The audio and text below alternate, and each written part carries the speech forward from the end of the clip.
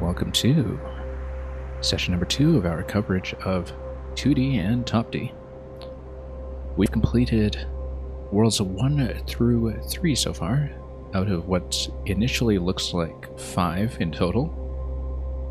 How much of an unlockable postgame we don't really know yet, although the opening cinematic did seem to indicate there could be as many as 8 worlds, so possibly there might be a postgame that is unlockable after we've explored the territory that's currently known to us. So, let's just proceed and see what we're in for, beginning with World 4 today. And you'll notice that there is a co-op mode since there are 2 controllable characters. I don't know if the co-op would be simultaneous or if it would freeze each character as you go, like you do in one-player mode, but I'm not exactly clear on that, and for that matter, what it would do to the puzzle solutions if both players were actually playable in real time. I think given the shift in perspective, it probably is just a handoff from one player to the other, but I'm just speculating. Anyway, this is our first look at the save slot screen.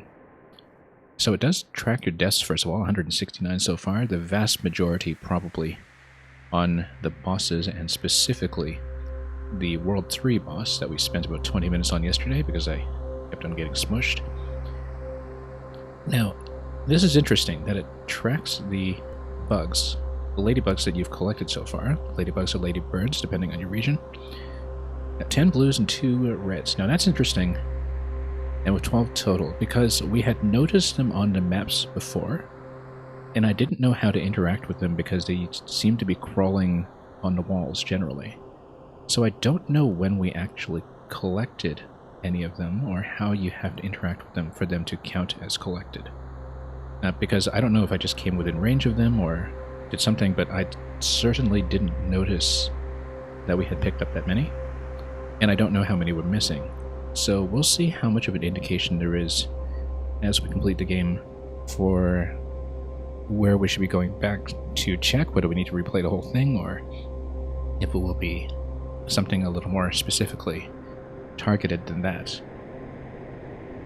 And of course there is the question of whether collecting them all will unlock any playable content. If it doesn't unlock any playable content, I'm not sure I'll go for that on stream, but if it turns out that there are final levels or worlds or more puzzles locked behind a collection, then of course we'll try to sweep things up. The more levels we show off, the better. Anyway, that's enough of a preamble. Let's get right back into the game with World 4.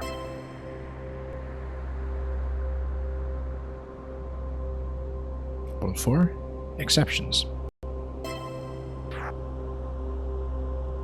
Alright, let's watch the opening cinematic. What is that?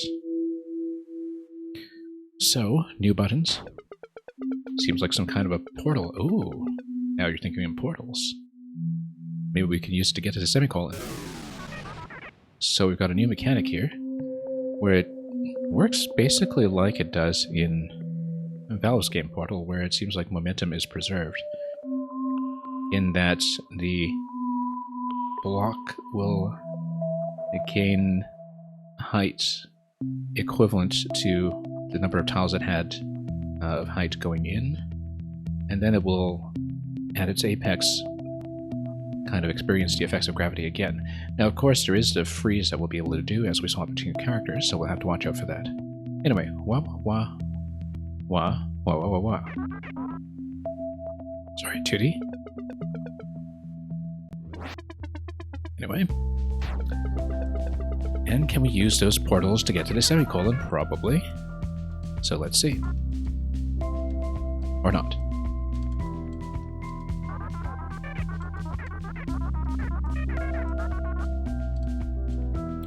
All of the portal blocks are stuck here in this place, so they won't lead you to the semicolon.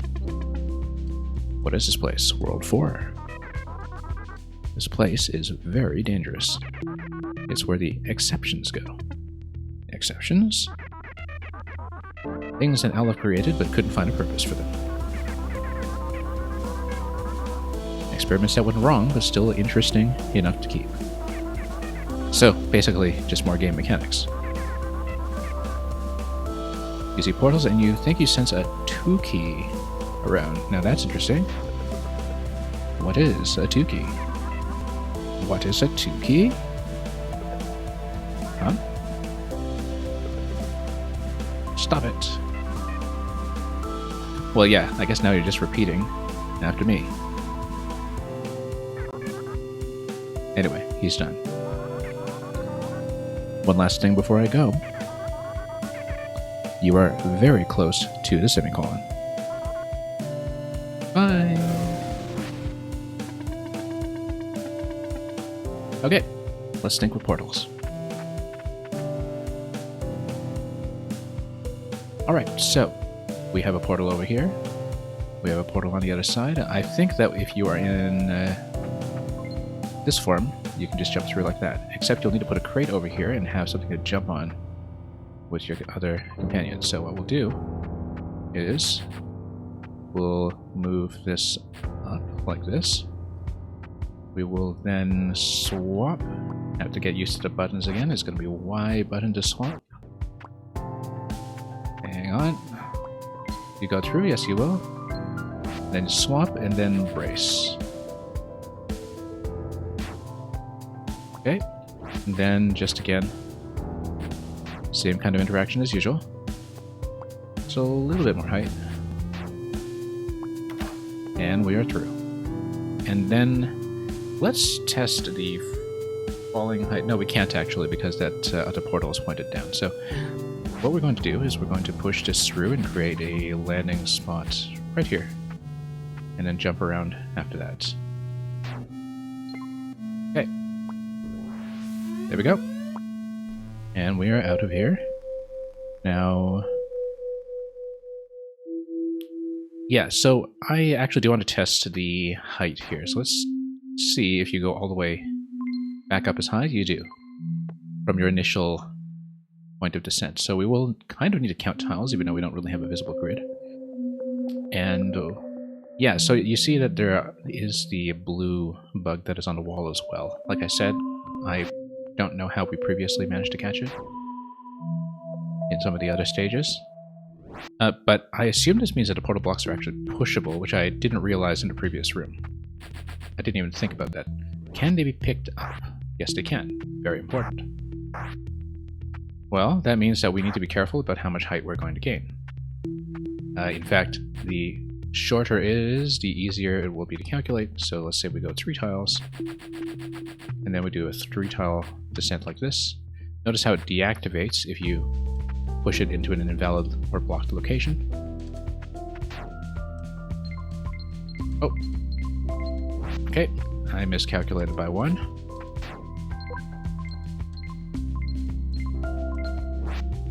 Alright, now we just need to increase the height by a few tiles. 2 tiles, I think.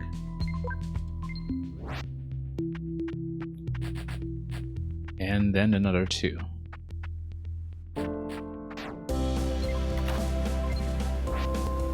Okay. Now, let's see if this is a hard landing, if this is blocked. It is. Good. But then, whoops, no, I want to try something, but that's okay. We'll try it again. So let's say you're in a stationary position, and then you move this, and then you drop. And then you should probably just pop out immediately, right? Yeah, that's what I thought. Okay. In that case, we are done. Also, the blue bug at some point disappeared, and I wasn't paying enough attention to see what happened to it. I think maybe if you just cleared a level, perhaps, then you get the bugs accordingly, because it doesn't really look like I have a way to touch them unless I have to touch them. Yeah, I think I just need to clear the stages, to be honest, because I don't see any way to interact with them otherwise. Maybe if I need to bunch up against a wall or something, but I don't really see it. Anyway, we have this key that's very easily available here, but because it's blocking a falling block, I feel like we shouldn't touch this until we're absolutely ready to do something about the falling block up top. So, what we'll do instead, and also, like any other block, I think it's possible to probably slot these into gaps and then close off the portal. And we don't want to do that yet, because we will need, eventually, a 2-block bridge to get Topdee over on this side. And we have 2 blocks. We have the falling arrow and we have 1 portal block. And we'll have to be using one of the other portal blocks to get over to this key over here, perhaps. But let's just make sure we have enough room for perhaps a little bit of falling. And then what we'll do is you can just transform. Oh, no, you can't do that because... yes, you can, because you can just fall to the left after doing that. Fall to the left. There we go. There's a key. Then the second key, I can just grab it right away, I think, except I'll need to create a bridge after that and then do a 2-block bridge after that.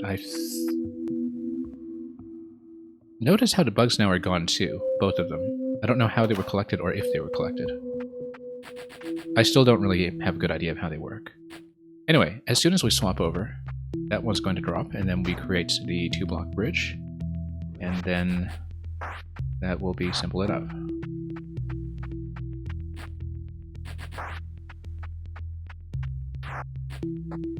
Okay. No, it's not, because I forgot that I need to walk him over. We need to teleport him over to the right side before we do any of that. I just completely missed that step. Yeah, so I don't know when it is that the bugs disappear.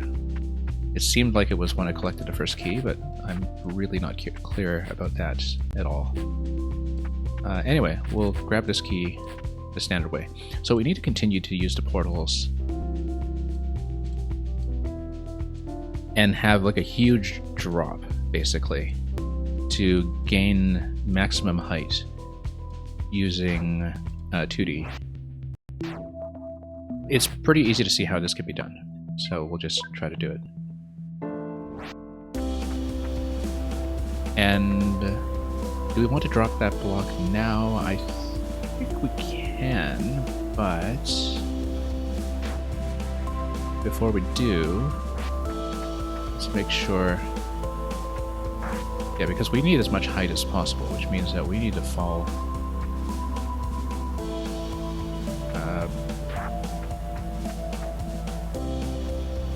from a certain location. I think actually we want to catch this, because then we can move it into the middle, and then we have another block that's available for, say, bridging purposes, so the portals remain available for much longer. So, for example, we switch, and then we can move it. And then we will, of course, need to move it into a location where, well, it's going to fall as soon as we swap. But then maybe we can use this one as a bridge, and then we still have 2 portals available for everything else. The way that I'm conceptualizing it is this: that if we use the arrow as a bridge, then we can place the teleport blocks pretty much wherever we like. It doesn't matter, I think, where we slot it, as long as we do make the bridge. And the idea behind it is that it would then drop over here, and then it would fall, and then you would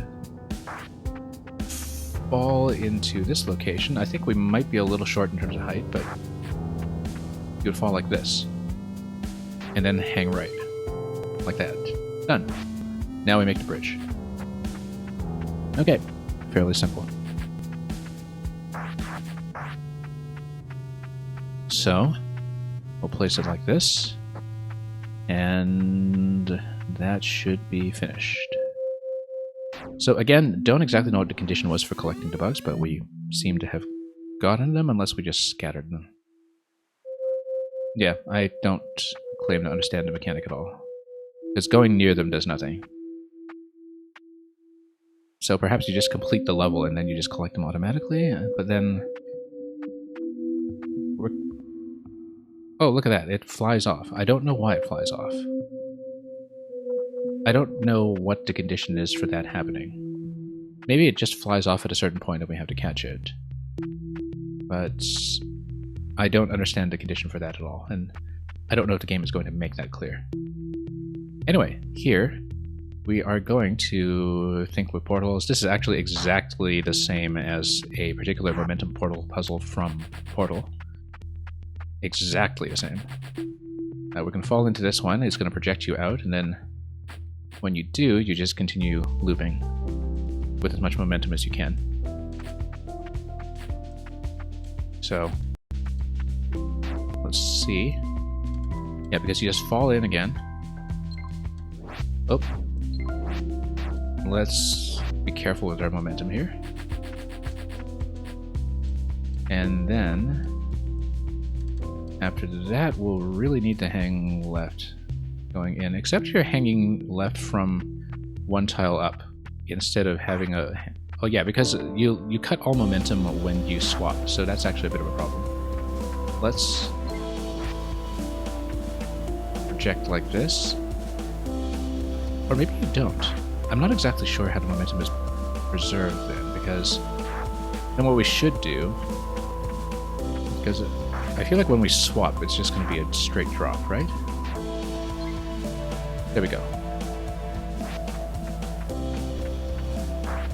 Yeah, because previously the logic of this game was that if you swap, then you kill all momentum of the character that has been paused. And I don't see any reason to believe that this portal mechanic changes that. Anyway, it's a... Oh, look at that. It's kind of like a shadow clone character. That's something new. I bet we can use that to collect the key, but... Can we kind of freeze it in place? Ah, I see. You can use both characters to position the shadow clone. So, for example, you can just stretch it like this. And then you would need to reposition a little bit, I think.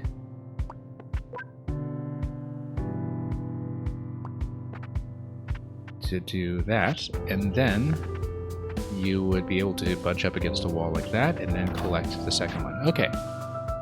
This is interesting.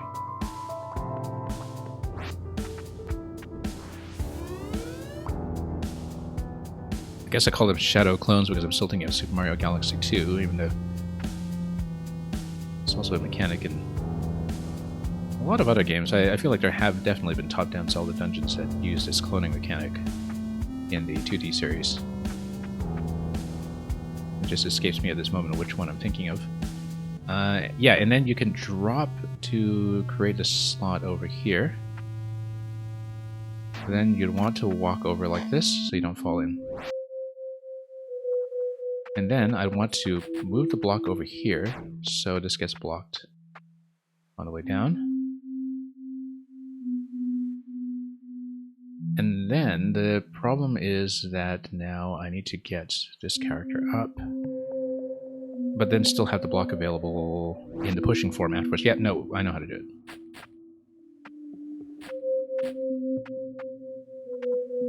Oh, how come oh yeah, because I'm pushing against a wall, so I can't move the clone if I'm unable to move.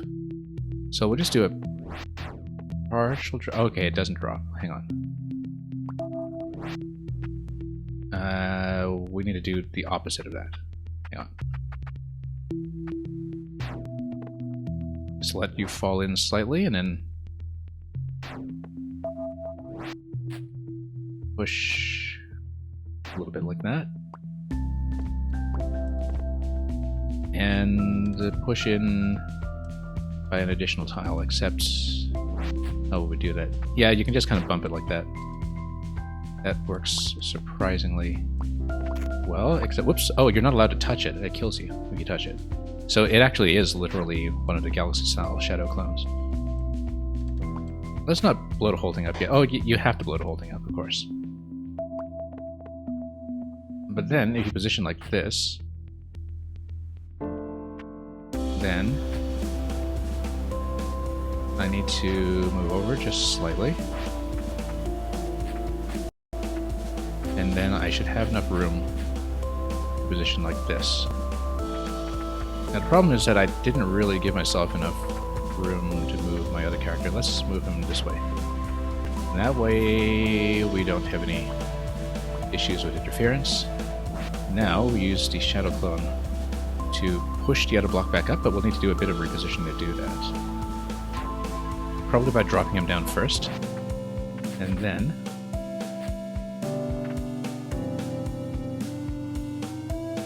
yeah, probably have to drop him down slightly again. Well, I can make him jump slightly too, to just kind of adjust tile positioning here, and then there we go. Then you buy yourself a little bit of extra room. You just need one additional tile beyond that. Now we don't want to land on top of him, obviously. And I'm just thinking about the positioning here in terms of, well, we can just kind of jump 2 tiles and squeeze them a bit, and then make the bridge this way. And there we go.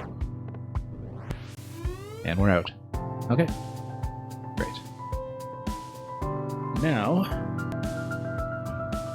more bugs and indeed more colors.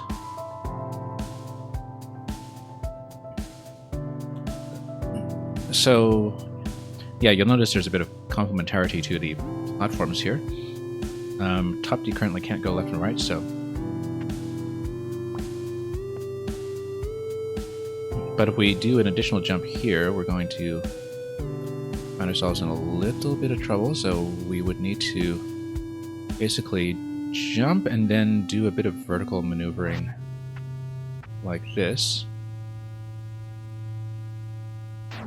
to basically gain height with the character again, and then fall into the right, so we have a little bit of room to do it, like that.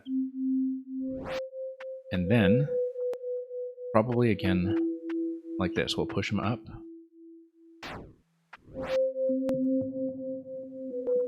And then, we're going to have a bit of a problem here, as you can see.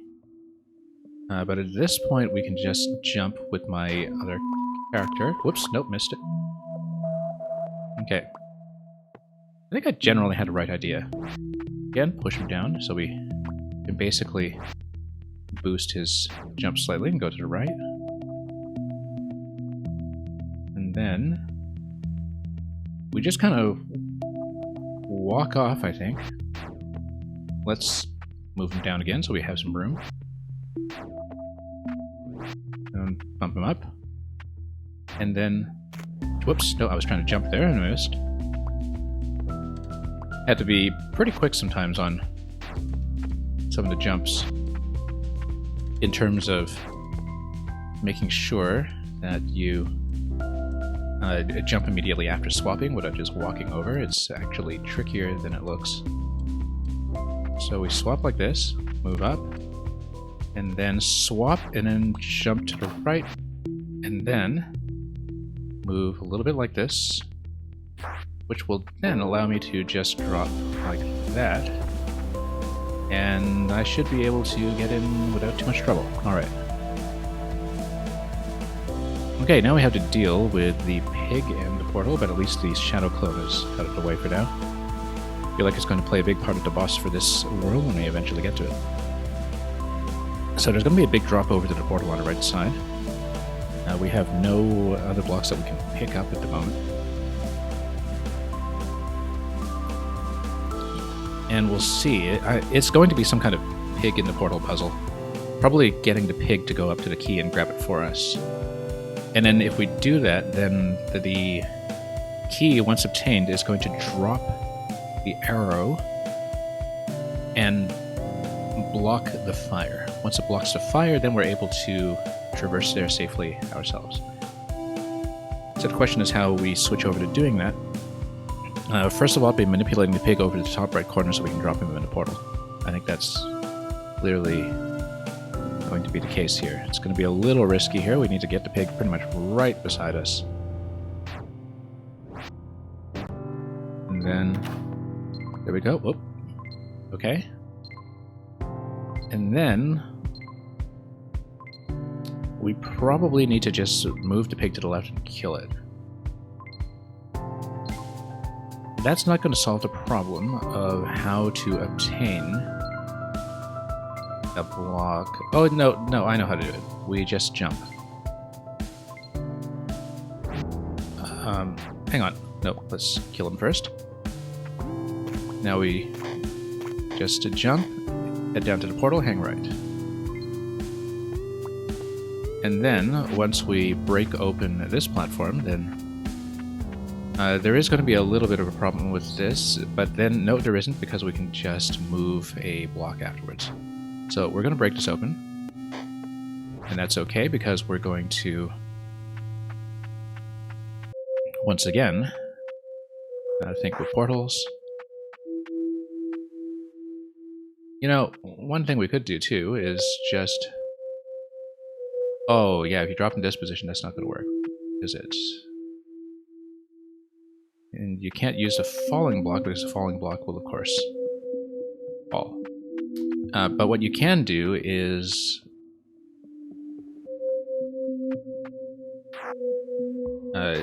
switch... and then move up here. Portal over, and then that should finish the level. There we go. All done. Okay, this was basically the tutorial mechanic of the arrow falling back and forth into the portals.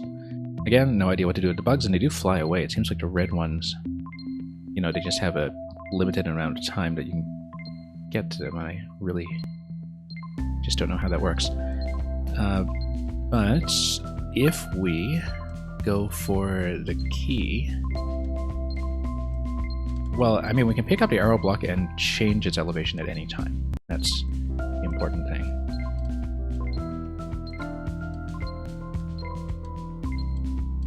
And we would need to raise the arrow's elevation in order to have a jumping platform.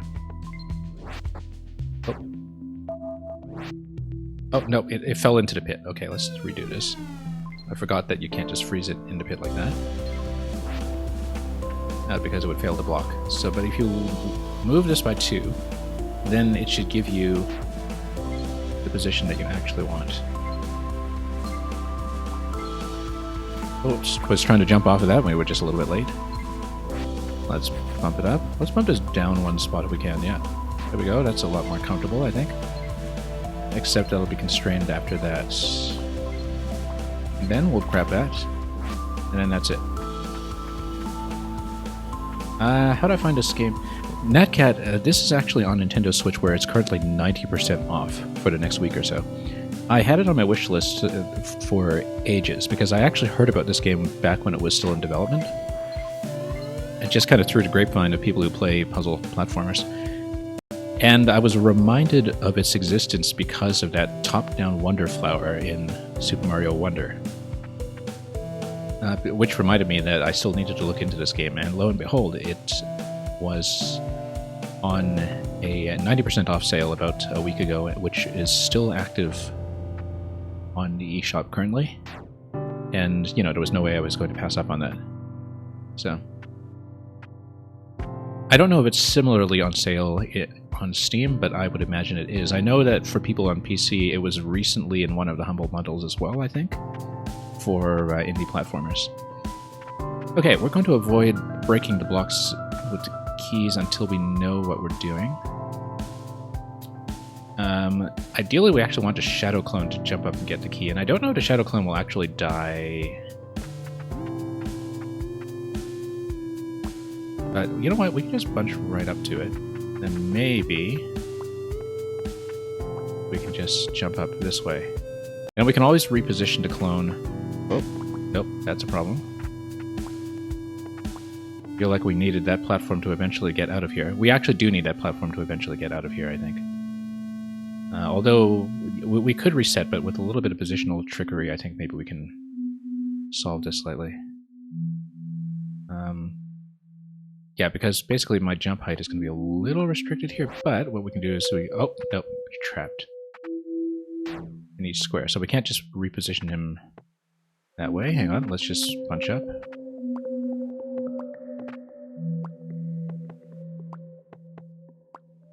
Yeah, because the problem that I have right now is...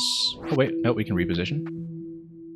The problem that I have right now is that once I fall into the key, I'm going to have some trouble with getting up.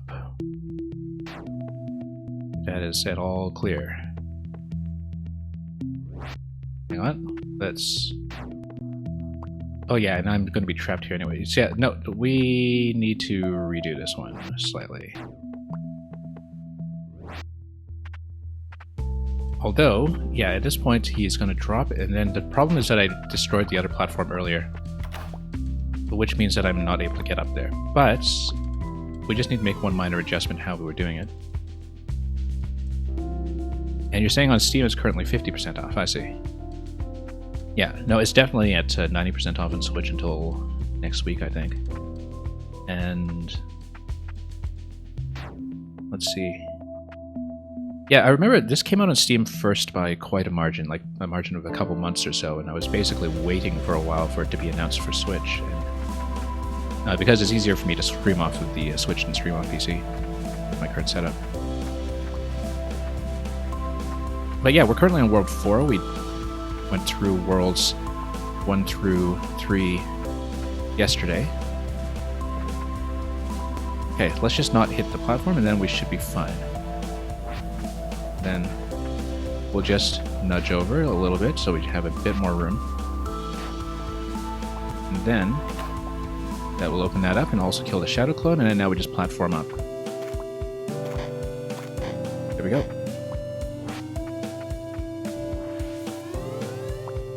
One of the very few games that are actually cheaper on Switch. Well, yeah, that comes and goes.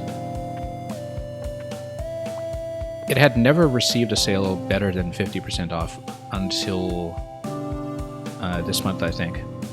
And I know because it was kind of hanging around my wish list for the longest time, and it was originally pretty cheap as it was, but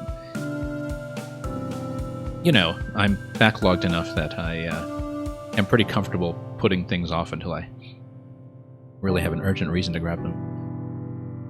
But I wanted to play this one on stream for quite some time after just seeing the first trailer for it, and I went into it pretty much otherwise unspoiled, so I knew the basic concept, but nothing beyond what World 1 looked like. Anyway, we have another series of portals here. We know that the clone will die to the portal. We also know that so these gray blocks, they are pushable, but you can't pick them up. We also know that it should be possible for me to come through here, and I think I have a tile of safety. No, I don't. It's bunched up right there. Okay, I miscounted. I thought I had an extra tile in between. That's okay. We just need some way to shut that off then by probably pushing a block through it. It's not going to be this block because the crates died of fire. But what it can be is... let's reposition.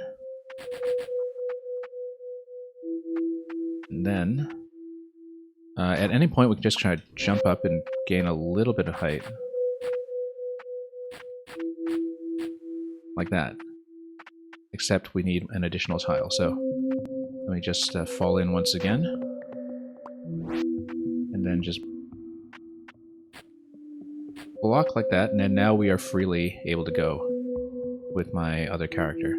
Now we're going to need a 2-tile bridge and probably a portal. Oops. Yeah, did I still want to keep the shadow clone at this point? Probably, because then we can drop the clone into the box where the key is. Although we don't need to. Like, if I drop down there in just platformer mode, I think we're generally going to be okay. We just need to not die to the clone at this point. What I want to do, first of all, is... whoops. Oh, I'm pushing this now. I can't actually port through it. Let me bunch it up against a wall, then I should be able to walk through it. Yeah, if it's against a wall, then you can walk into it. If it's not against a wall, then you actually push it, even if you're pushing into the portal side. Luca, have I heard of Snakebird? Yes, I have. I haven't looked into it, but I know its existence. The name rings a bell, and I know it's a puzzle platformer of some sort.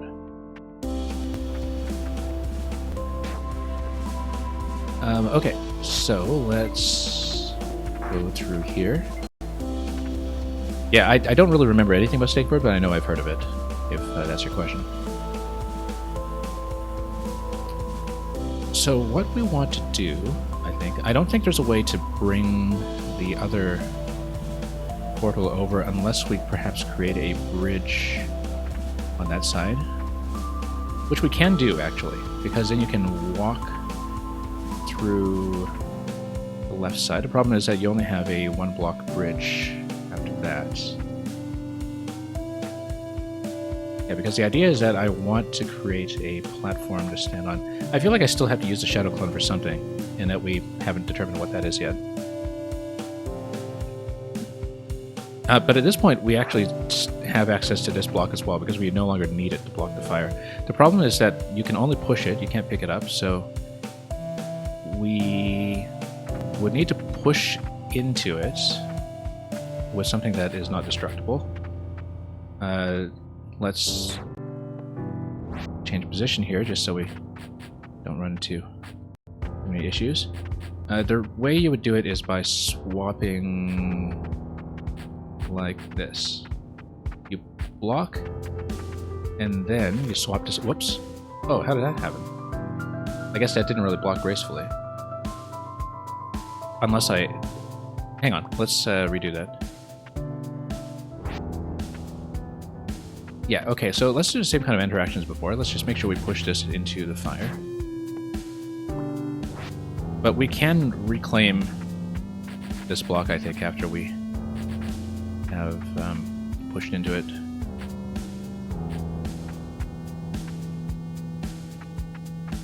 Because we can...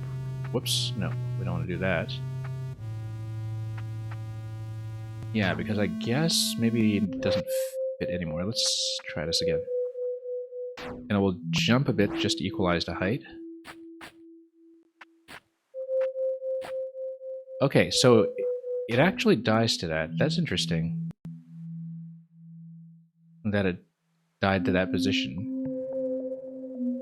Didn't expect that. Let's try...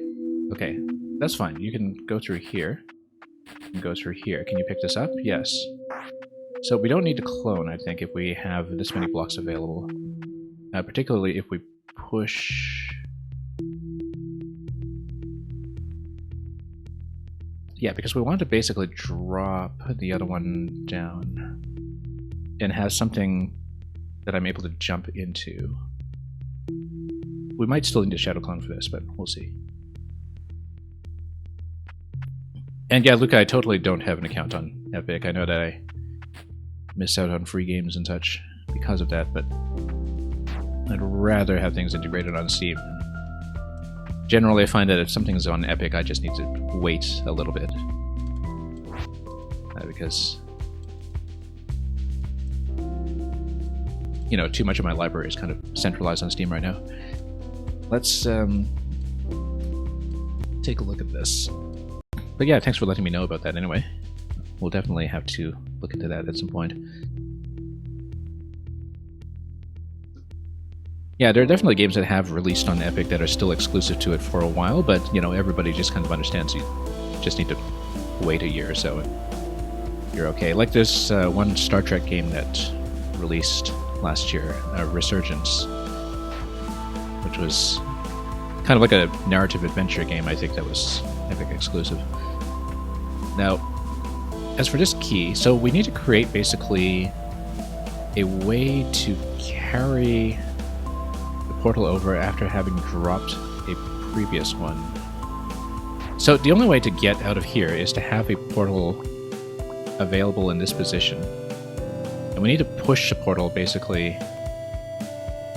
over to this side. Well, I mean, the only one that we can push realistically is...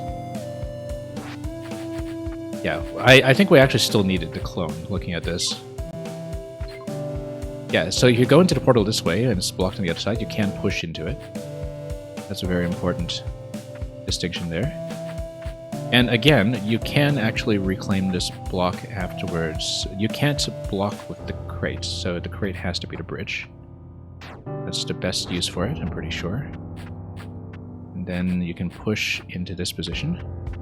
And then you can push the portal down that way, or carry the portal down that way, even better. And then you can still,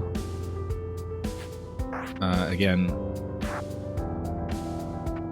can you push into it? Yes, you can. We just need to not stand too close, I think, and then... There we go.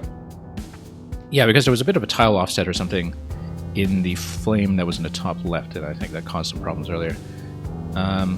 But now we have access to all this stuff, which is great, because it means that we can jump into it, and we also have an additional block that's available as a bridge, which means at this point that I would be able to, for instance,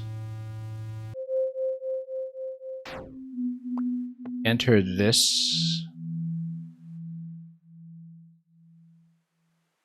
land on top of the block. I feel like we definitely still needed the clone, actually.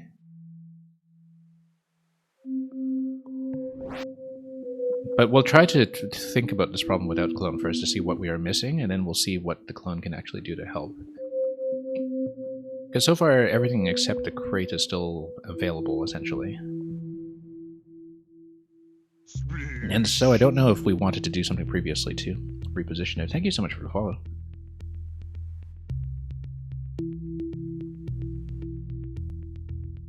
And yeah, Netcat, I basically don't really have the power right now to stream and play on my PC at the same time, which is why I don't really stream off Steam very much. The last time I did was with Babel Royale, I think, the word game that was in alpha a little while ago. And I definitely, you know, was struggling to stream it on the same time, even though it's a very low performance requirement in that game. So I'm hoping to remedy the PC situation sooner rather than later, and then we'll be able to expand the range of content that we can cover. So we can platform up. I don't really have a good sense so far of how many tiles we can traverse, but for example, if you do this, and we're kind of bunched up against the wall now, which is not good because you can't push this away from the wall once it's in the wall. However, yes, you can, because you can push it into the other portal and then bring it back out. But the idea is that you would be able to jump like this, and I don't have enough height, as you can see. I'm short by 2 tiles, which is not good, because I kind of need one additional tile, perhaps. And I'm not even sure how having the clone would help me with that one. But let's say we... Yeah, because the thing is, if you drop something into the middle, then you have some problems. We're kind of short by 1 block, basically. I can make 1 tile of a bridge and then drop another block onto that, but the problem is that I would still be down by 1 tile. I'd still be just a little bit short. Unless there's some kind of momentum mechanic that I can take advantage of, which I currently don't see. We may need to reset this one and redo how we're using the clone. So yeah, judging by what I'm seeing, after a certain amount of time the red bug flies away. I'm not exactly sure what the conditions are for the other ones, but we haven't really deliberately caught the bugs. I know I've accidentally caught some, but I don't know when or how or why. So maybe we shouldn't use the crate as the bridge yet, but the thing is, once you actually do drop something into the slot as a bridge, then you can no longer use it. And you know, I think the first move does still have to be pretty much the same as what we were doing before, because we kind of strictly gain more tools that way. And then I think maybe there's going to be some kind of mechanism that we use to clone. Well, let's first of all jump up a bit and reposition. And then we can use gravity to just basically fall back in just a moment. Then rejoin. And then let's just reposition a little bit. Yeah, let's not position it too tightly because we know that's a Bit of a problem if we do.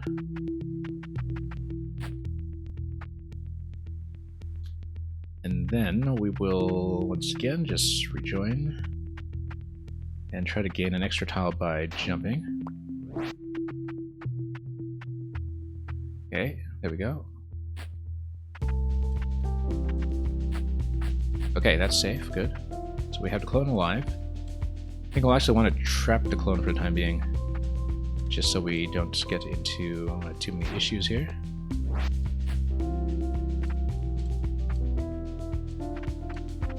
And then we pick up... Oh, the clone can actually pick up. They're not? Really? I didn't know that, actually. But it does mean that it perhaps will come over here and then pick up. Yeah, the clone can't actually pick up. So that's interesting. As a restriction. That's not something I really understood previously. Okay, so how do we improve on this position? We know that maybe the last move is going to be to get my other character out of the bottom right, which is going to require one block, well, the hard block, and one block to act as a bridge. No, it's not, actually.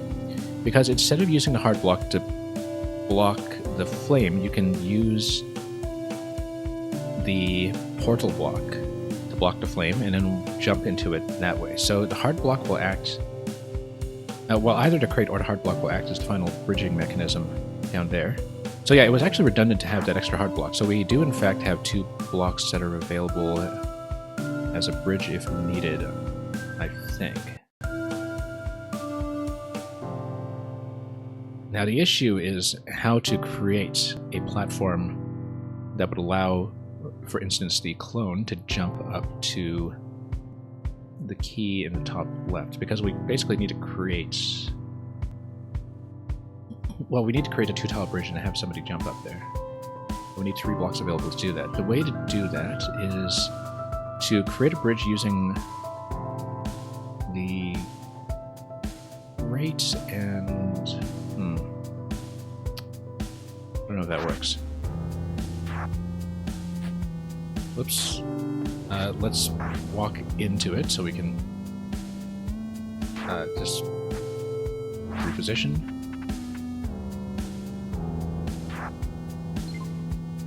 And then let's grab the crate.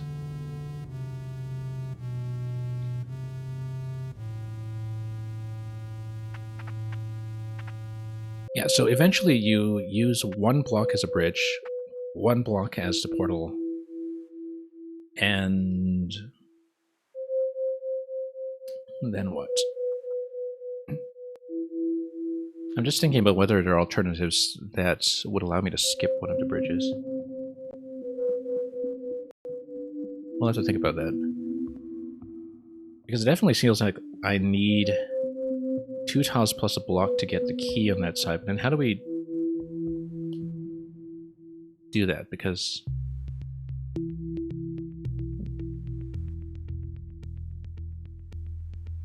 yeah, let's think about this. Because I really feel like I've been short by 1 block the whole time. Which means there's some interaction that we're not quite seeing. Probably we just need a way to... yeah, we can't drop any of these blocks, and that's a bit of an issue as well. Not that we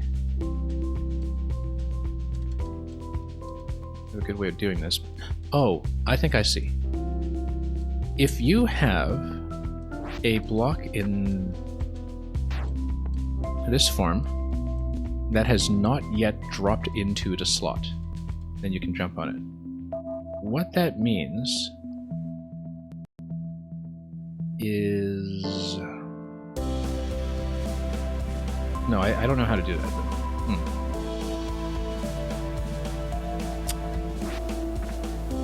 let's think about this, because I feel like we need something like using the clone to push my platforming character. So you push a block and then find some way to raise the character to the other side. Because basically, when you're jumping into this sideways block, you're going to have a certain amount of momentum. And maybe there is some kind of momentum-based play that will be involved here. But I don't see how that's going to happen, given that the portals only point down and right. But anyway, let's try to walk through this and just see what we're missing, instead of staring at it. So the idea is that we can, at any point, block like this. And by blocking like this, we're able to get both characters over to... Whoa! Oh no, because it actually pushes into the slot, so you can't do that. But that's okay, because you can actually walk around a portal either way. So you still only need one block to do that. Okay, so let me try to explain how we're doing this. Yeah, I was still excessively using one block previously on that side. Let's just push this thing first of all. Hang on.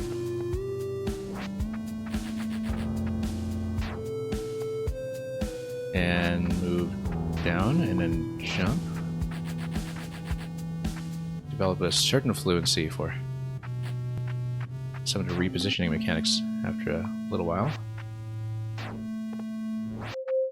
And just push. Whoops. And then just down again. And then jump. Push. Okay, so that's fine so far. Let's get back into the previous state that we had to try to port both characters to the left side and try to do it safely. I would do it. Whoop, nope, I didn't mean to enter that. That was a mistake. Bit of an execution error there.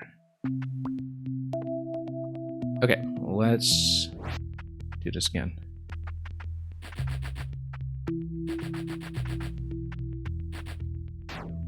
And then we'll reposition.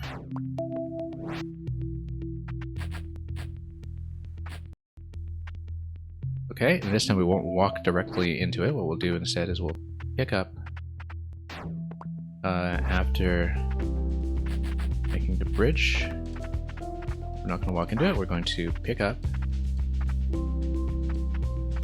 Oh, no, I didn't mean to walk into that. I was trying to put it down. That was a mechanical error.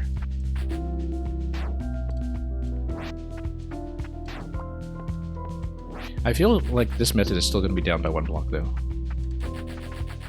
Because fundamentally we still have the issue of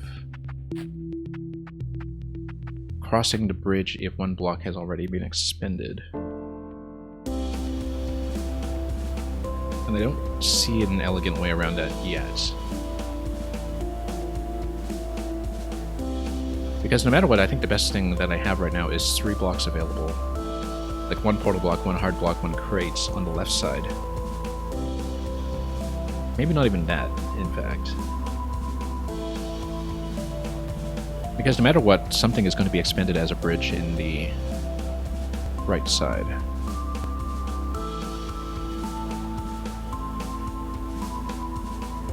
Yeah, and given the way that the portals are pointing, we can't fire any of the flames into the portal at any point as well, which is a bit of a problem. But I feel like the pushing maneuver from the shadow clone is actually going to be critical to the solution here. Let's block it like this just to be safe. Now let's try not to have so many execution errors. Let's just drop this down below. And then what we're going to do is drop and push. What we're going to do after that is pick up and put it down here. Now we have a way to have both characters exit, but the problem is... Oh, I made a mistake here. Yeah, if you enter, this is going to push and you're going to die to the fire. Whoops. My mistake. Let's see. Yeah, that's okay. No, what we should do is block the fire again and just reposition slightly. So the shadow clone is in a better position. Let's get back up here and just try to get some of this stuff out, and then we'll try this again in just a moment. And then we'll reposition like crazy. Okay, good. Down, up. Yeah, we actually want to push this in slightly. Okay, that's better now. Because then you can get out and then you can reposition everything. No, you can't because you're still standing too close. There's a bit of a half-tile offset where if you're on a diagonal like that, you actually still die to fire. And we knew that previously, but it's not that intuitive because on the grid I feel like it should be a safe spot. But basically we need to give ourselves an additional tile margin away from the portal, I think, in order to feel properly safe. So the way I'm thinking about this currently is that we need to have a platforming character, either Toodee or the clone, to go for the key. But we're still kind of short by blocks we need to make that happen, and I feel like we need to rethink how we're using the portals in order to make that actually function as intended. Okay. Let's just move this into position once again. Yeah, this is tricky. Let's not move it into the top slot either. Let's... Oh, that's just a wall now. We're fine. Okay. Now let's reposition, jump. Oh, no. I didn't mean to enter that. I was watching the left side character. I just didn't do that carefully at all. Very easy to lose track of who you're looking at when you're also playing with Shadow Clone and just walking into obstacles with your main character. Whoops, that's a mistake as well. Let's just do this again. The thing is, if I expend 2 blocks to go for the key, then am I able to get my character out from the bottom right afterwards? That's an important question. The portal block obviously has to remain in the open until all characters are on the left. Once all characters are on the left, then a portal block can be spent however you like, because you no longer need it as a portal. But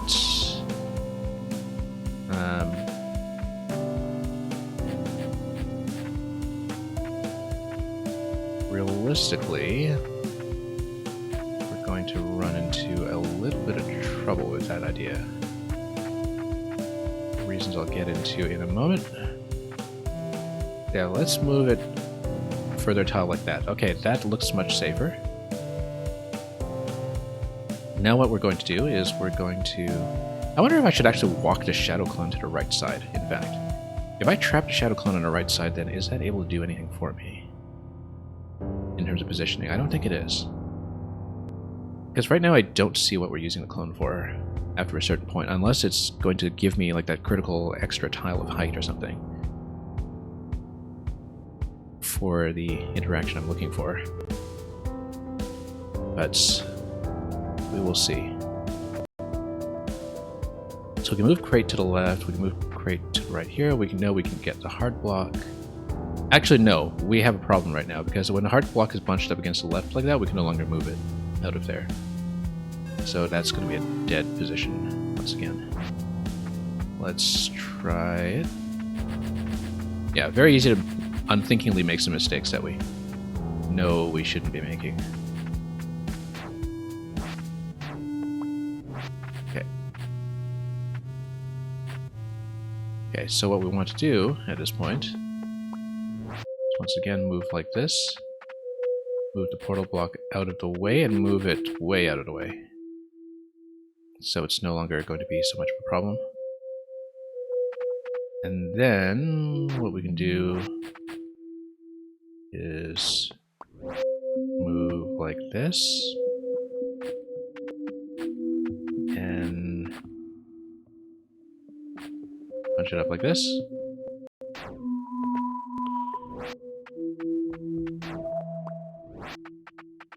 Equalize. very careful along that diagonal. And yeah, again, you can't pick up using the clone, so we'll need to pick up on the other side once we go through the portal.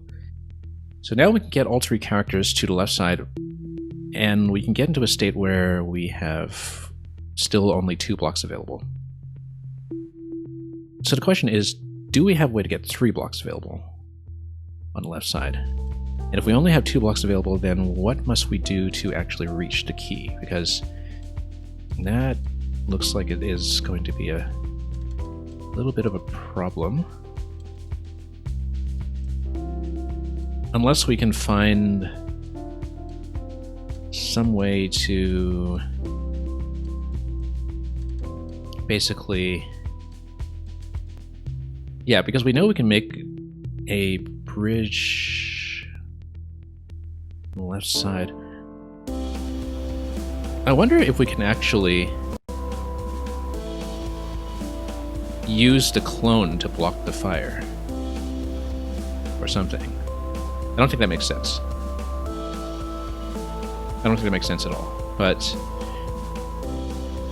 basically, if I need to spend 2 blocks to block the fire in the bottom right, then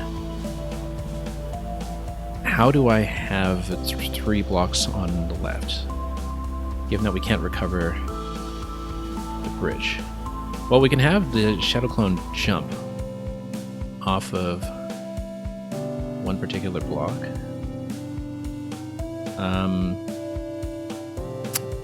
I don't see it yet. This one's tricky. It's probably the trickiest one we've seen yet, because there seems to be one element or some mechanic that we're missing. And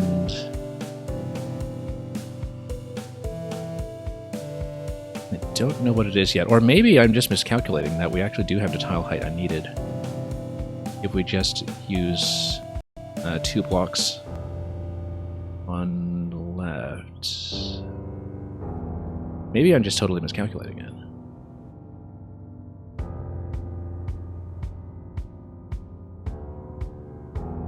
But we'll have to see.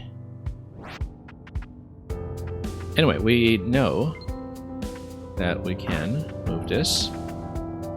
And now we have 2 characters available. We know that we can also get 3 blocks available. Oh. No, that still doesn't work. I thought I had something for a moment.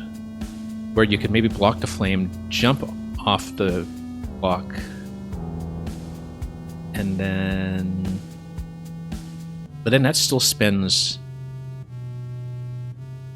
1 more block than you are able to spend on the right side, because you would still need 1 block to build the bridge, and the portal block is always going to be trapped on the right side. So unless the portal block is the one that you use to make the bridge, you can't actually get out of there. But maybe...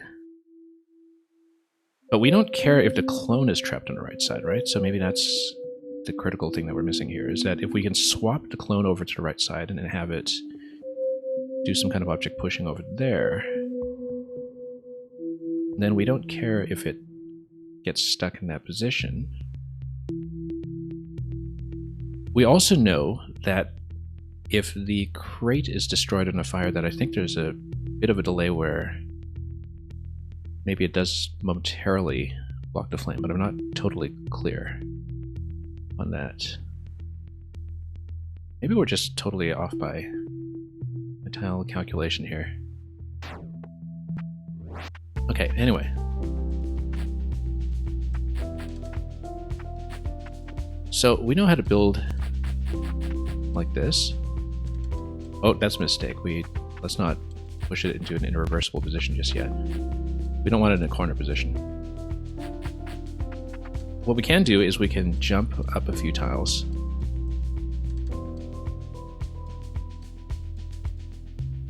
And then, you know, move the clone after that. So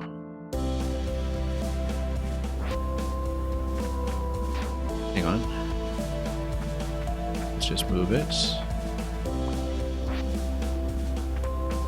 And then move it like that. And And then we kind of jump over like this. It doesn't fall in the pit. It doesn't. But you can move it over like this. Okay, okay, that's a breakthrough. That's a breakthrough. That's a huge breakthrough, actually. Because we can just make it fall in the key now and we're done. That's what it was. That's what it was. You just needed to jump and get it over that gap and then move it. That's why you need to use the clone. That's the breakthrough. We got it. And now we know how to do the rest. Because the clone at this point is going to be trapped. Yeah, okay, we got it. We got it. This one took me ages because I just didn't think about using the jump in that position to trap him. Yeah, that's actually so simple. I can't believe I took so long to see that. But that's okay, it's a learning experience. That's how puzzle games are going to go. Now let's not die to any accidents here. And we'll just walk over. And that'll be it. That took way too long, but we got it. Alright. Now, let's see what we can do about this one. I can't believe how long that one took. But anyway, this one, you use the clone to push the button. You can push in both forms, pretty much. But you can only hold the button if you're in the platforming form. So we can move it, and then we can basically toggle more switches as we go down. And eventually have the switch pressed to go for the key. I feel like the clone is going to have to walk over to the right side completely. And we'll need to merge in that way by holding the button on the right side and walking the clone the rest of the way. So I think I see it. Let's switch like this. It needs to be held down though, so we'll move over like this, and then we'll move over a few tiles to the right so we can drop. Like that. Good. And then now we just need to move the clone over without losing the character over here. So we can just move like this, drop the clone. And then we'll just do as much repositioning as we can and probably do... Oh no, we want to move it a little further to the right, so let's just bunch them up a bit. And we want to move them over a few tiles like this and then jump. And that obtains the key. And we need to... Whoops. Oh yeah, you jump, of course, you're off of that switch. So that doesn't quite work. But what you can do is you can get the clone to push into the switch, and moreover the clone should be the one building the bridge.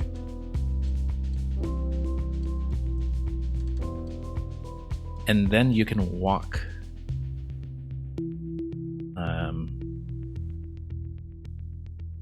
your other character over. Yeah, no, I didn't think about this little interaction here. But basically, if you have the switch pressed, then we can always just push the block against that switch, maybe. No, we can't, because... Oh, yes, no, there's a switch on the bottom right. I didn't even think about that. So we can probably push the switch into the bottom right, and we'll just have to be careful about how we're going to position that. So let's just redo this slightly.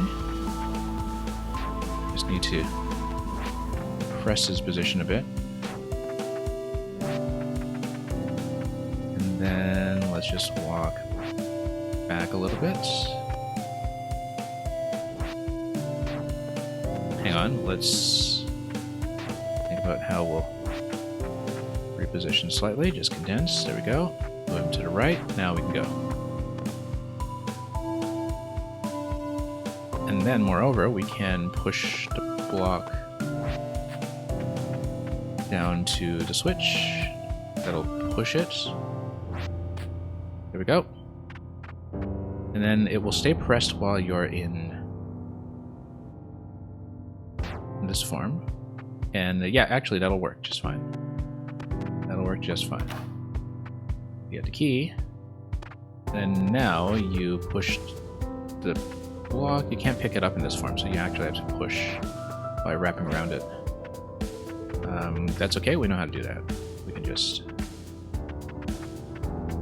move like this, and then compress and reposition. And then we'll just, oops, widen this slightly. Let's make it fall. Oh, not by that much.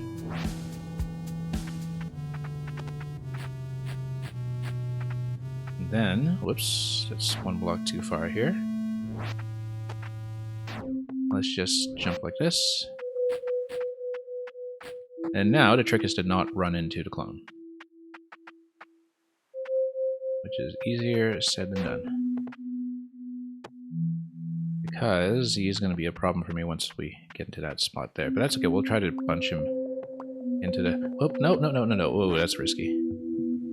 That was very, very risky. That's okay, we'll walk around him this way. Try to get him to fall this way. There we go. And then we should be able to walk in from here. There we go. That took too long. Okay. Got that one. Let's do another. So this one, we have the clone once again, and yeah, the clone jumping and swapping we know is something that is going to work. Let's see if there's anything critical about the key order. I don't think there should be, because we can kind of make the clone go into the portal and fall into the top right side. Yeah, there's going to be a little bit of jumping back and forth here and there to create the platforms that we need, but I think basically what we need to do is just jump and then create platform. Oh, we need to... Whoops. This is going to be a little tight positionally. Let's walk this over and just create a little more room. Okay, now we push. And then now we jump. There we go, that's one key. And then now we jump with the clone, moving it over here.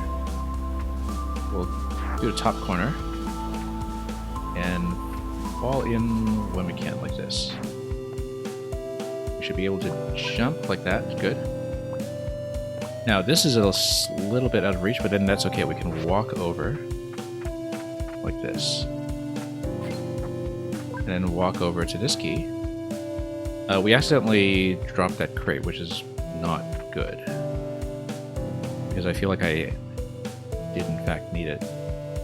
We can just platform over with the remaining character, though. I think he should be able to make it.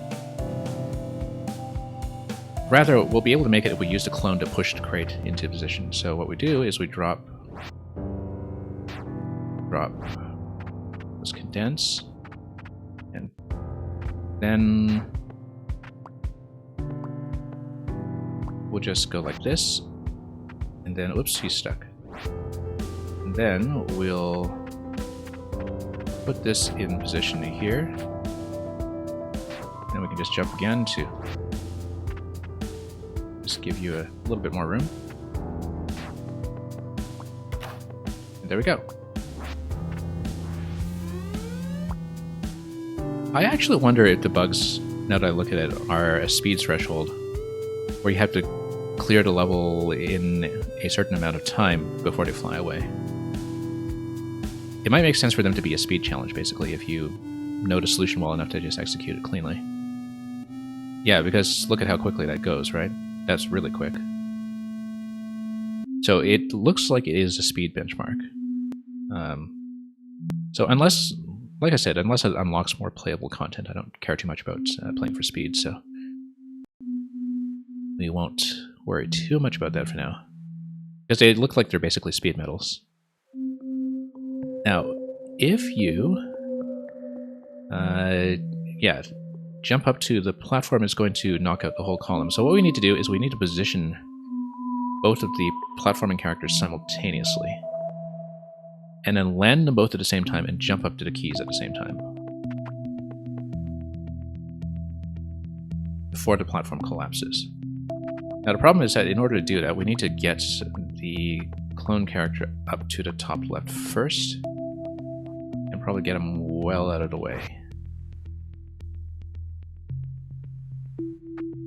And not drop him onto the platform when we do the next swap. So I want to drop him like this. And then yeah, basically we need to bump him back every time. Like this. We didn't give ourselves nearly enough room to do this. But we can basically jump him up again too. Maybe extend this. Yeah, let's extend this a bit more. Let's just extend. And then we have lots of room to basically move him back whenever we want. Like this.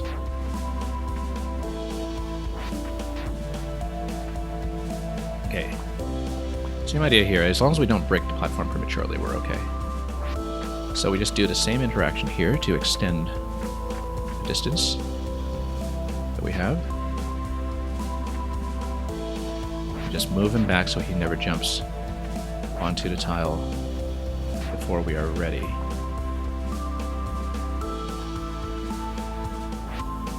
And at this point, we jump, we stop.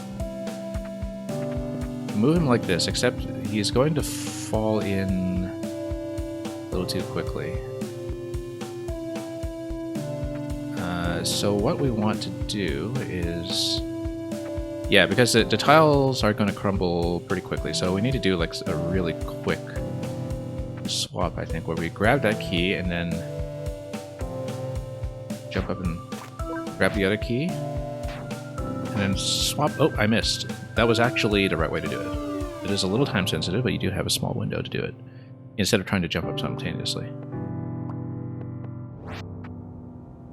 Whoops, let's just trap.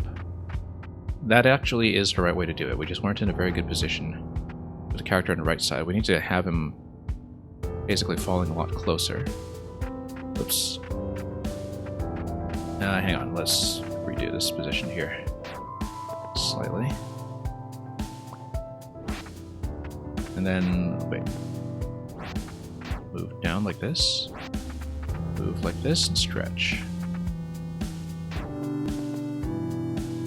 Then move back to the wall. Again. And again. And again.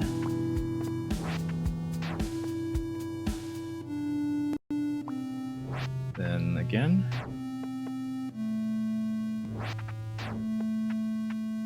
And we'll gradually be able to make it over. And we kind of do a jump towards the left this time. So let's reposition first before we do anything, just so we have more flexibility. Then, oh, we move him over. We drop, we jump, and then we jump again.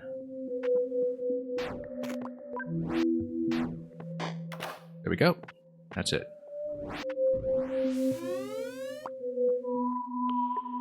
Okay, so now we have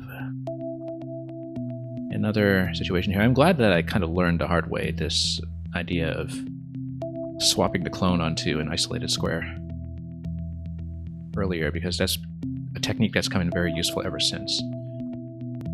So we only have one switch available down there. Currently, the only way I see to get it is to send a jumping character through the portal in the bottom left and then pressing the button from there. After that, then I think maybe we can use the portals to do a little bit of repositioning. But I'm thinking about this. So the way I'm looking at this is that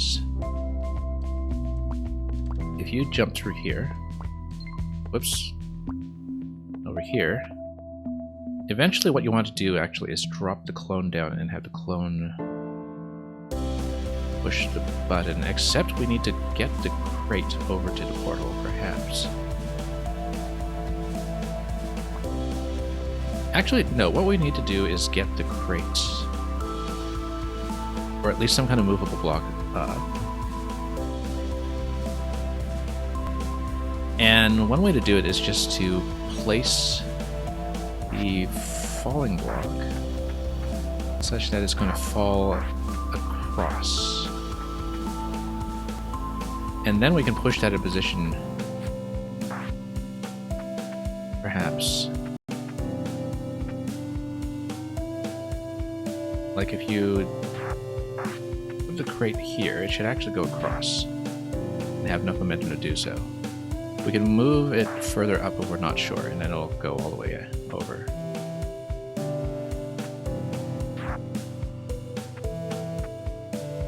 Now the question is, at this point, why would we want 2 blocks to be available there? Well, because then we can eventually create a 3-block bridge. Why would we want to do that? We just need something to jump on that side. What we actually need to do is get the falling block over to where the switch is. We want to drop the falling block on top of the switch, in fact.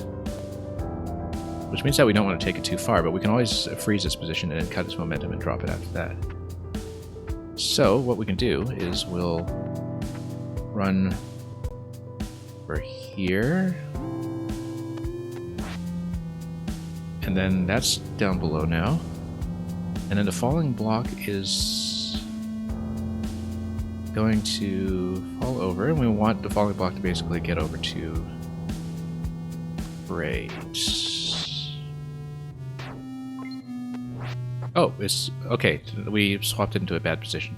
That would have been fine, actually. It looks like it doesn't have that much momentum going through, but that's because we swapped so that it didn't really get the full fall. And we wanted the falling block to be positioned in such a way that we can position it on top of the switch. And then we can move the crate out of there, and then we can get out with the clone character that way. Let's redo this. So, jump out here first. Then we position like this. And then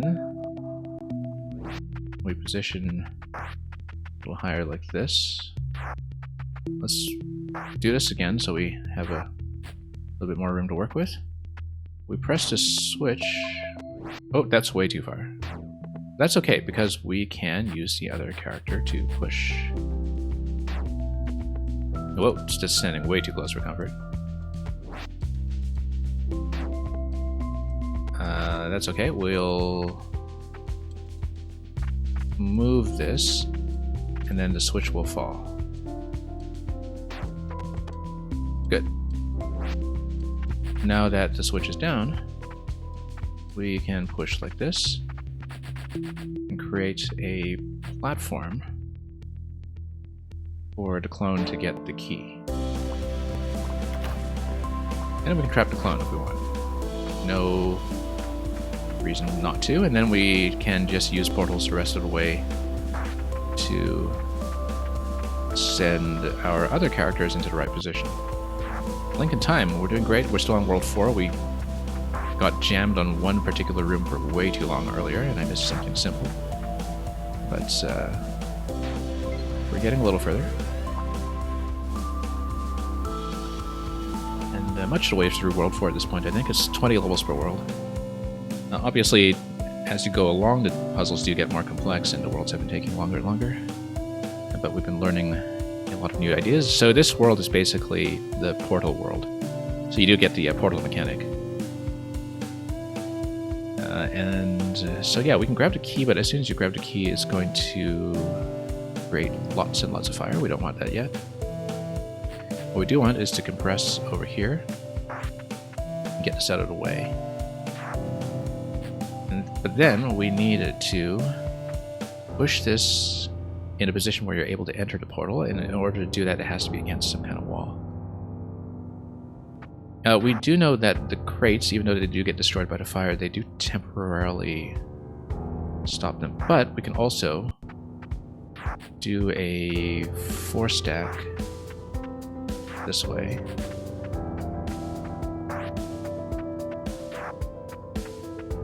And then, after that...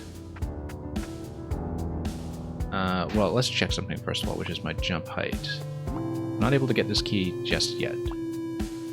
Once we grab the key, it's going to open everything, so we need to be extra careful here, particularly because we do need to reposition this guy. And the problem with this guy is that now we can't re-enter that very gracefully. So we do need to reorder this just a little bit. And Link in Time, you gave your finished Maker 2 Super World to first person today. Someone you know since Maker 1, I see. And yeah, I guess, well, I mean, you know, that's what playtesting is all about. You find out where your difficulty is not what you expect. Okay, so we definitely need to reposition right side first, and the way to do it is we're actually going to send all the crates over first, just to get that portal on the right where we want it, and once we position that correctly, then we send all the crates back over. Yeah, this is how you do it. Whoops, no, my mistake. Once we get all the crates, then what we do is that's not going to work because we need to send the crates back. But we only need to block one flame on that side, whereas we need to block 4 over here. But we only need 3 blocks, which might be important because that way,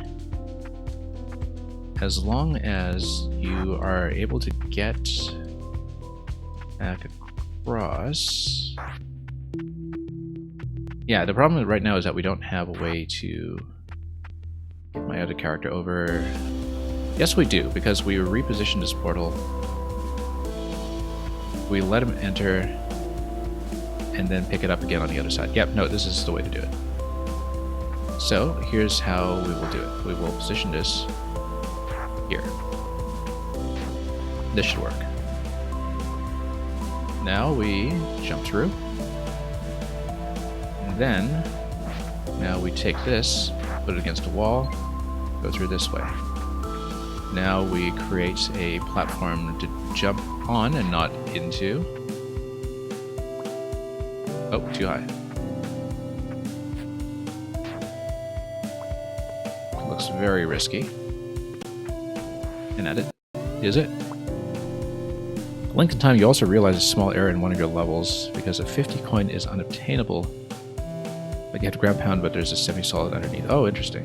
Oh, I see. So it's was not falling into a position where you could grab it. And you're looking forward to playing this game, but not until summer? Yeah, that's understandable. I sometimes have things sitting in the backlog for possibly years. Actually, I've been playing off-stream a little bit on the side. I've been playing a bit of Divinity Original Sin 2, which I picked up 4 years ago, I think, and I basically told myself I have to finish it before I'll let myself get Baldur's Gate. So I finally picked it up again after not getting very far the first time, years ago. Anyway, I'm basically still catching up to games that released back in 2017 or whatever. And I've got a few on my Switch as well that I've been waiting for a good time to stream and figure it out. Okay, so this is the first time I've seen a level that has 2 shadow clones. And we'll need to manipulate both the shadow clones in both the top-down position and the jumping position. We'll need to not hit this until we have managed to safely create a way across.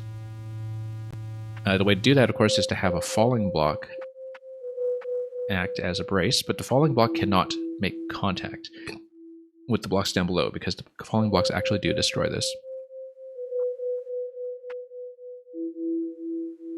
So, what we need to do is we can try to push one falling block and just kind of maybe try to interrupt it.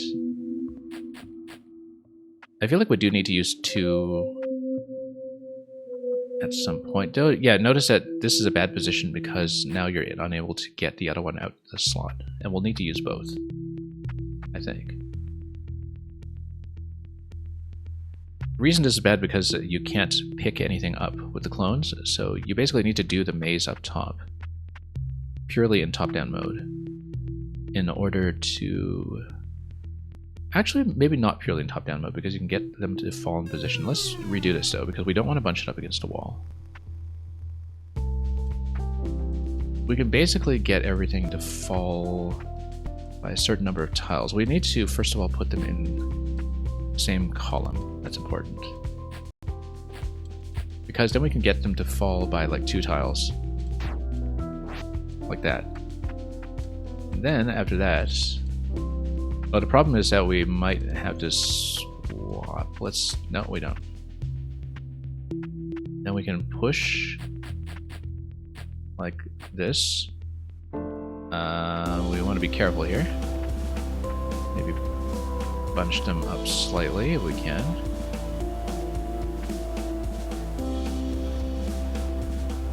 Yeah, because we don't want them to fall into an unobtainable position. We need to kind of wrap them around this way, perhaps. I basically need a way to condense the top 2, so like it looks like the layouts are identical, so it's basically just a matter of doing the maze. And yeah, there's no problem with being perpetually years behind, of course, because it just means you get everything cheaper and you eventually run at a better quality when your computers catch up. I am, as a longtime viewers of my stream know, woefully behind on updating my hardware. And yeah, what we want to do... Let's raise both of them a little bit, actually, just to reposition. Oh, no, we don't want to push it against the wall. Yeah, pushing it against the wall is always going to be a problem. But we can always drop them slightly, and that fixes that. Because then what we can do is we can... hang on, let's stretch. Push. The problem is that, yeah, we can move like this. Yeah, the problem is that this top one here is going to get stuck in the corner because if it's bunched up against the right side wall, we can't move it out. We can still try to do it with one arrow block, though. I think it might actually be theoretically doable if we just use one. It's going to be tricky, but it is possible. Maybe not. Yeah, because again, this thing can't make contact. But if you put it right below, I wonder if you're allowed to jump on it. Yeah. So this actually is possible. It's a little finicky, and of course that is the problem. You know, if you drop both blocks in, it's really easy, and there's nothing execution required. You actually don't want to get to the 2 blocks in an equivalent position then, because it makes it impossible to move them out. But basically, the low execution way to do this is to drop both of the arrow blocks so you can block both beams. And that's simple enough. It requires you to plan out. Yeah, actually, we just don't even touch the other block yet then. We'll do the maze, and we'll drop one at a time, while not manipulating the other block by dropping it at all. And then you can kind of redo some of the positioning this way until you get it pushed all the way to the left, where it will be ready to do the drop. Let's just compress like this, and it's going to be ready for the drop. Now we press the other one into position. And the one that we have prepared already will hopefully not be affected at all. We need to be very careful here so we don't accidentally push it too far.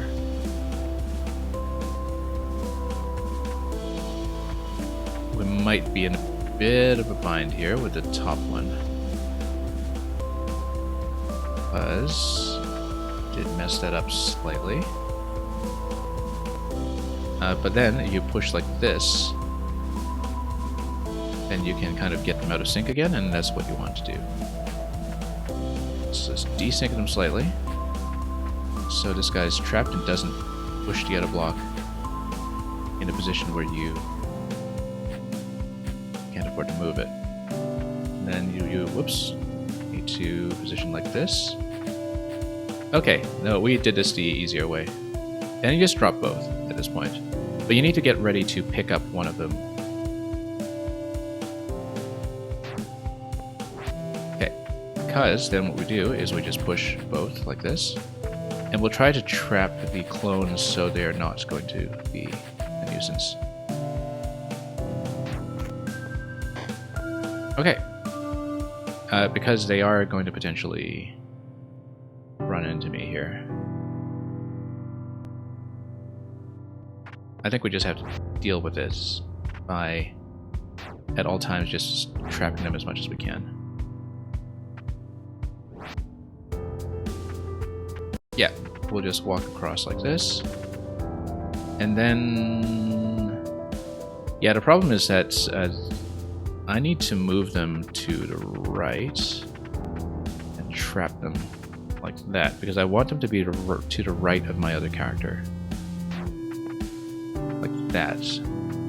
And then we move them back slightly, trap them again. And then if I'm ahead of them, then we don't run into any issues with collision. There we go. Okay, that's done. This one, let's see. We have one clone, we've got a lot of beams, we've got one falling block that we'll need to use, and a pair of portals. We see only one switch that's available, and that's going to be a block that's going to fall into that position. There's no way to push into it, it almost certainly has to be the falling block that we send there. Probably by sending it through a portal.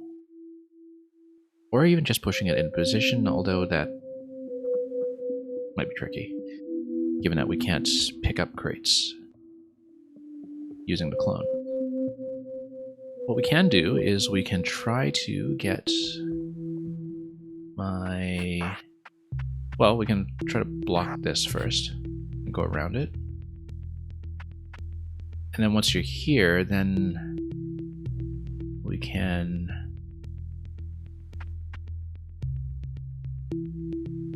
basically swap the portals. And in fact, we can kind of trade portals. Whoops, no, that's a mistake. Column by column until we have a way to get Toodee out of the bottom and move him into a totally different position. But right now what we want to do is we want to get the Topdee over to the top right, or at least have a way to disrupt one of the crates so that we can start pushing using the clone. Let's reset this first of all, because we put ourselves in a bad position. Basically, you can use the hold position mechanic. Oh, no. Yeah, no, you need to use the hold position mechanic to basically hold B and wait until the drop spot has been assigned before you let go. If you hold B, then you drop. Like that. The problem is that we can't get further here unless we drop something else through it, like a second block. And we need to expend the block to do that. Oh, that's potentially how you do it. I see how you do it. We're going to use the block to send a flame over to destroy one crate with fire. I see it. I see it. You push in like this. You move this over here, and we don't want to pick this up right away because the flame is going to go straight into my face. But we'll do this. We'll place it here. And we destroy the bottom crate. Is it the bottom crate or is it middle crate? I think it's a middle crate, because it didn't... No matter what, there's going to be one crate that's going to be pushed into a position that is unobtainable, because that corner is designed in such a way that The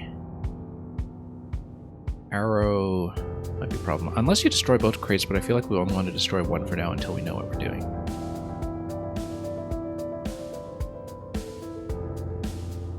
Yeah, I think I see how to do it, but I'm just trying to think about whether there's a way to do it while making one crate still remain available, given that I can't pick up with the clone.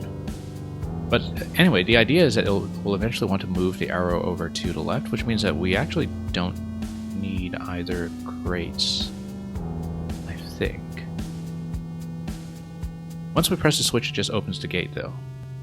That's all that does. But if the arrow block is on top of the third flame, while we drop all the other portals, then we might be okay. Let's position everything accurately first. We'll destroy one crate for now until we know what we're doing. Then we'll stop this and we'll reset it to what it was previously, so we just get out of there.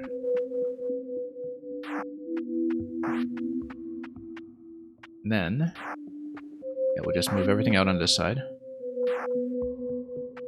So yeah, now the issue that we see here is that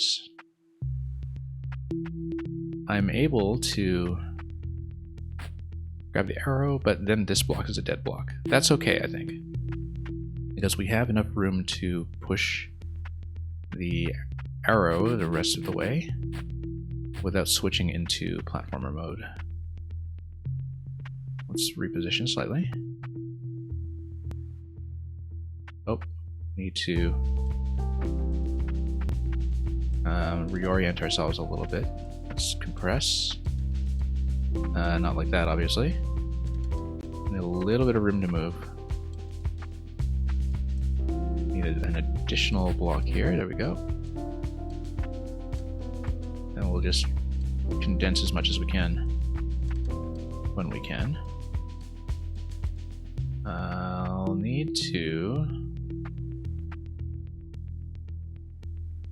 the arrow is in a position right now where we can just... It's not going to drop anywhere unsafe, so we can just switch to this mode and drop. And we'll have a little bit more room to work with. Now we can push. And then now we can push further. Okay, so here's what we have to do now. We have to position everything else in advance.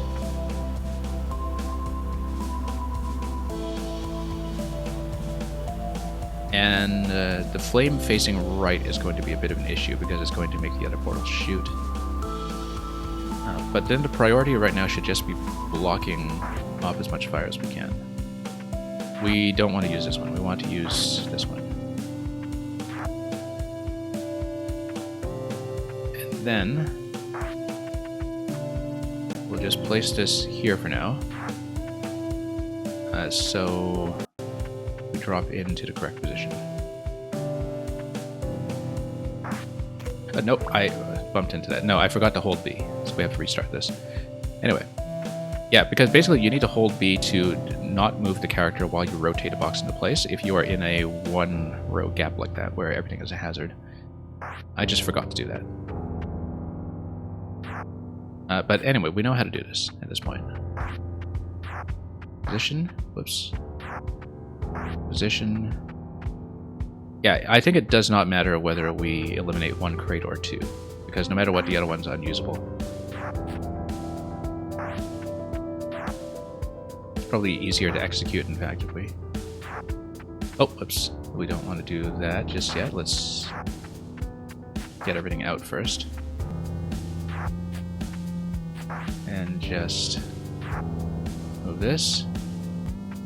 In fact, it's probably better if we just move this down here right now, just so we have a bit more room to move while we're repositioning. Great level, but you're too tired to stick around. Yeah, no worries about that. I know I run at times when that is likely to be an issue for viewers, so totally understand. Thanks for dropping by anyway, and I hope you do enjoy this game when you do get around to it.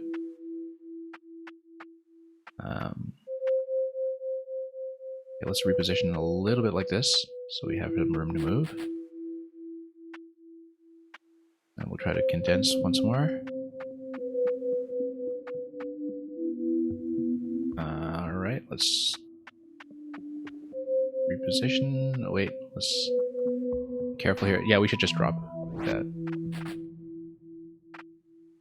And then reposition. And then put this up top so it doesn't get completely lost.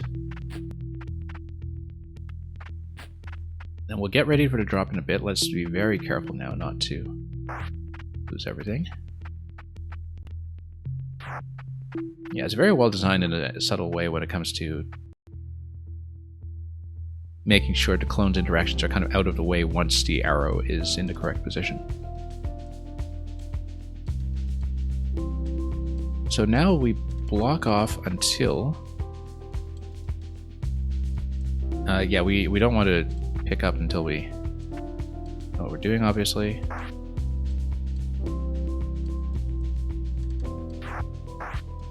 Be very careful here, because what we want to do is we want to put the portal block on top. Ooh, this is going to be tight, actually. I don't like that.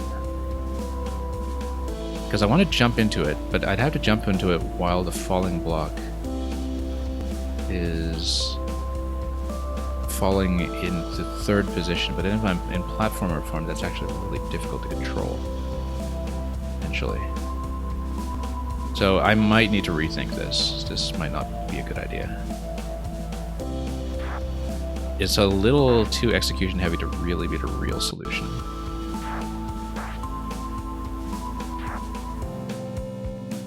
Because basically we want to drop the third one.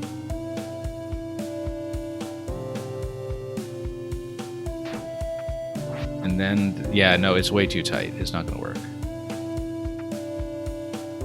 It's not going to work at all. But you don't need to use that as a portal block as long as everything else is obstructed.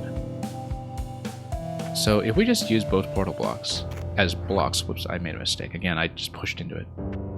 Yeah, we actually don't need to use the portals as portals at that point. We can use them as blocking mechanisms. I think. That seems a bit tight. I don't know if I like that. Let's rethink this slightly. That does seem a little bit unusually tight, so yeah. We'll start with the same interaction though, because I think the starting series of moves is correct. So okay, do that, move this, and then block again. Move everything out.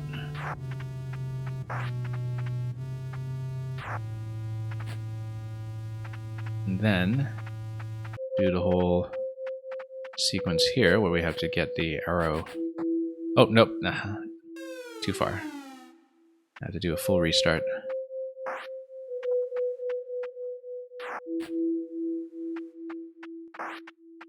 Yeah, the resets can be pretty big if you have even one little pushing error, unfortunately. Let's do a little break here again. Again, it doesn't seem like there's any reason that we can't destroy both crates, but we'll leave things as is anyway, just to leave the option open in case we found some kind of use for it later in this solution. Okay. Now we will go over here. Yeah, a really interesting mix of a lot of mechanics we've seen in previous games, using both the shadow clones and the portal mechanic at once.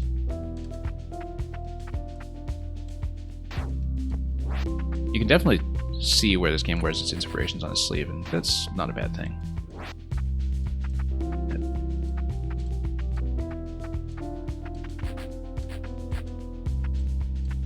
Okay.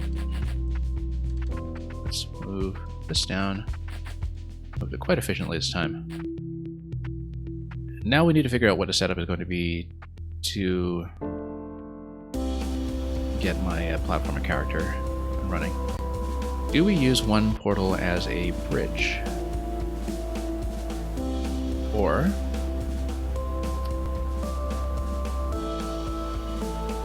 yeah, no matter what, in order to cross the gap, you would need to spend 2 tiles, so it's not really going to be anything like that. But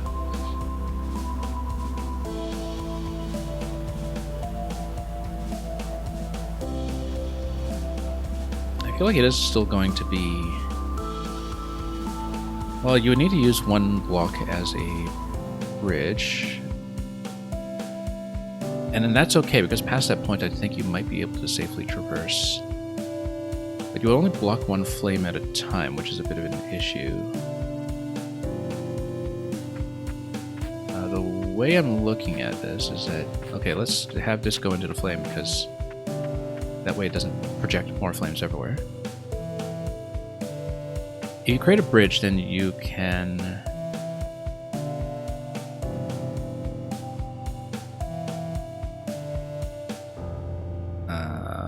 Nah, it's not going to work. It's going to be too tight from a platforming perspective, I think. I really shouldn't have pushed the arrow there until I had my other character in position to do some kind of jump. Like, I actually needed to have my platforming character on this platform ready to go, and then do a timed jump when the arrow is passing. That seems execution dependent, but let's see if this position is still salvageable in any way. Because we still do have 2 blocks available, potentially, for some kind of bridging mechanism.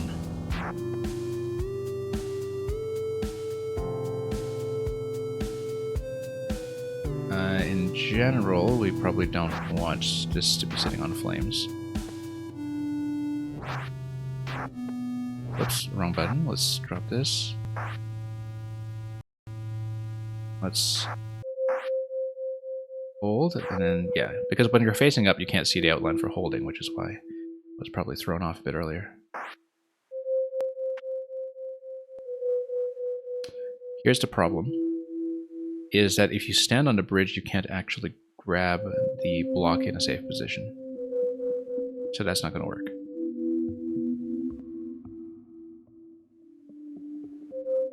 Yeah, that doesn't work at all, actually. I think it's got to be a timed interaction with the arrow, looking at this. Unless you can find a way to fish out one of the other blocks from the right.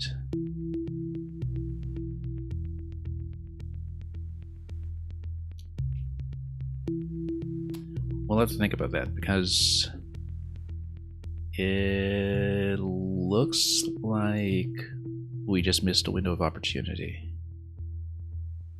I think it has to be when the arrow is blocking the 3rd flame, but that's a really tight margin. However, when you block a flame, it takes a moment for it to become available again. Let me see if I can demonstrate what I'm talking about. Basically, let's say you block it like this. You do have a window of opportunity where it takes a while for the flames to continue. We had a puzzle like that yesterday that made use of that mechanic. So what we'll do is we will go with plan A, which was to have a timed jump through the lowest of the 3 flames. And that means that before we get the arrow into the corner, we need to get my platforming character in position ahead of time, so that jump becomes available as soon as possible. So I visualized this correctly earlier, I just didn't have the timing and positioning correct. And basically, Toodee, who's the side-scrolling character, was out of position for what I was trying to achieve. So we will go over here and drop. And then we'll go over here. We'll just prepare everything in position. We're going to have this drop on this side, basically. We're eventually going to have this become available down below as a platform to jump into. Now let's see if we can just compress for a moment. Then we'll reposition. Oops. Let's try to move this a little bit over, and then... hang on. I need to give myself a bit of an extra tile here. So we don't want the arrow to be out of this bottom corner just yet. The reason is that, well, first of all, we can fall like this, but we don't want the arrow to fall into this bottom left corner in the right half here, because after that it will be unobtainable in terms of the clone character being unable to pick it up or push it. Yeah, very interesting subtlety here to have that be the case. But what we're going to do is we're going to jump into this position in advance.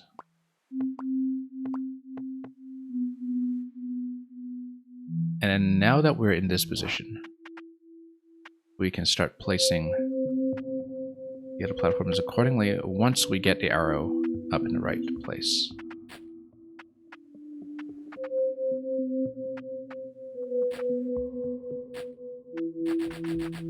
Okay, this is pretty simple from here.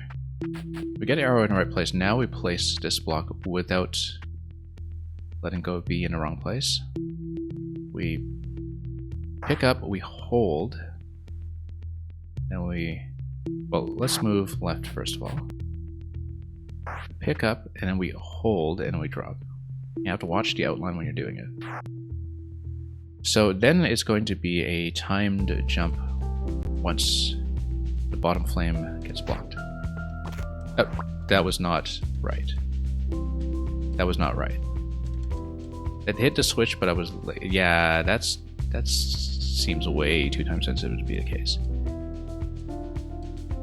You would basically need to freeze it in the third position so it has a moment to block the flame. You can't just have it pass through quickly like that, because it just doesn't block it for long enough. I didn't realize that was a little bit of a subtlety there, that you do need to swap positions with the arrow in order to have it block long enough. I think that's still the right idea, we just needed to do one more swap in that last position to get it to function. That is just a little quirk of how the engine just processes how the blocking mechanic actually functions when you switch between modes. So, not necessarily intuitive that that's the way it should work, but I still think it looks like a pretty plausible solution. So we're going to go with it. Let's move this to the bottom so we can go around it. Oh, nope, mistake. Didn't mean to push it, and I was trying to pick it up. Yeah, you can get into losing positions pretty easily in this game just by not being careful. So, okay. Let's drop this a little more gracefully this time. Move everything over, and everything over. We'll move it like this. I still think I have the right idea. I just need to execute it properly. Whoop. Oh yeah, I'm stuck. Let's go like this. And then we need to just go right like this. Then we'll get into position. So the key here is to eventually do a swap. Let's condense these once more.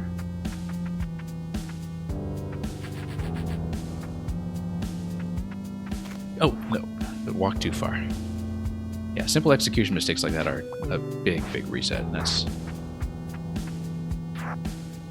a bit of a Mario Maker style problem that we tend to run into, where we just die to execution after I feel like I already have the solution, because I'm a bit impatient to actually put things in the right place.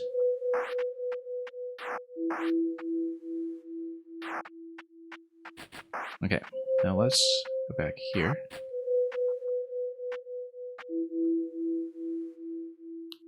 Then, oops.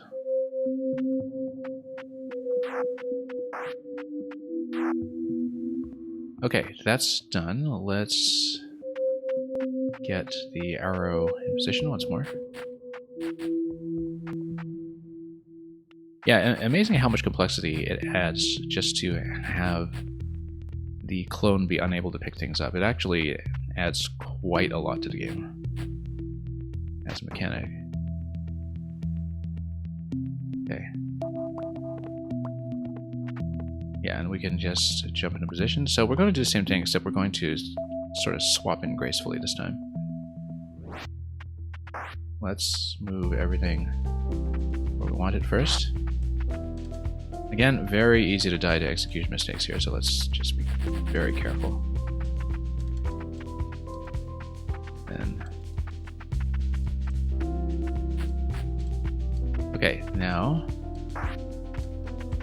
we do the same thing. Pick up, hold, face down. Yeah, you see the thing is, you don't see the outline for the hold when you face upwards. Now we drop... Oh, no. Dropped too soon and fell into the slot. That's a huge undo. Wow. Yeah, we have to be careful not to drop the arrow into the slot. That is a huge reset for a very tiny timing error. Yeah, this game is going to have a little bit of that, where you do have big resets coming out of locked positions.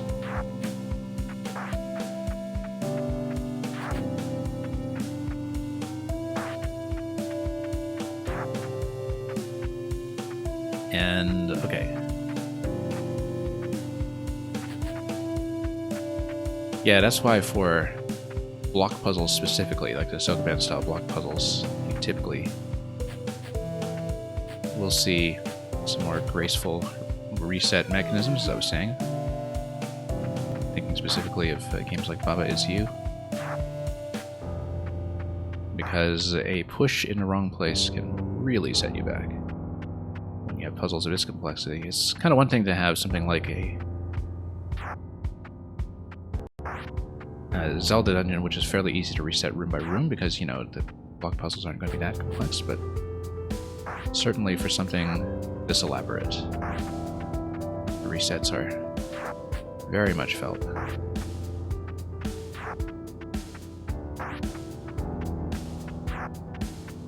But yeah, there is unmistakably a bit of an execution element to this entire game, and that's just part of the territory, so we'll deal with it.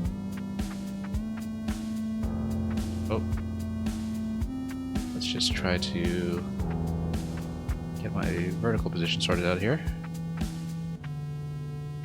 And just get things lined up. There we go. Then just need to stretch out of it. Then again.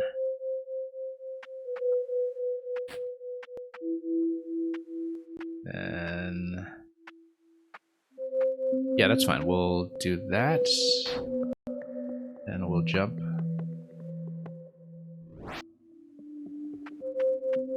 And again, we'll put this in position. Very, very carefully.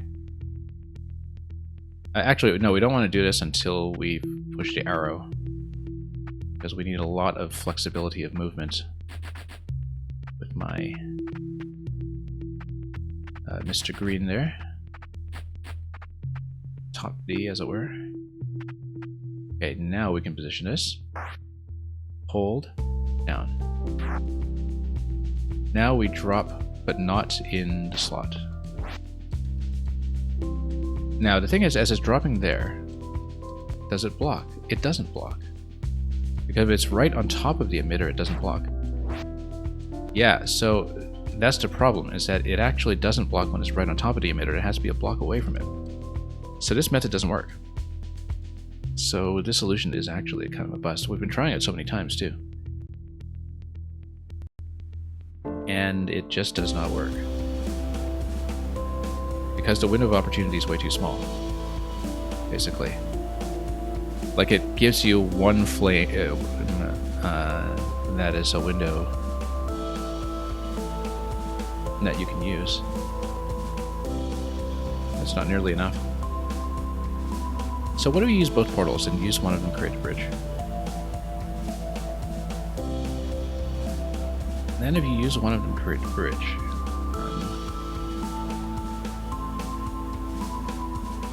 then you're able to get the bottom portal over. No, we looked at a bridge mechanic earlier, and positionally it actually doesn't work. Because once you push the bridge in, you can't actually walk safely and pick up the element that you need to continue. So we know the bridge mechanism doesn't actually function, because there's no way to push into it unless you have an additional block available. So this is going to be a little bit of a problem here, I think. Maybe you do need to create a two-tile bridge at some point to walk a character across the gap. But yeah, the blocking mechanism just doesn't work. And yeah, it initially blocks one tile, but then you're sunk. So then the question is, how can we move that down by one? We can't. I don't see how we can do it.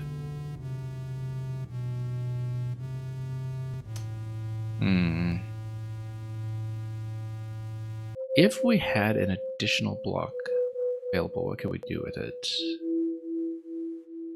Or maybe we need some other way to escape through this portal. You know what? No, this is what we do.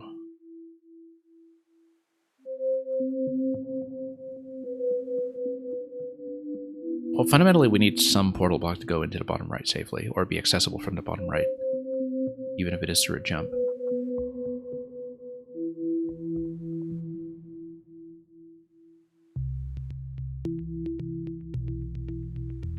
It actually would have been possible to build a bridge and pick up the arrow block as it's going down. And then you would have one portal plus one arrow available.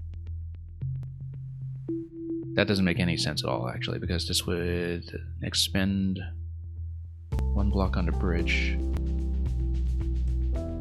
But then if you have two blocks available... Well, the nice thing about the arrow block is that it can fall through. That doesn't help. That doesn't really help at all, in fact.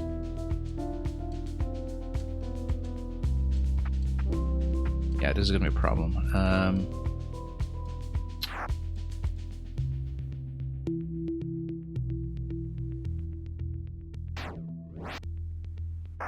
You know what? There actually was a moment there when you had a tile to jump through. That's a very narrow window, though. That's a very narrow window. I don't think it works.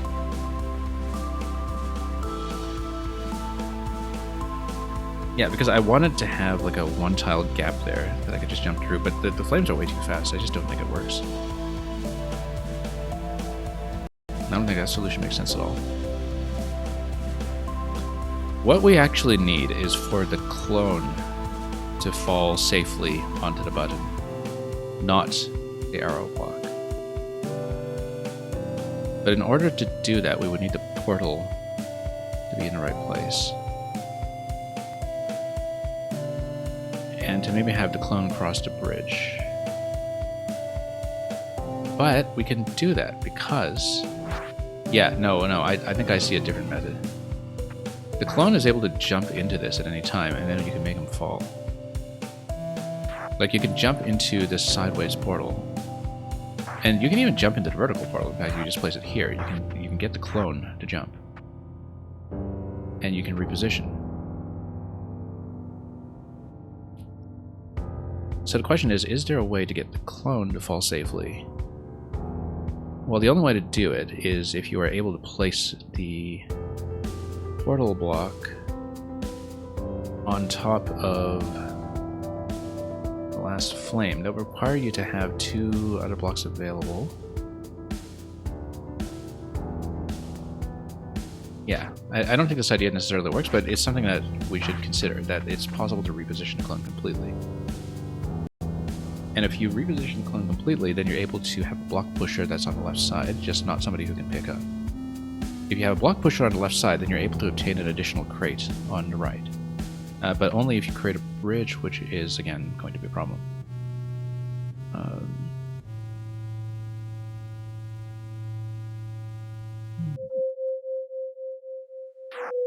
We're close to something here.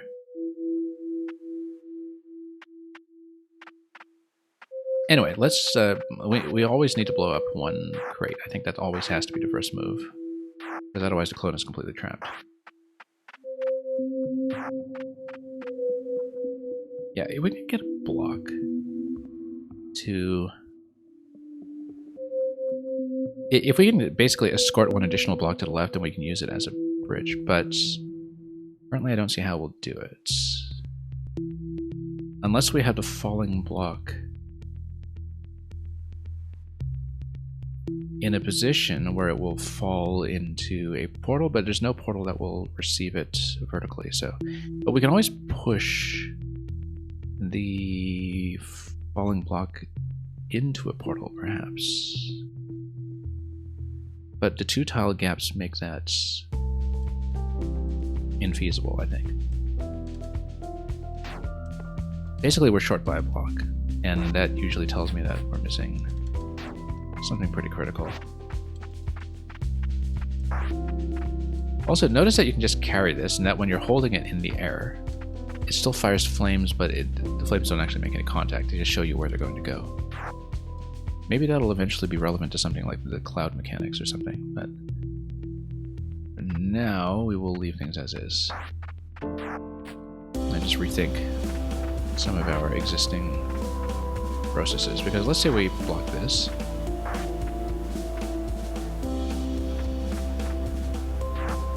Basically, if we switch into platformer mode, we're able to have the clone jump up into a portal and swap sides. Why would we ever want to do that? Well, we could only do that if... No, we can't, because there's no way to block the emitters and have them fall through at the same time. It would definitely die to the 3 rows of emitters.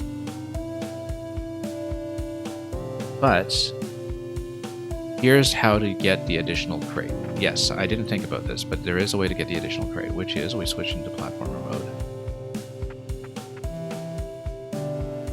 And then have them just jump around. This is a slight adjustment that actually could make a big difference.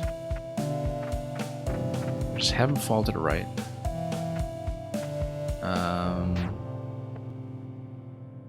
Or jump up. Well, let's get him 1 tile to the... Oops, no, made a mistake. That's okay, we can reposition.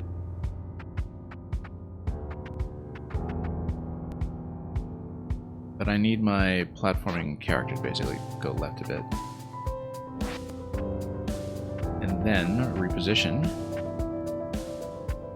So, yeah, okay, no, we know how to get the crate, actually. Oh! Walked right into that. Whoops. Walked right into pushing this into the pit. That's what happened there. Yeah, I know how to get 1 crate. We know how to do it. We just jump around it and push the other one to the left.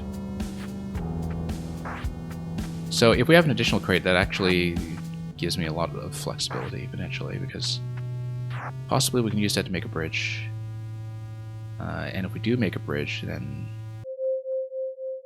we might be able to pick up even more along the way and use the portals more effectively than we've been doing already.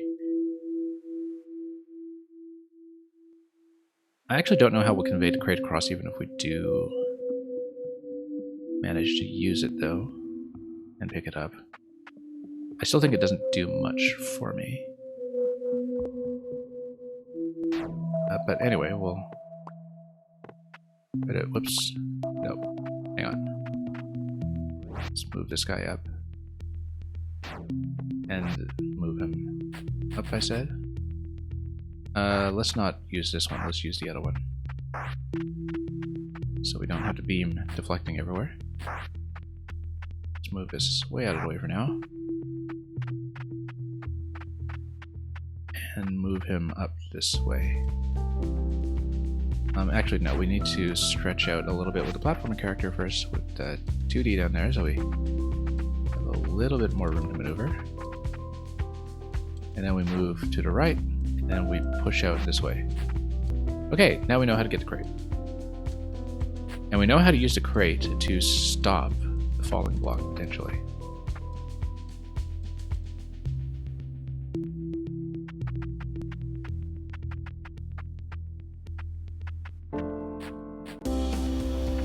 Yeah, because then we can just position a falling block. But we're like, oh, we don't want, however, to have a position where we can't actually get in there and push. I made a mistake, again. Unless we want to create a bridge. We create a two-top bridge, then we have the falling block available, and potentially a portal block available. We use the falling block in conjunction with the portal block to basically flush out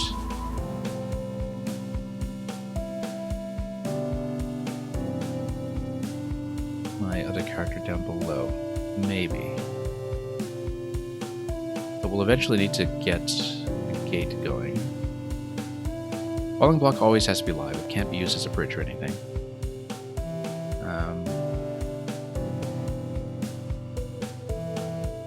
Yeah, the problem right now is I've created a position where because I compressed the two blocks together, I might not be able to get them out.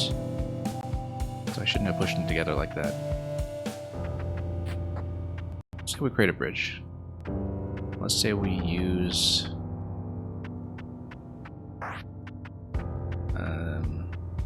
this is going to be a little bit hazardous here.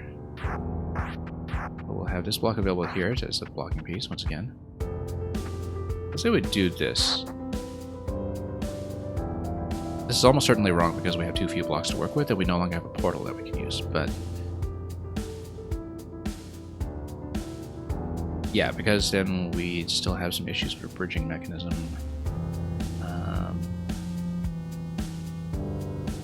Yeah, it's almost certainly wrong, but... and what we can do is... hang on. Move this. This is almost... yeah, this is definitely wrong, but we'll roll with it for now. Notice that at this point, this block just works as a blocking piece with no complications. Because we don't need to worry about the beam. However, we now have a series of two blocks that we can use. That's not going to do the job.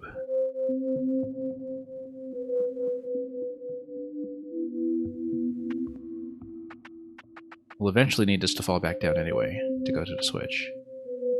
So what would be the purpose of using a clone? Yeah, that doesn't work. That doesn't work. I was thinking that if you used a portal in conjunction with some other blocking pieces, that you would be able to maybe...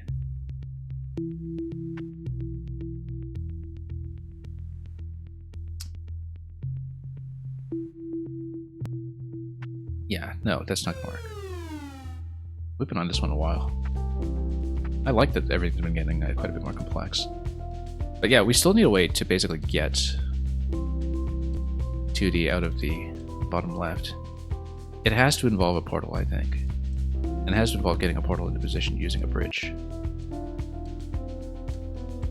Unless there's a way that you can, you know, drop the falling block through there. The kind of partial pickup on the falling block, I think, was not a bad idea. Where you pick it up in the right column as it's falling. Because it is kind of accessible there. just barely. And maybe use that initially as a blocking piece, and then you use one block as a bridge. Anyway, let's redo this.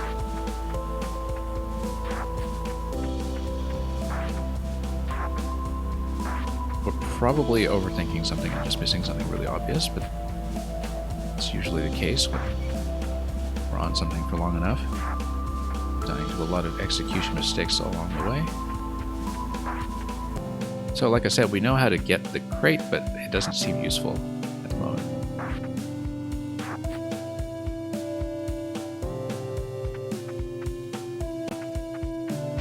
Let's stretch out a bit. Give myself a bit of platforming room. Then move like this. Okay, and then... Oh, no, just walked right into it. Okay. Very easy to slip up. Very, very easy to slip up. You're just watching the wrong character. Okay.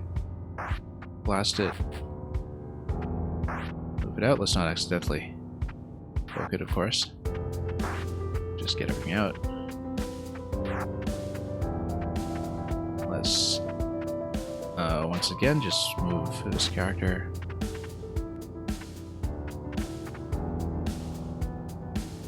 Then just move him to the right. Swap. Push. So yeah, we once again know how to drop this one. Let me just drop it.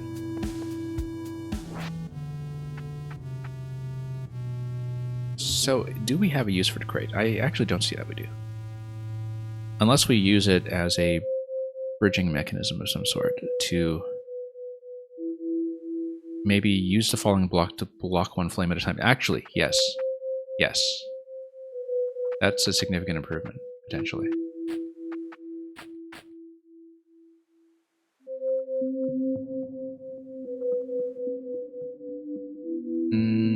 Or not.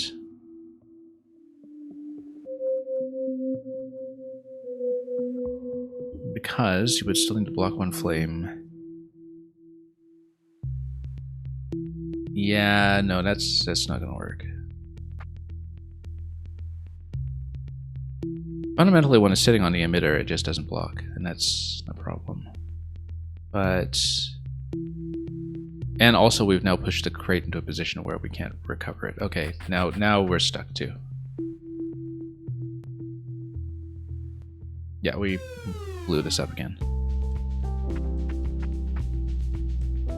Okay, let's see what we can do to rethink this.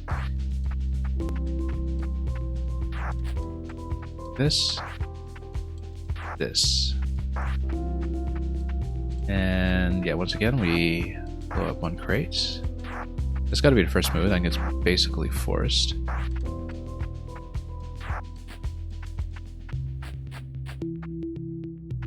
Pick up. Move.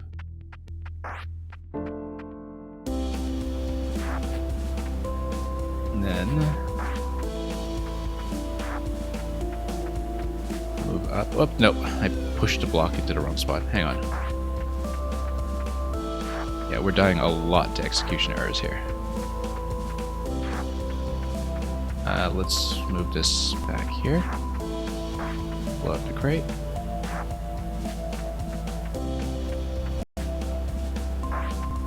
Move this out. Then... Oh, no. I didn't mean to pick that up. I was just trying to... Okay.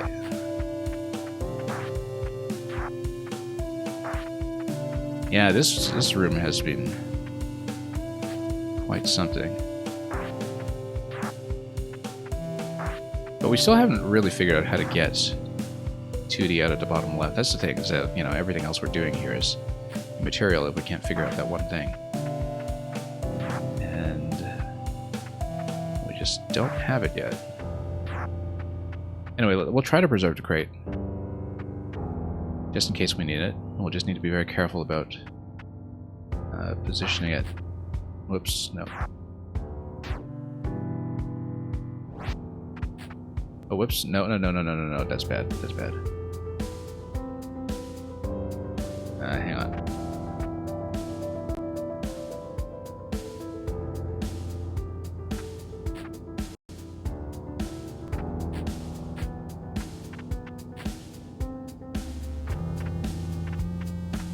That's okay. We can salvage it.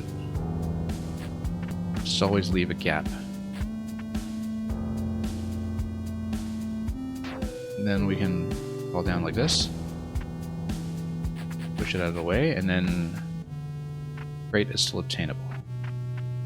Now the reason we want to crate is there actually is one spot where we might want to use it to create a bridge.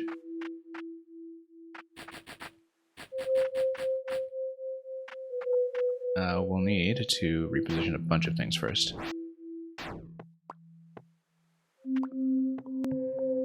Hang on. Got to be very careful here. Let's compress, move over. Oh, well, no, I just walked right into it again.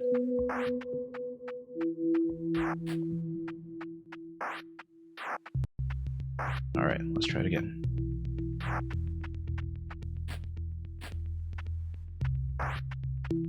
Over here. Then drop. Okay. Might have a little bit of tunnel vision for this one. Where we still haven't really resolved the central problem in this level. I'm trying to get a step closer here, and we just haven't been able to execute it yet. Let's walk over here so we can extend our platforming range a little bit. Fall onto the side over here. And then... why don't we just... oh, no, okay, that's a problem again. I messed this up again. Okay, yeah, we can't push them next to each other like that because we then get into an unpushable position. Hang on.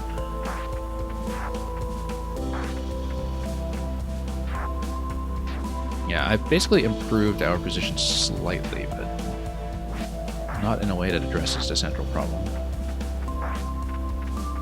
of getting Toodee out of there.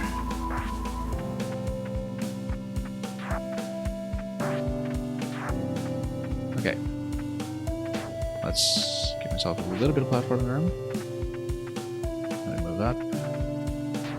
Alright. Now let's not bunch up these blocks. Let's not walk into the fire either. What we'll try to do is we'll move the crate in first. Why do we do that? Because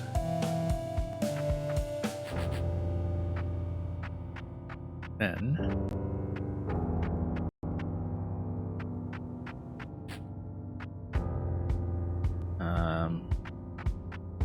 we want to move this one block over so we can basically get the character to fall down gracefully. Give me a little more room to push. Now the reason we're doing this is so I can create a one-tile bridge. No, we can't create a one-tile bridge because we actually don't have a way to push it in. Yeah. Good playtesting here. That it prevents this from happening. Okay, we might just want to get this block out of the way then. It's not going to be helpful. Like, we don't actually have a way to use it. I was hoping to get it into the slot above here, but we don't actually have a way to push it in. And of course it dies to fire, so the crate is, I think, kind of extraneous. I don't see a way to use it.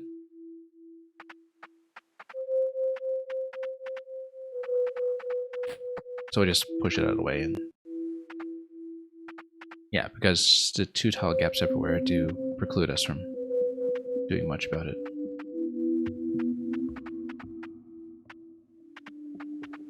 And now we're walking way too far to much that is useful.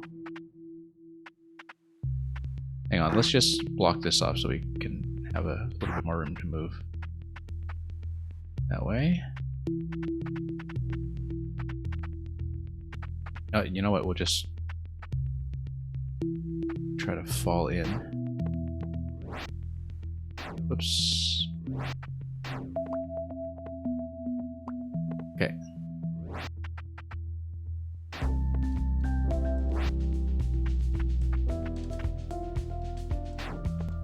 Walk 1 tile over.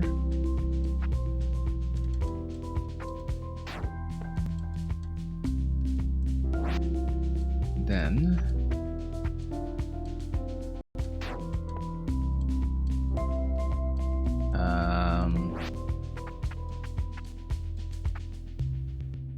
hang on here.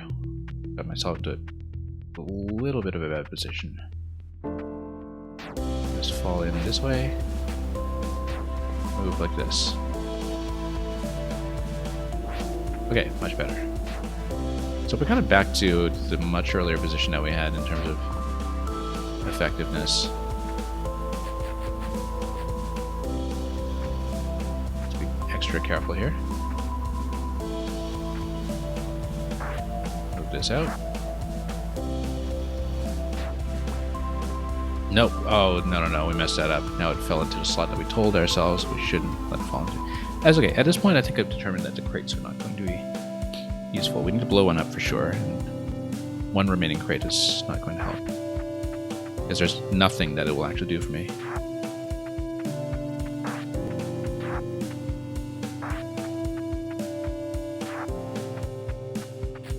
I don't think so anyway. It always makes me a little bit suspicious to see extraneous pieces like that, where, you know, we can in fact obtain them, but they don't seem to do anything. I always feel like that is a major clue, rather than just a red herring or design oversight or anything.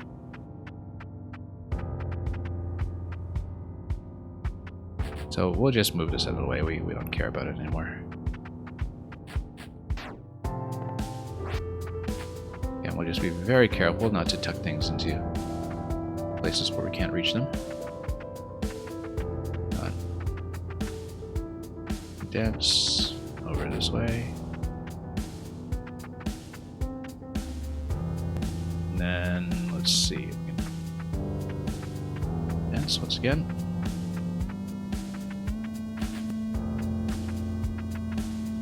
A little bit tricky.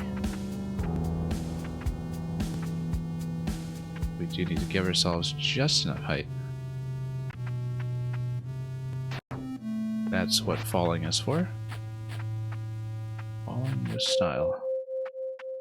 We don't want to swap until we've found ourselves a good position here.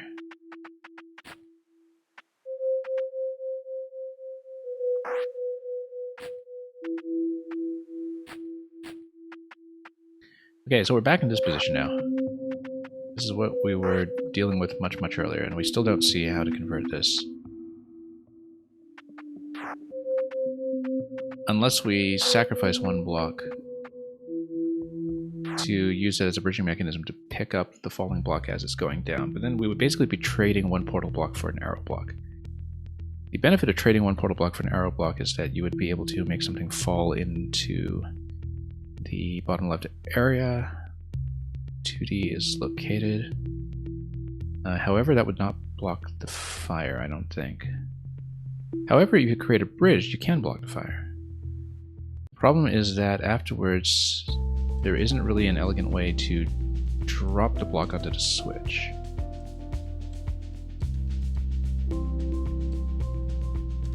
Because I see a way to block the fire, but that's no longer useful if we don't have a portal available. So this is the position we've been dealing with all this time. We may have a bit of tunnel vision for it. Maybe we're missing something very critical in this setup.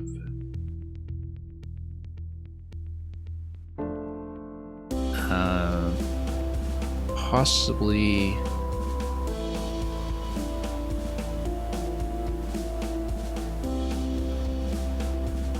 Well, we know that if... We know that it's possible to move the clone, basically. Especially now that the clone is no longer in the position where I need it for anything. So the question is whether we're able to move the clone in such a way that we can get the clone to fall into the switch.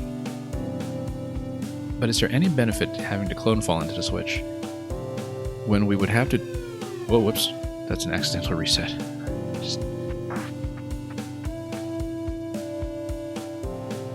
Because the only way I can think of is to have the clone basically jump into the portal facing left, which we can do, and have it come out of the portal facing down, but then we would need to place the portal facing down in the bottom right anyway, so there's no real point to doing that, because I feel like it has to be the falling block. So we just need to solve this problem of getting... You know what? Here's something I haven't considered. Can I press the switch using fire? No way, right? Interestingly enough, fire deactivates the emitter.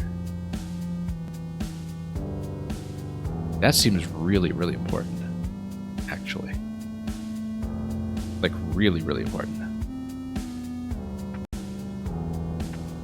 Because if fire deactivates the emitter, that could be the key. Whoops. I didn't even consider that interaction previously. But it deactivates it for long enough that it could, in fact, give me a deflection of the sort that we need, where, for example, we move this here. But of course, if we just fire straight in like this, there's no particular point to the deactivation. And it doesn't deactivate in any case.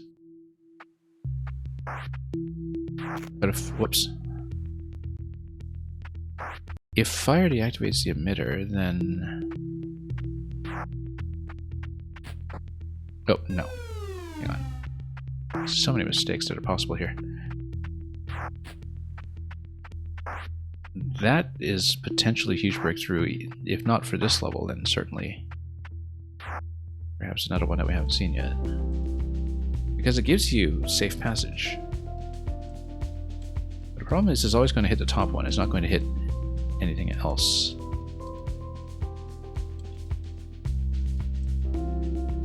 And if it only hits the top one, then what does that even get me? Well, it gets me the ability to potentially push 2 blocks.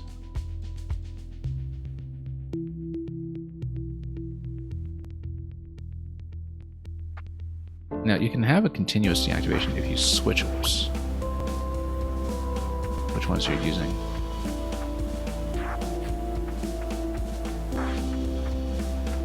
Then, hang on.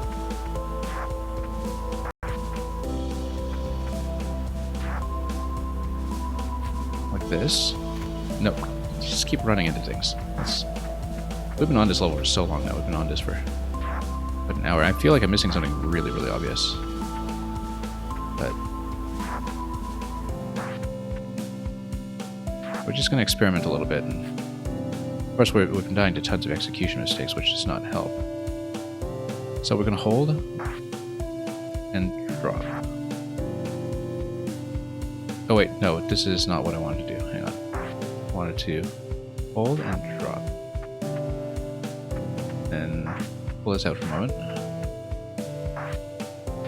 Hang on, we need to move it 1 tile to the right. Like this. I might be able to deactivate one emitter completely. But the problem is that the portals would be used up in this location. So you see, now this is completely safe, these two spots here. And it's completely safe. How can we use that?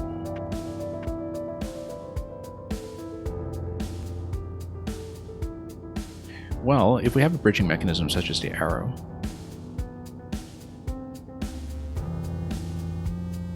and then we can block off the third one.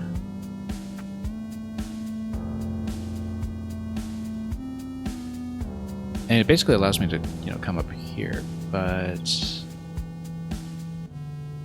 yeah, we already messed up, by the way, in this attempt by dropping the arrow into the wrong position. But if the arrow falls down and you have say a single tile bridge,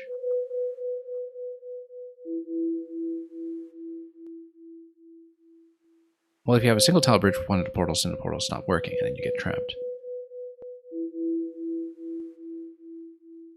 So that's still going to be a problem. So let's think about this. I feel like I'm overcomplicating it, and maybe the original route was alright, it's just that we're missing one blocking piece somehow.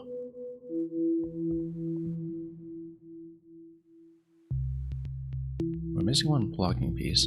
Like, there are basically a couple of maneuvers that we haven't tried yet. One is jumping with the clone.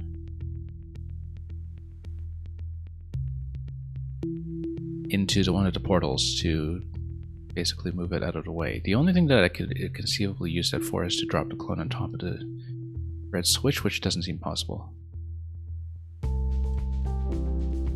Or to perhaps push a certain tile into position.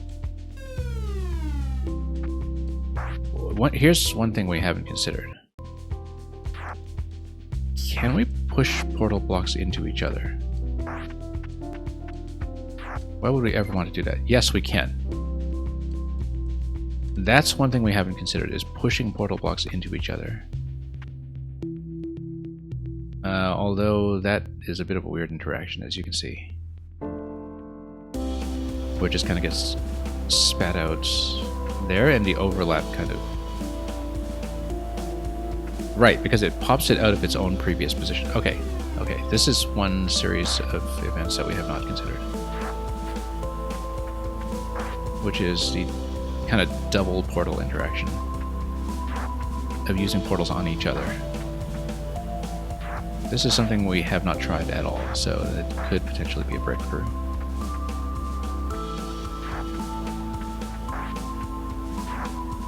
Because it might potentially solve the bridging problem in the bottom left. Because we were wondering about how to get a bridge in position such that we're able to still pick up out of that.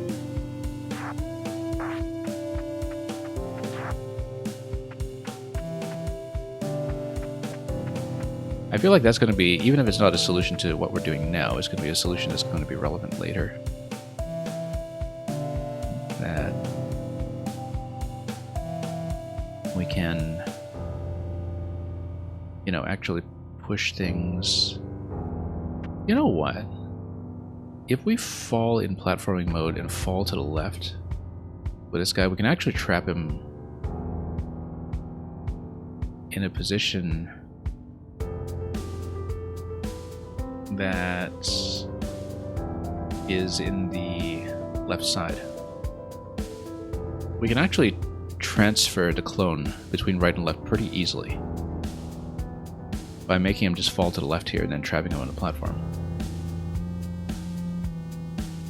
Now, is there any reason why we would want to do that? Well, because the clone is able to potentially push two elements together and intentionally take a death. And that would solve the bridge problem. Maybe.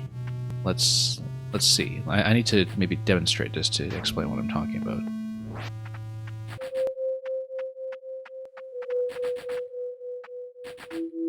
So let's... Whoops.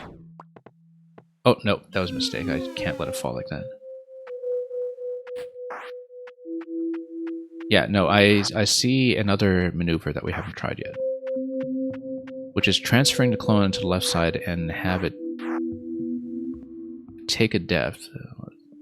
There's a problem with this logic, and I'll explain it in a moment.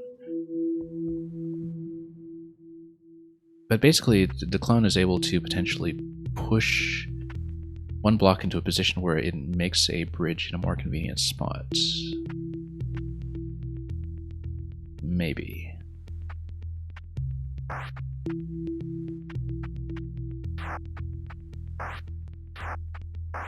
This puzzle seems devious. I'm probably just missing something. Because it seems to be a huge difficulty spike on anything we were doing previously, which tells me that I'm just missing something.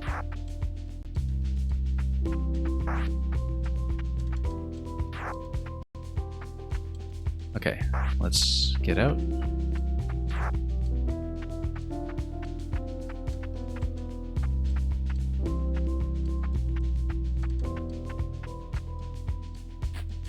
Yeah, we're almost certainly just overthinking it, but that's what we do. Okay, now let's be careful about where we make this fall. Yeah, this little one-tile ledge here looks significant too. This ledge to the right. Because it tells me that I'm allowed to platform out of here, and that there is a certain expectation that the clone is supposed to switch sides. Because there are multiple ways to do it, and do it easily. Or, well, this is also kind of a rest stop position for the falling block. Not that we can push it there.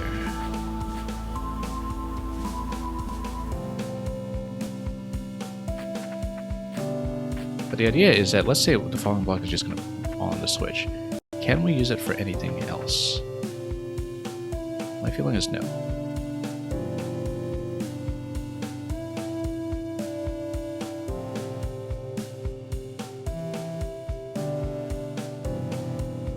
But the clone is potentially able to platform out of there and jump into the top half. Why would you, at any point, want to jump into the top half? Well, oh, also, there is actually potential use for the crate, which is that you drop it at a slot, and that means that you have a safe spot for the arrow to sit until it is ready to be pushed. So you can kind of get it ready in position well in advance. So there is actually a use that we can make for the extraneous crate. And putting it in a slot to brace the arrow. Because then it has a stopping position that is ready to go, basically. Okay, let's try to set up the rest and see what kind of setup we can do if we have the expectation that we can safely get out of there with the clone.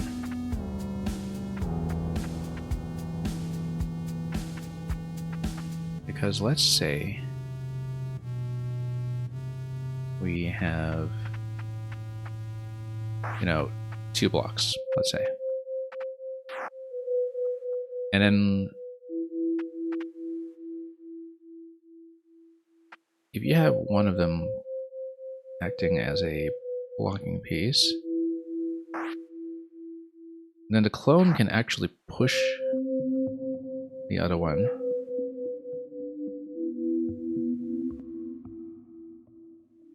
to block 2 rows at once. And that still doesn't help because of the gap.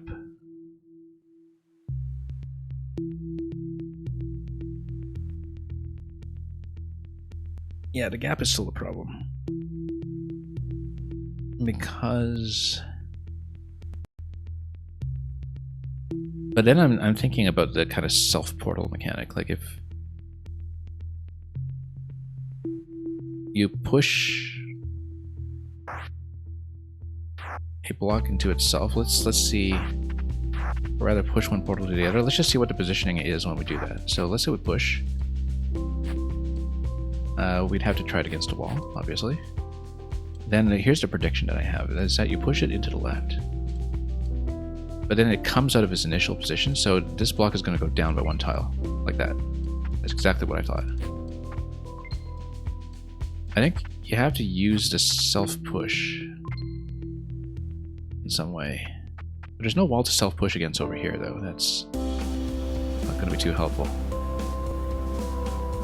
Because let's say you have this in the top position.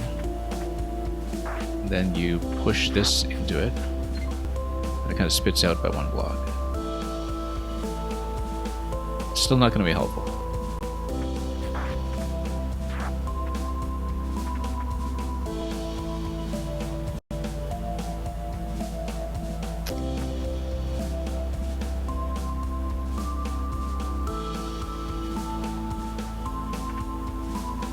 Yeah, this is still not going to be useful.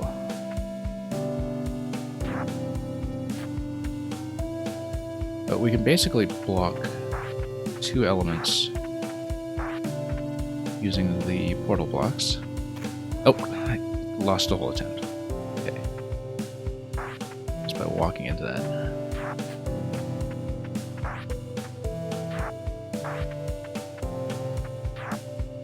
Yeah, so there are a few things we haven't done yet. We haven't transferred the clone into the top left, which we should seriously consider doing. This time we're going to try to preserve the crate again and put it into the more convenient position that I had designated. Because then we can basically hold off on pushing the arrow until we're absolutely ready.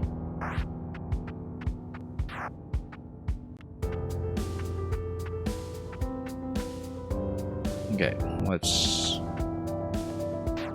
run this way. Yeah, we haven't... Oh, blew the attempt. Again. We haven't been using the platformer mode nearly enough, and I feel like there's a certain effectiveness to it that we're missing here. By treating this almost exclusively as a top-down block puzzle, rather than using the platformer mode to get around obstacles that we would ordinarily face. Okay, let's not accidentally push.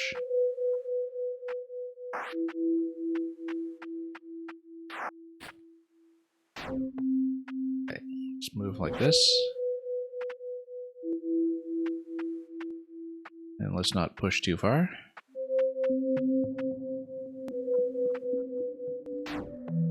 Okay, now we go over to this side.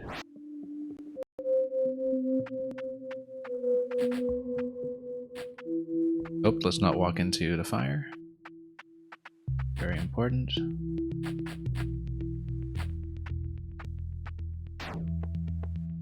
No, oh, we dropped a block into a terrible position again.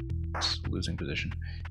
There are way too many ways to lock yourself here. That's just seemingly an innate part of the puzzle.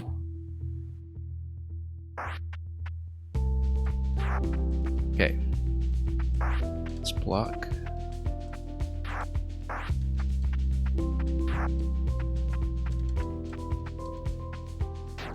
Move. And move. Not too far. Okay, that was a mistake again. Hang on. We've been on this one for so long. I've been on this for well over an hour, I think. This single puzzle has taken up the majority of the stream because we're missing something simple. We've discovered a lot about the game mechanics in the process of doing this one now. I feel like there is some kind of simple interaction we haven't considered.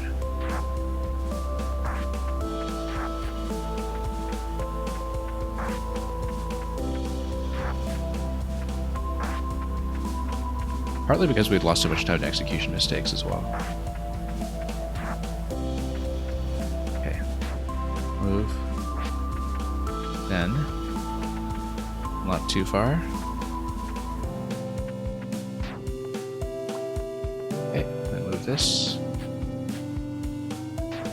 And no. Nearly lost that position. Yeah, we do need to make sure the arrow falls onto a column that remains usable. Okay, better. Yeah, because if the arrow falls into a corner, we can no longer push it with a character who can't pick up. Notice that even if you're pushing against the wall, you can still give any object a further one-tile shove. That's a very important nuance that we have occasionally had to use.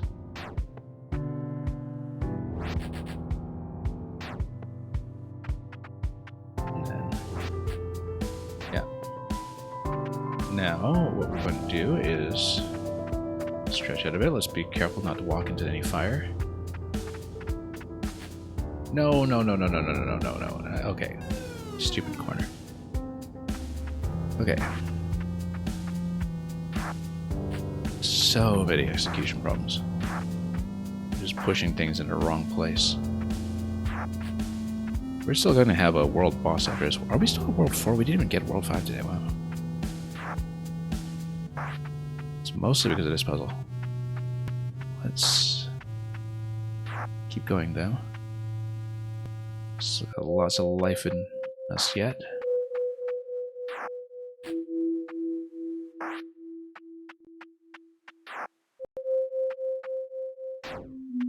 Okay, walk over, and then move up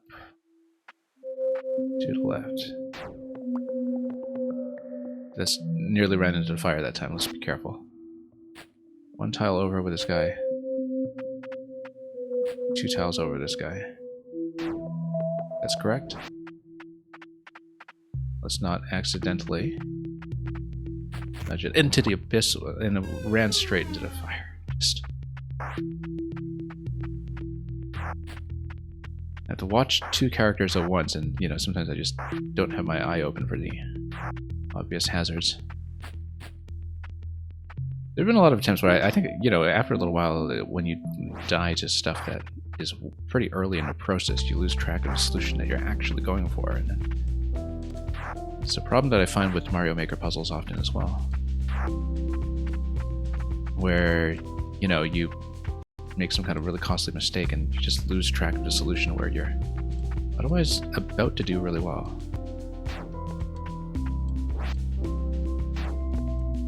Yeah, okay.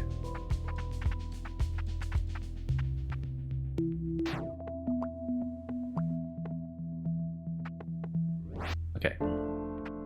Let's go. 1 block, 2 blocks. Prop.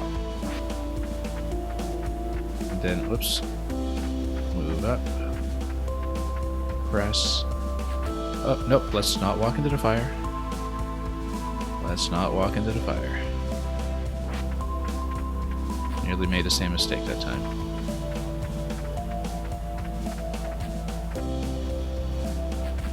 Okay, actually giving myself enough room this time. Oh, how do we get stuck there? Do we? Is it too far over? So if it's in that position, yeah. So sometimes there's like this pixel collision issue that happens where, you know, you lock yourself because something got nudged like a tiny bit over, and you don't fit into a tile where you're obviously supposed to fit. We've run into that with some of the other diagonal collision boxes before, but that's a problem because in this position the crate actually blocks us from continuing as well. Anyway, let's see what happens when I just move like this and bring the clone over once to see if we can... Let's just try to solve the isolated problem of how we get my other character out of here. Because until we solve it, like we haven't really addressed the central problem here, which is, even if we have the falling block to press the switch, which we know how to do, we still don't know with the remaining elements how to get out of this corner. Because it seems like we're short by 1 block to do it. Because we've been dancing around that problem all this time, we haven't even gotten to it in many attempts. Because I've just never made it that far. Because I really feel like it should be something like blocking one piece and then jumping up while the flame has been blocked.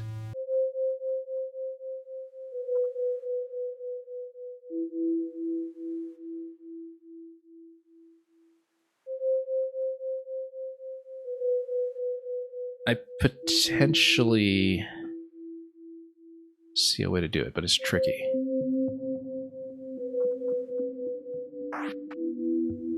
I think we should revisit the idea of bridging this spot here and grabbing the arrow.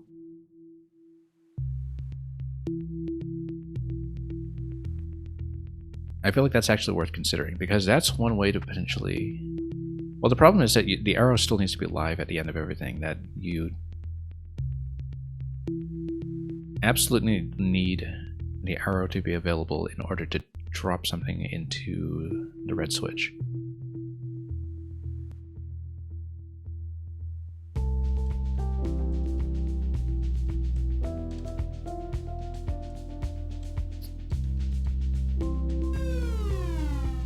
Okay.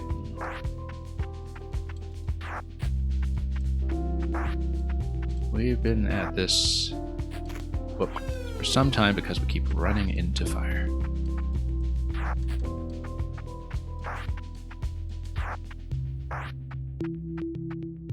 I feel like the first move here is always going to be correct.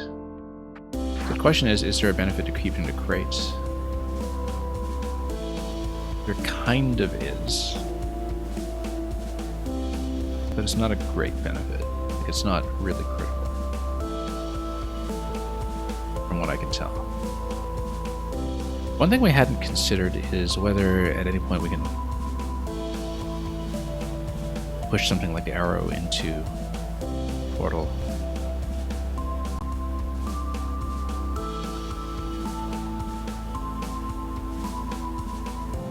Anyway, let's redo this a little bit.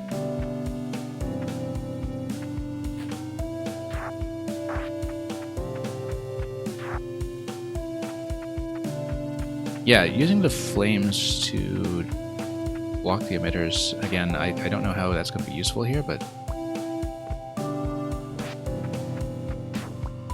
it is something we should be considering. Whoops.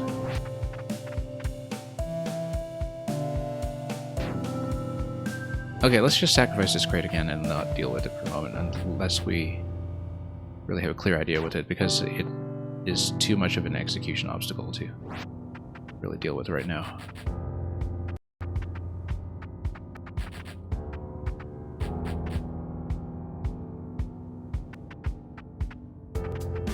Anyway. So let's say we place this here. Is there a benefit? This is still the best position, and it's one that we saw pretty quickly, and it's a simple one to get to, and it makes me feel like it's on the right track. The question is basically just, how do we fish out my other character? It's not going to be through blocking the flame on top of the emitter directly, although the thing that is making me consider picking up the arrow is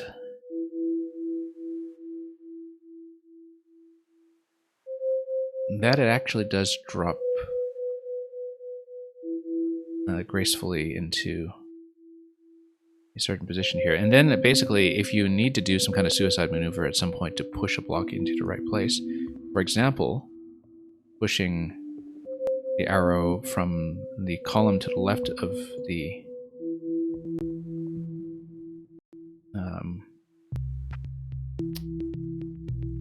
well, let me see if I can explain this. Let's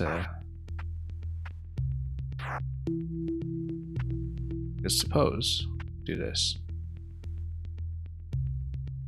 Hold. Right. Hold. We're going to push this over. Then we're going to grab the arrow. And if you dump the arrow into the central column here, then at some point, if you manage to get the clone character down, what you can do is... Okay, we're going to try it this way. And then we're going to pick it up and drop it here. No, there's a reason it doesn't work, which is that you are basically stuck in platformer mode at that point. However, if you position this one ahead of time, like this, yeah, no, there's a reason it doesn't work, which is that the arrow is going to fall into an empty slot at the end of this interaction. That's why it doesn't work. But if you manage to land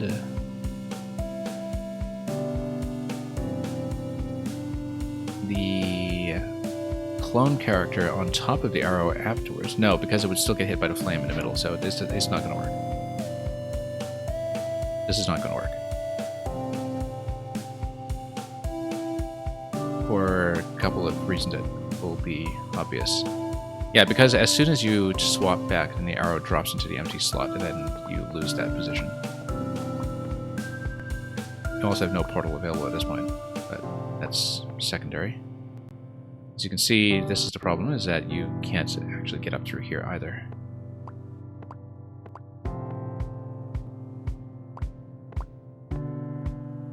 But maybe dropping something into that slot there is not the worst idea. Like, that column does seem pretty precisely positioned to permit this kind of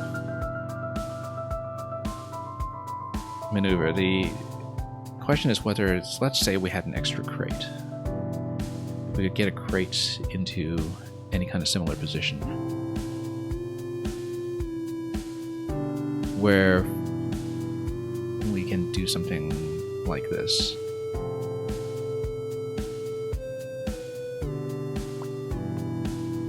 I feel like the extra crate is probably going to matter by the end of this, but there's too many potential things we can do with it. But yeah, the arrow's going to drop, and that kills this idea.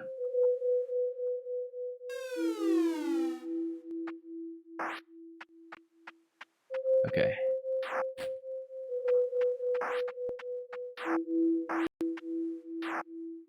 I feel like the first part of the sequence has to be correct, though.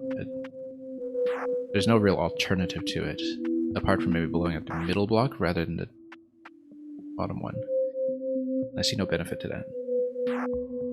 But we just still don't see the sequence that allows me to get my last remaining character out from there.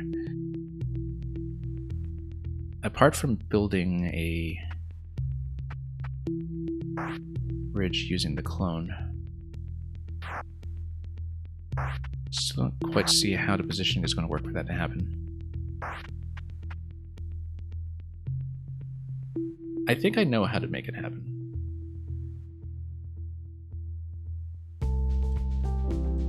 But you still have this problem, positionally speaking.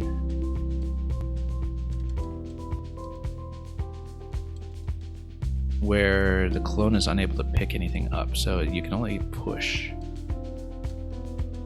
But I feel like the clone has to be in the top left to complete whichever final maneuver there will be to, you know, create something like a bridging mechanism.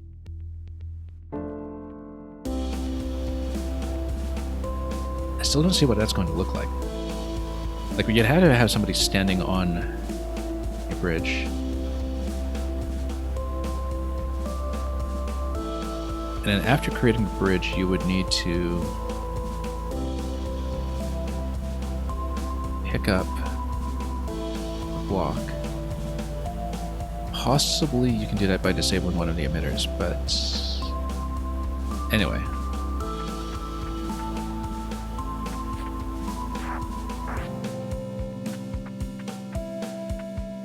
This is a very thorny one.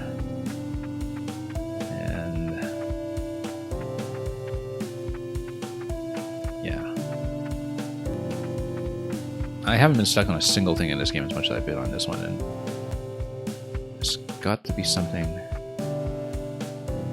I'm missing. Now, here's a question. Do we want to salvage the block again? case it's useful. The only thing I can find that is potentially useful is to just get the arrow in a pushable slot. And, you know, position it in advance, effectively.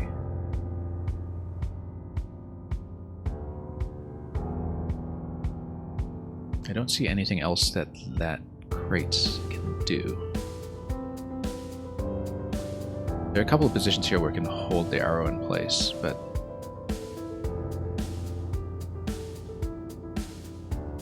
anyway, let's just destroy it again and effectively destroy it.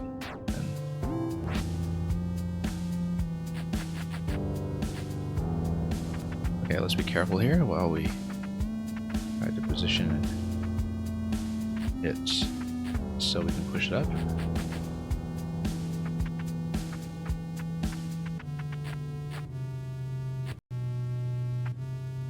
Okay, so we are back in this position, which is, again, the one that we have been stuck on for the longest time. Saw this part of the solution right away, we just don't know where to go from here. We know that it's possible to platform out of here with the clone, and perhaps we should be doing that to get clone into a playable space.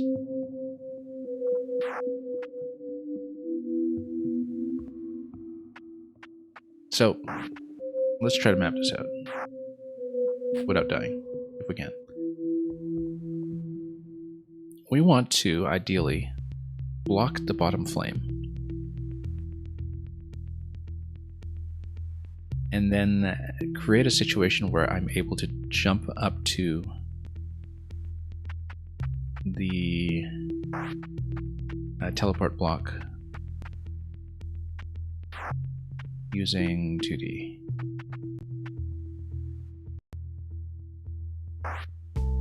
I'm able to do that.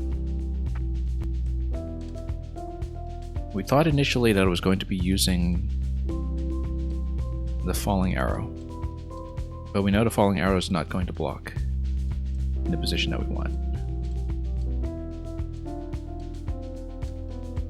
Let's say we have the clone on the left side. How does this change the situation? What can we do with it to potentially push or do anything else? Well, one thing we can do is we can kind of push directly into a bridge with it.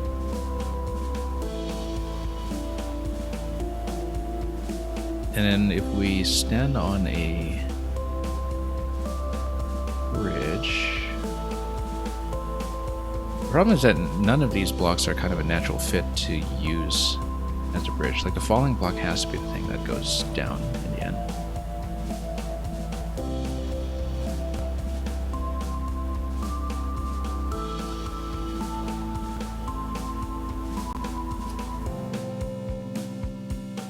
Like if you jump...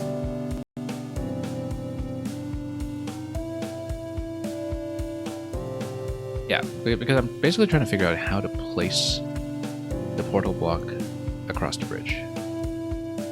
But we can place it across the bridge.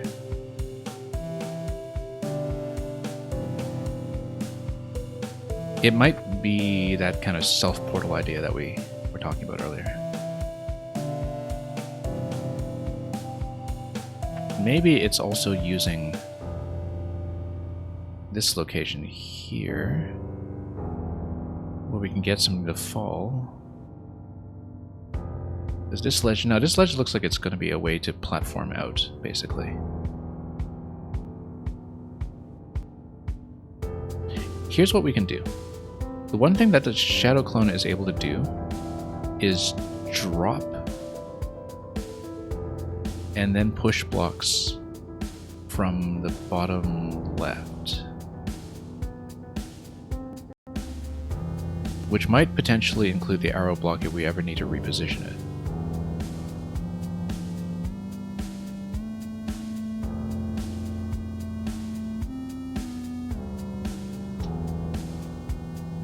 Because, okay, let's say, oh no, mistake. So I'm thinking, like, what can a shadow clone actually do for me? And it is able to drop into Toodee's position and push from there. That's the one thing that we can do with it, because the one thing the Shadow Clone can do that is advantageous is that it's the one character that's able to transfer over boundaries and play in both modes. So we need to treat it as a character who can play in both modes and see what kind of power that actually gets me.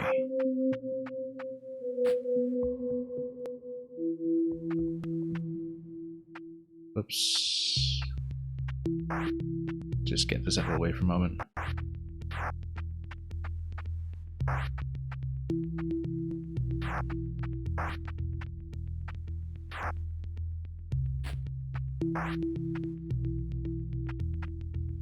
Okay, let's go over here. I'm still thinking about how to get the arrow across, potentially.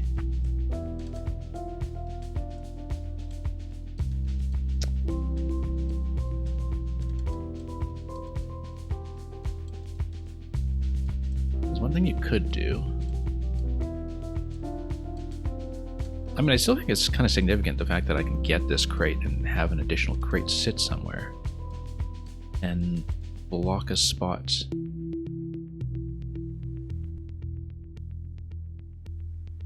Somewhere on the map, because we're not using this crate and we know how to get it.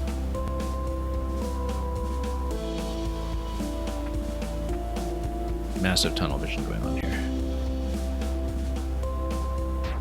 Let's leave this crate obtainable just in case. Hang on, let's walk it again.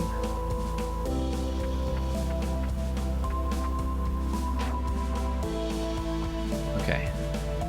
Let's just make sure the crate is in an obtainable position, just so we can use it if we eventually want to.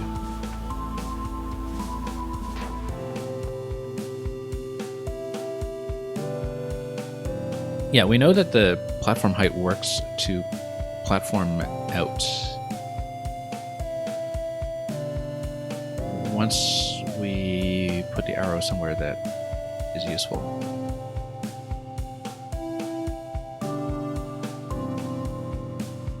And platform out, we would need to block the flames 2 at a time. We still have an issue with blocking the bottom flame. Like, the only way it works is if we drop the arrow in that location. And we know already that dropping the arrow in that location is not actually what we want because of the fact that it's going to fall into the gap.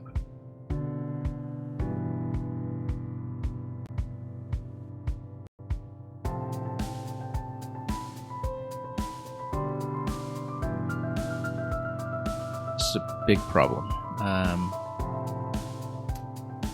Because we'd have to sacrifice a portal block in order to move the arrow.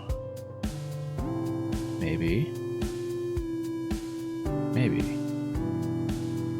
I'm thinking about how with a one tile gap we're able to potentially push the arrow somewhere that can maybe be picked up by another character, but I don't see how to do it.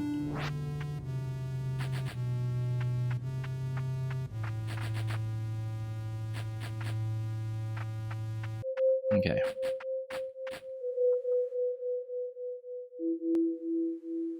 Let's say we push here.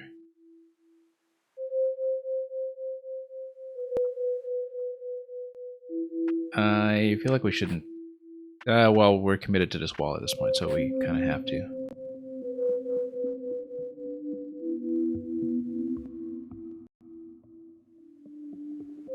And yeah, it can rest. Yeah, I feel like there's got to be some kind of additional usage of the arrow block that we're not seeing that is going to be critical. But let's say we have the arrow fall the way that it usually does. What we can do is we can have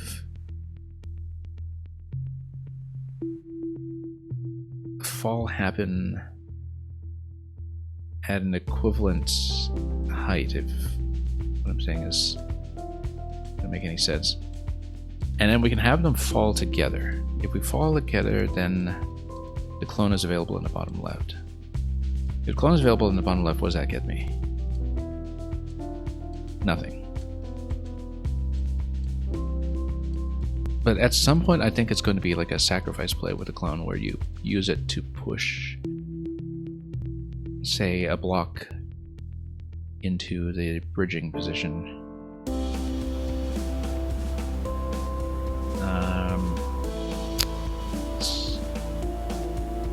Yeah, because basically you can have them fall from the same position and one would protect the other. But in order to do that, we need to get over here first.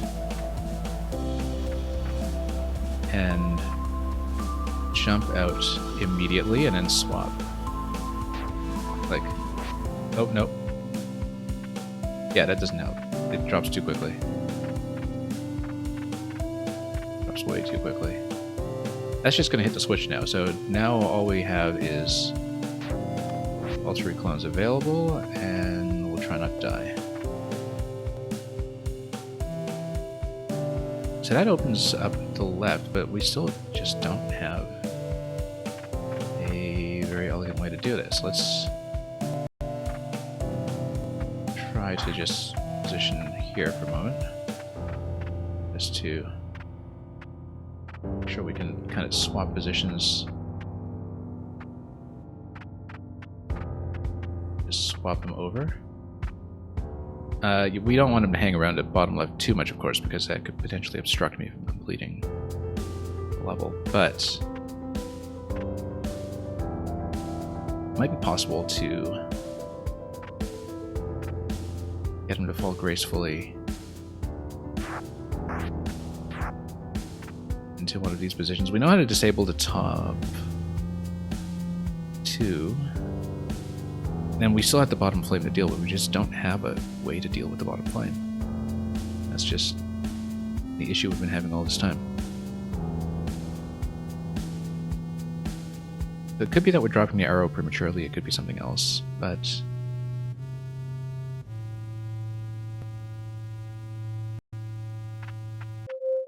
if we can make a bridge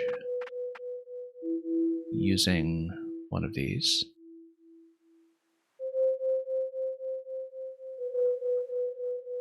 and then push the portal across, it still doesn't make sense.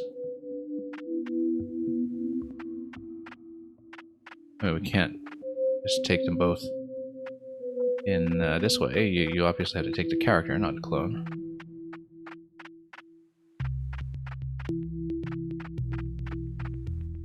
But if we have to do some kind of swap, basically if we can figure out some way to, you know, drop him safely. I mean, he's going to drop on top of the block and he can sit there, but what do we do from that point? We can grab this, we can transfer him back over to the other side.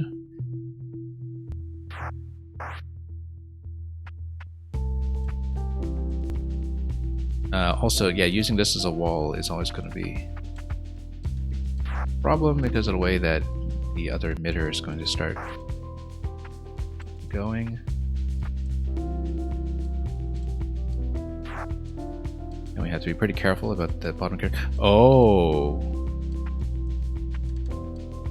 This was it the whole time. This is a strange interaction. Yeah, okay, no, I didn't know this. This is the mechanic I didn't know the whole time, which is that the flame blocks flame like that, corner to corner. That is such a specific interaction. I don't know how I could have found that. I don't know how I was supposed to find that. That's the solution, and that is a crazy solution. Like, okay, let's drop this guy somewhere safe. Maybe even drop into the fire so we just don't have to deal with him. Let's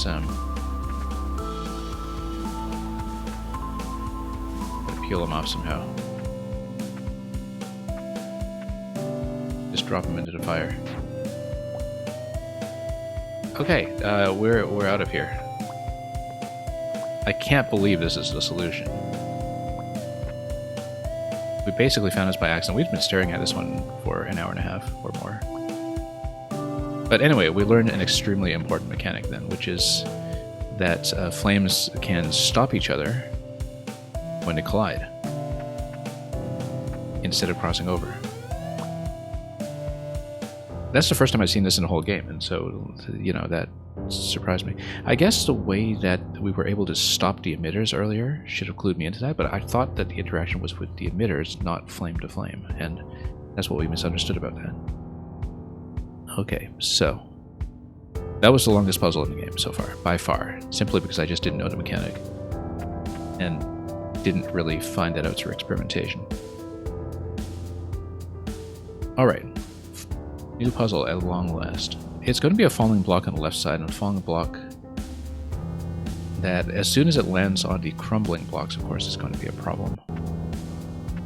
Now, we probably need to get the clone to fall in here to grab that key. Where is my other character? Here, okay. We have 2 blocks that we can manipulate right now. We can also... what happens incidentally if I walk out? We can't, because it's in an invalid location.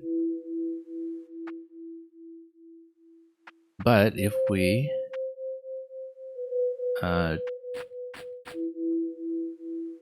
drop this, then it would create a bridge and it will allow me to get out. I'm reluctant to spend a block this way, but...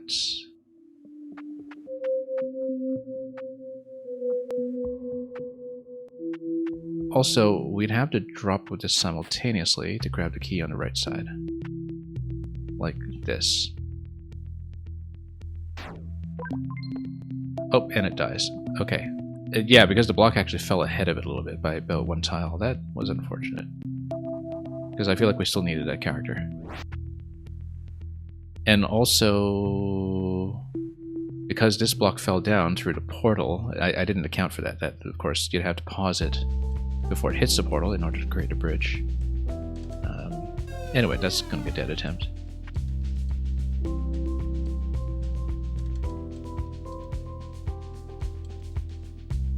But yeah, I didn't really think about this. That, well, we'd probably want a falling block on the left anyway, right? And then the thing is, in platform mode, you're able to just jump across this way and fall in while one of the arrows is blocking in that position. One of the arrows will definitely have to go there. I think you definitely fall with it. You leave the current portal in this present location, I think. And then, oh, yeah, didn't realize I transferred this over. Let's push this to this position. Yeah, too bad about that little falling speed interaction. I was really hoping that by swapping over, like maybe this way it'll work, but I thought they would fall at the same speed, and that...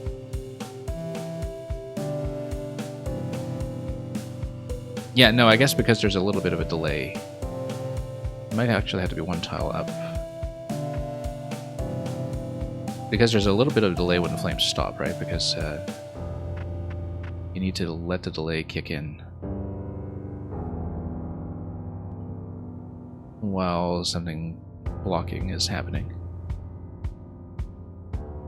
Kind of like this.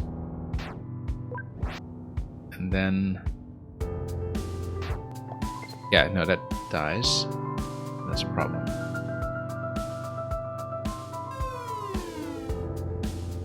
Maybe if you use 2 walls there. Use both falling blocks in a stack.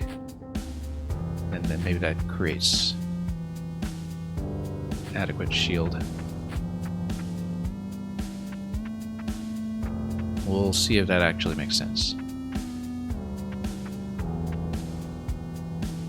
Hang on, let's stretch this out a little bit. Oops. Align. Stretch. Move over. And then maybe in this position. I'm just testing this. No, it still dies.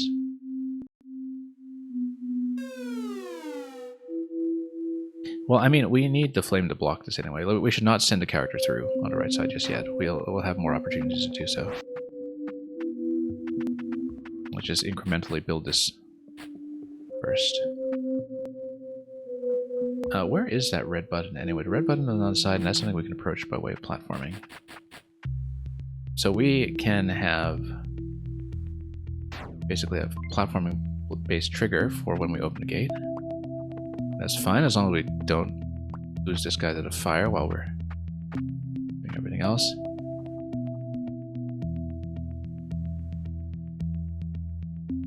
And yeah, basically once we release the gate, and just reposition a little bit this way, and then we fall into the key while the arrow falls down,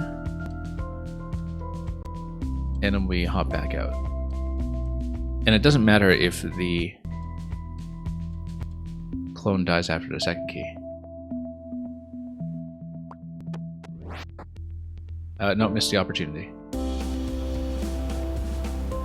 Oh, because if you drop the arrow in that slot, then it doesn't activate the block there. So yeah, we didn't hold that for long enough. Let's try it again.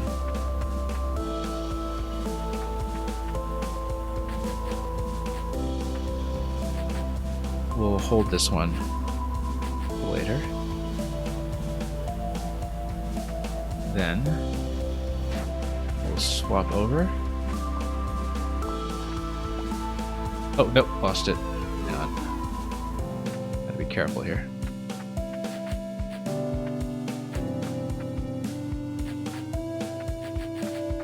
Okay.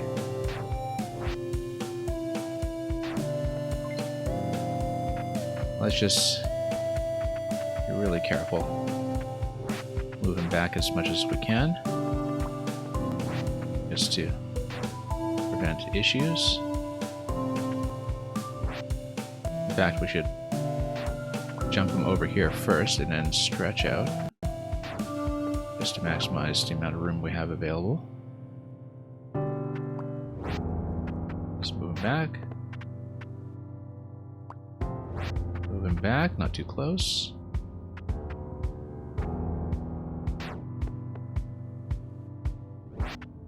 And indeed, what we should do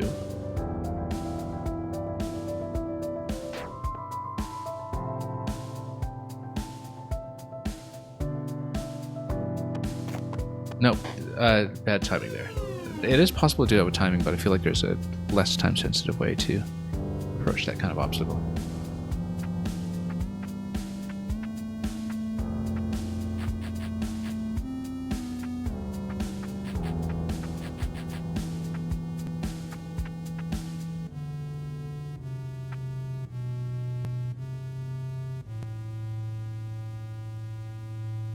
Or we could drop the arrow block,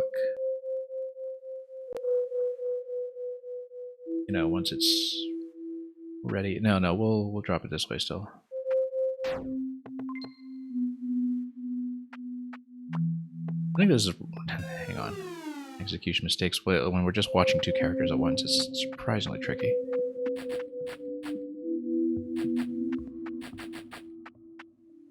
Okay. Let's just really careful here. Stretch. Then, yeah, moving back. Moving way back.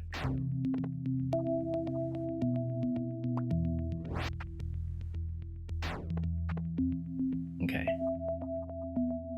Then we'll just try to freeze position. But we don't want to swap right away because that's going to cause a bit of a problem.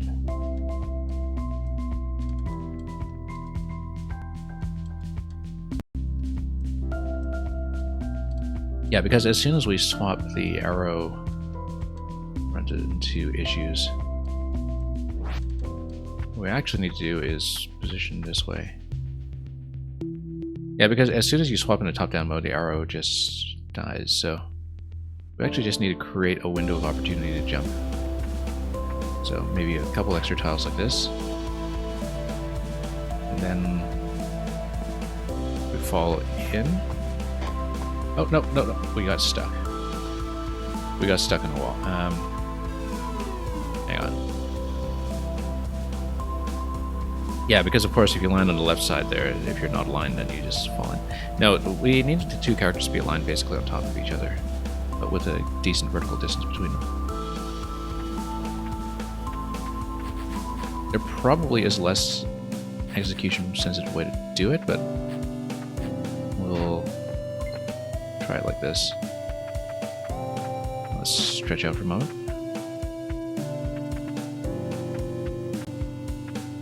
Yeah. And then just move like this. And then... Oh, no, we fell in. Okay. Really need to watch our positioning sometimes.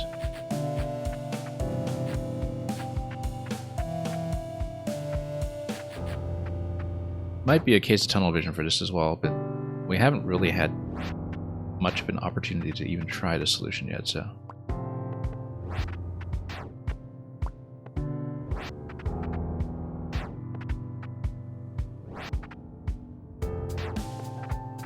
In fact, let's stretch again. That way we have plenty of room to just reorganize. And possibly...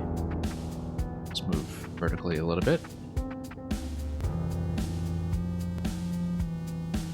And then maybe even create a quick platform here just to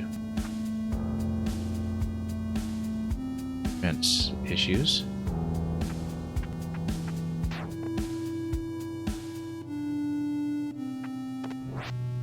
So you're on a switch now, that's good. And then as soon as you swap back, then the block drops. And then we can drop safely. So we're just going to put this here. Because then as soon as the opportunity arises, we drop in like that. Good, that's key number one. The problem is, we now need a second drop to create key number two, which is going to be a problem here because we don't know when to block this.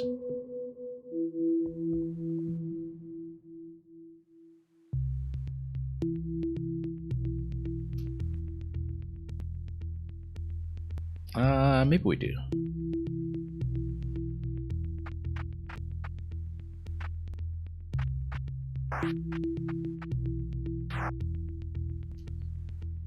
Yeah, because, yeah, I was hoping to kind of jump in and jump back out, but that's going to be a pretty narrow timing window to do that. It's possible. There's probably a more elegant solution to it, but since I see this as something that potentially works, we'll try it. Okay. Stretch out a bit. And then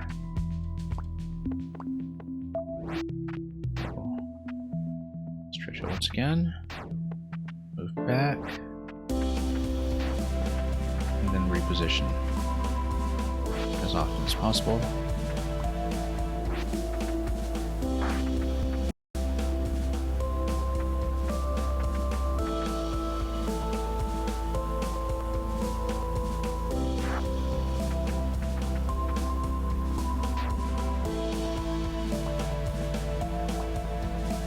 Okay, then we can just jump like this. Ooh, that's close. Way too close for comfort. Let's stretch out a bit.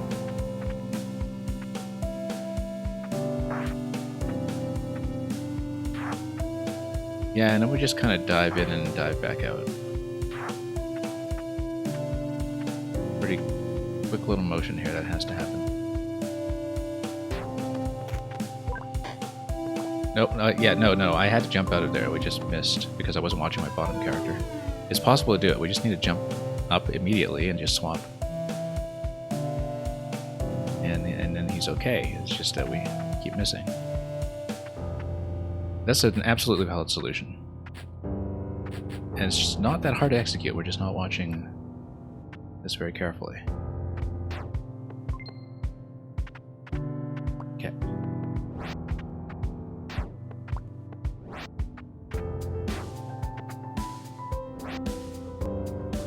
Alright, let's just stretch out a bit. Walk this guy back. Walk him back this way. And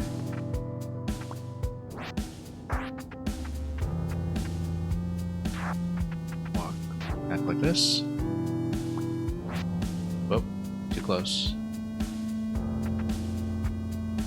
Really much too close.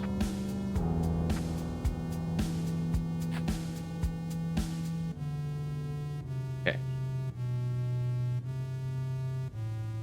Have a quick in and out. Nope, no, too late. It's very tough to watch two characters at once like that. It's a bit of an execution-heavy solution, but the thing is, this game is not necessarily averse to that. So it's entirely possible that this is actually the way to do it. Wait. Let's reposition. I feel like this method works. I see a very clear path for this way to function. We just need to do it.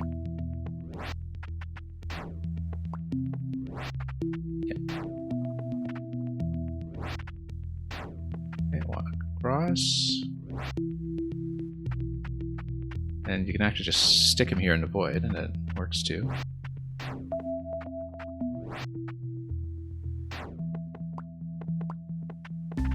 Okay, and nope, dropped in too soon.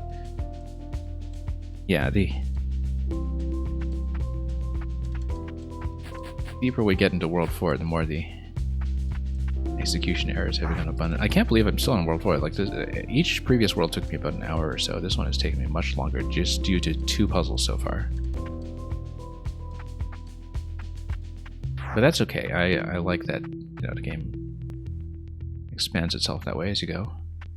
And of course, you know, it was just a one solution much earlier that took us forever to see because we didn't understand how the fire-to-fire interaction was going to work. I don't know if we were taught that in any of the previous fire levels. I really don't think we were. We just needed to discover that very specific interaction for ourselves.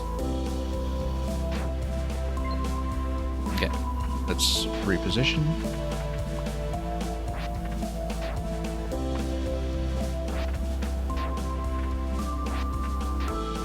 Position like that. We'll just go back a bit. And then place this so I can drop in gracefully.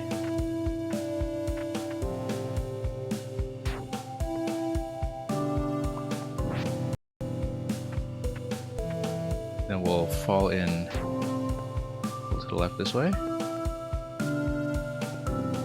Hit the button. Nope, nope. We just didn't react to that very well. There is a very clear opportunity for me to get in there and then jump and then swap, but it's inelegant. It's possible, but it's inelegant, and yet it's the clearest solution that I can see. It's just that the actual platforming maneuver has been throwing me off. Okay.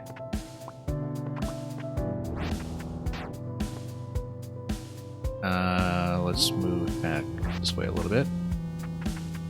Just stretch out a bit if we can.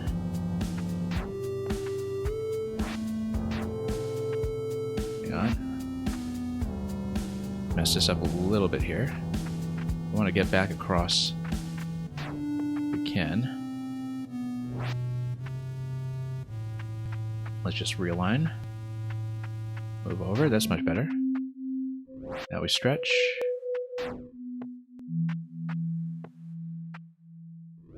And then just move back until we're in position.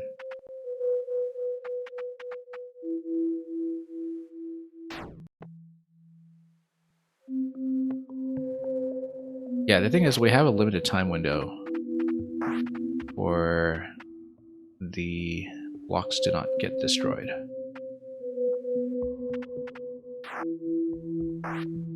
One tile over here.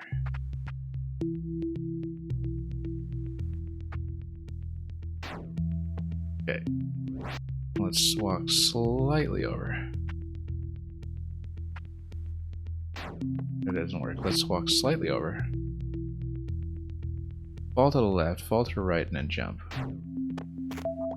Nope, fell too soon. It's a very execution-sensitive solution. And we still have to get the second key after that too, but the whole point is to survive long enough to have the second key be obtainable, which... Again, this is maybe not a very elegant way to do it.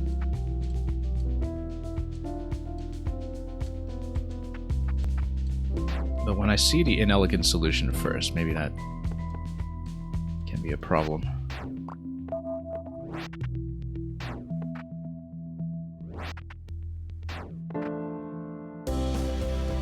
Okay, let's just stretch out a bit, just to get everything positionally to work out for me here.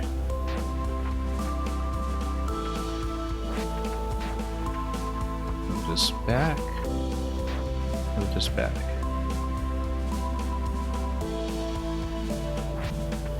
Okay, let's get this going.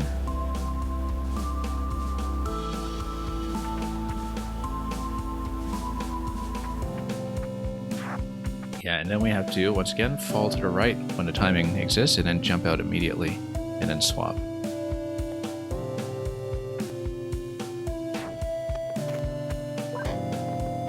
How come?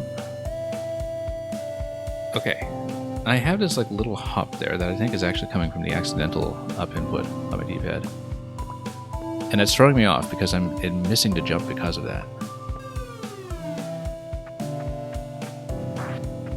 I'm pretty sure it's actually the accidental up input that is causing that, because I'm doing a little short hop there that I'm not intending, and it's really throwing me off. Okay.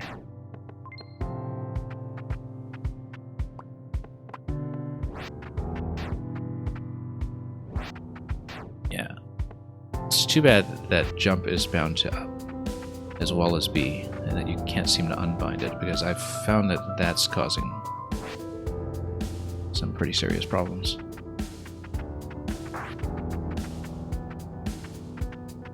Yeah, let's try to stretch out a little bit here.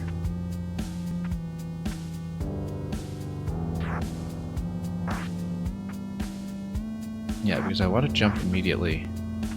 Yeah, because it's when you go left to right that you're likely to get the input problem with the accidental up. And then... Okay, so we fall in, then we go right. And then we jump. No, you see... I want to press right, and it says going up. Oh, but part of the issue is that I'm hugging the wall too closely, and then... Yeah, there's like a phantom up diagonal that's absolutely killing me here.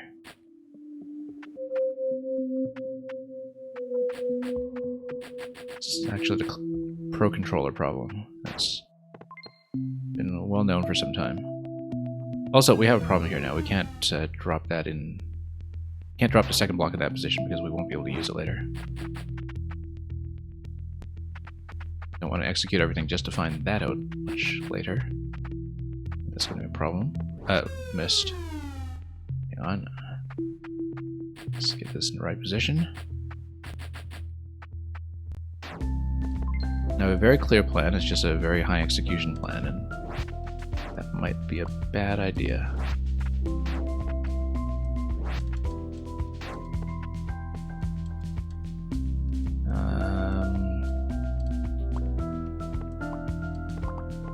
Okay, let's get back over here so we can just stretch out a bit.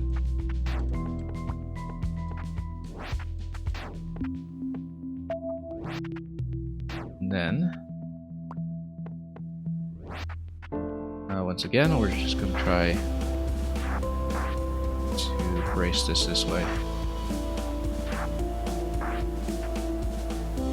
Maybe I should just fall in directly instead of trying to walk off the platform, because I feel like walking off the platform, while it theoretically cleans up my timing, actually causes some other issues. Oh.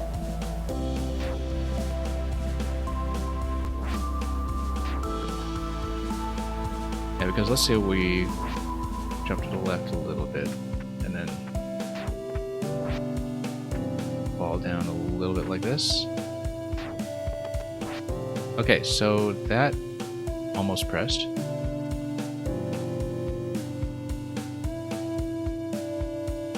We need to have it be like maybe one tile over to the right like this.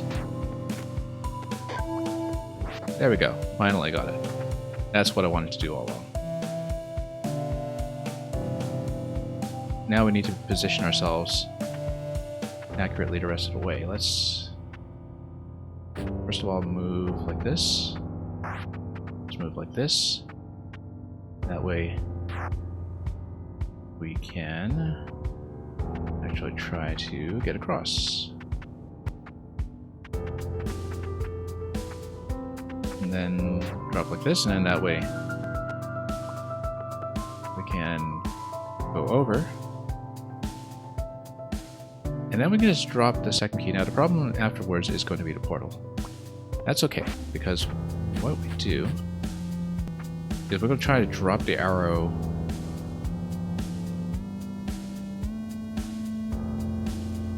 in such a way that it's going to create a bridge. The way we do that is by disabling the portal like that so the arrow does not go through.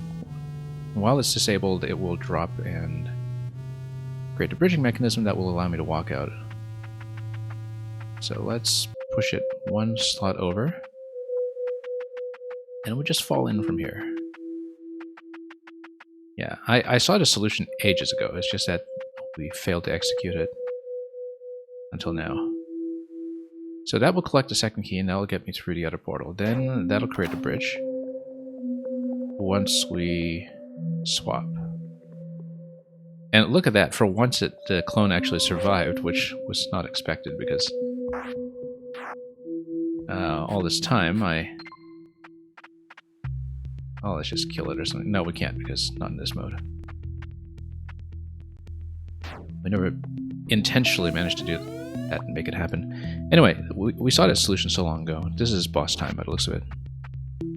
World 4 boss at long last. I can't believe World 4 took me this long. I thought we would confidently finish World 4 and 5 today, but... Anyway, this place feels like a boss fight begging to happen. Guardian, come out. Maybe it's a shy one. Oh, that doesn't look shy to me. Interesting, very interesting. So it's going to be a portal boss. We'll see what happens here. It's been a while since we've had new exceptions. We are not exceptions, we are Toodee and Topdee. Believe me, everything that gets here is an exception. And you are no exception. Very clever. Okay, the bosses have been pretty vicious in this game so far. The one in World 3 yesterday took me 20 minutes or so to get through because it was very clear what to do, but we just couldn't execute it for a long time. You are exceptions, but you're not that exception. You know what I mean. Well, if you're not exceptions, then what is your purpose? We had a purpose back in our worlds. I was supposed to push blocks, and Toodee jumped on stuff. Ha ha ha ha. You call that a purpose? The Guardian is right, Topdee. You can't call these real purposes. See, even your friend agrees. Because that's not our real purpose. Our real purpose is to team up against all odds. To beat the 4 Guardians. To find the semicolon. And save the universe. Yeah. That was a very moving speech, but if you try to leave, I'll have to catch you. No exceptions. Okay, so right now, Toodee is able to portal over and grab the key, and we basically have to move blocks after that. Now, the attack patterns of the bosses do change depending on which mode you're in, which is important. Because you'd have to get out here.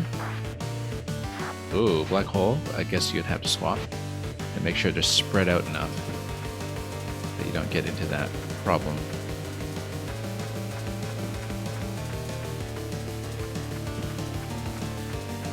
I guess you would need to basically move each of these. Whoops. Oh. What's he gonna do? Spread? Spread? No. Very difficult to do that, but... Okay, we're gonna jump here and grab the key. Good. And then now we just reposition. Hard to see what the collision box is gonna be. Then we spread. And then... Oh, we have a problem here. We're way out of position now. Okay. Let's get you back on the other side. And then we actually need to walk to the other side as well. Okay. And then we grab this key. And then, now that we've been united, what do? We would need to fire into him by placing one of these and firing back at him. Probably by placing 2 beside each other, because now that would be well within range to hit him. But it's going to be a little tricky to do that. Good. That should hit. Nope. He's going to move out of the way. Let's spread out slightly so we can actually outmaneuver. Okay. Is it going to... Yes, got it. That's 1 hit. Okay, same idea. There's going to be some kind of change in pattern, I'm sure. Oh, no, got me. That's okay. We're checkpointed at the boss per hit. Nope, we can't run into him, obviously. We know the pattern, it's just that the attack pattern is going to change at this point. Whoops. We need to watch his position. We basically know what to do. We just need to get him out of the way first. Now we go. And then we get over here, and then, oh, nope, ran right into him.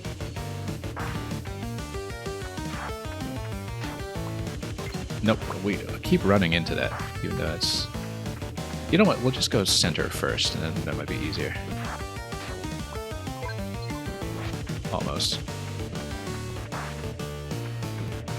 And we'll just get him way out of the way first. Oh, he's gonna spread.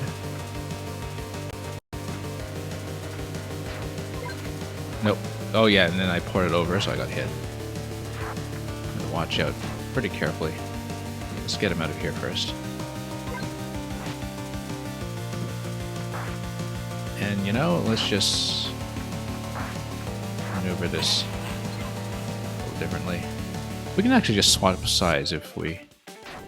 No, we can't. Okay.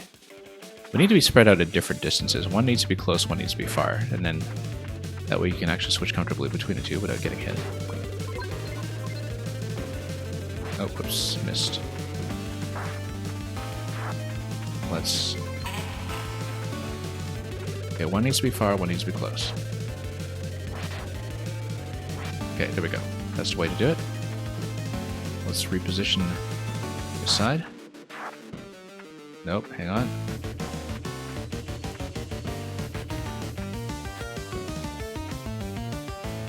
And then we'll drop him over here. And we'll port back. Nope, and then didn't watch the other side. surprisingly tricky. Yeah, so again, one needs to be close, one needs to be far at any given point. That's the best way to do it. And we switch to the far one first.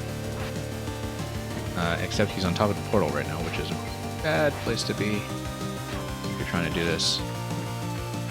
That's okay, we'll move. Nope, come on. And get him out of the way. Now we swap, grab the key.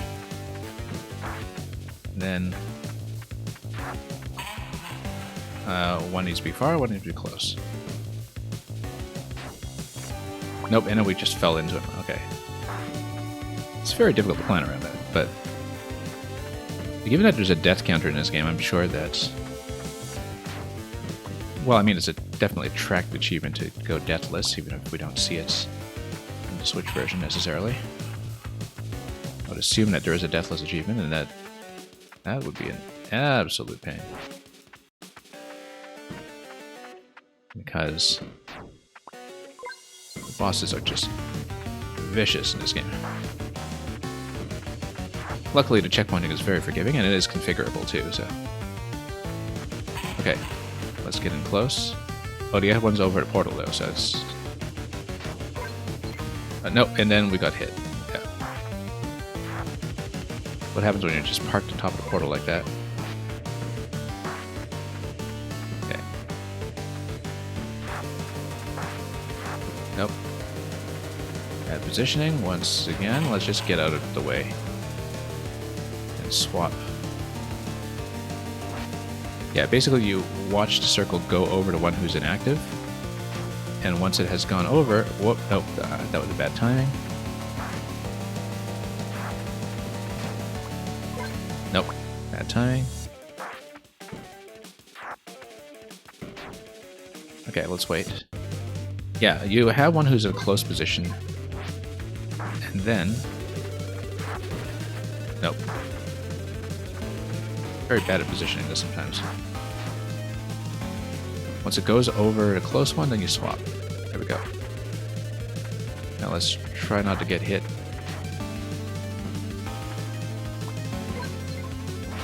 Okay. Now we do need to reposition.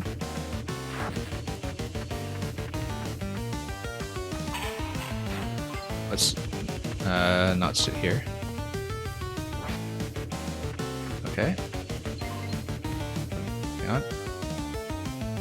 Then we'll move over. And we'll move this. Now we jump into it. Grab the key. And then ran right into it once again.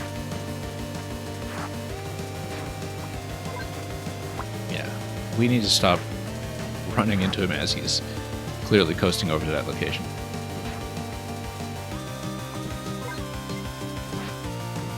Okay. Let's move.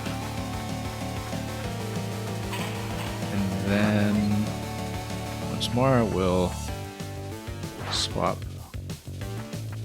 Yeah, we kind of got into a rough position here, so let's just... Yeah. No, wrong button. Wrong button. Was trying to drop and I just swapped instead, so...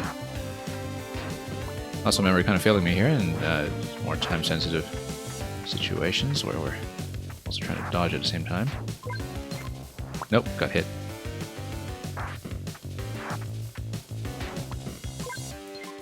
Okay. Yeah, the hitboxes aren't always clear to me when he's kind of in this smoky form here. And yeah, he's going to stick in this position, which is going to be a problem. Let's swap once... Nope, and we dropped into the portal and got hit on the other side. Let's... Nope, and we missed a key.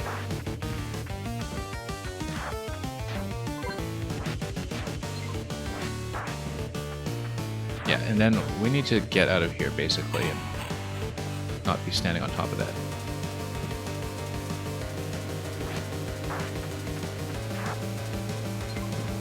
Okay, let's grab the right side key then, since that's the position that's relevant to us right now. And then we'll place this in a moment. Let's go close position. Nope, too close. Too equivalent, too equidistant. That is tricky. Anyway, he's going to drop a couple of these, and then we switch.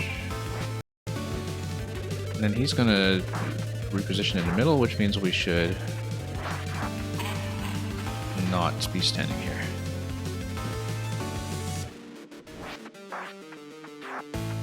Okay.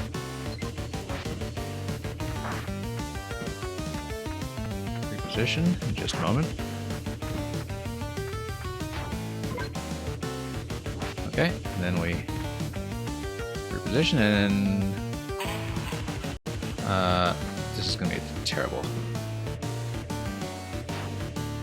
Okay, made it. Yeah, we just need to basically, if we see the inactive characters close, then we go far. If we see the inactive characters far, then we go close.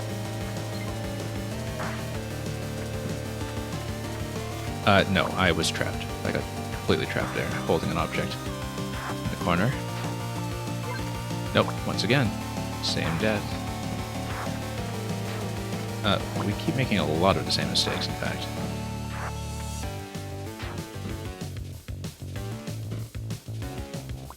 Okay.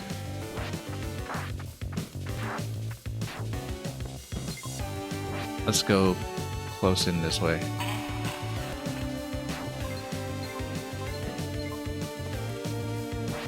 Okay. Good, now... Oh, nope, dropped it. That's okay, it doesn't lock you if you drop it, it just gives you a new one, which is more of a courtesy than you usually get in these levels. Because usually it just kind of locks you out. But obviously it can't have you in an SD lock position if you're in a boss fight, so... Okay, let's get him out of the way first. Then let's move this to the bottom. We can actually go through and reposition. Let's get out of there first. And then... Yeah, this is a terrible position because we're going to drop right into him when we fall.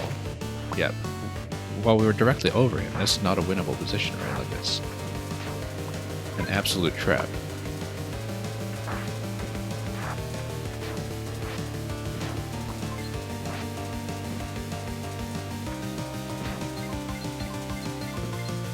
Nope, we're too low for some reason. Oh, not the momentum going in, probably. Need an extra tile of height here when falling. Nope, bad swap.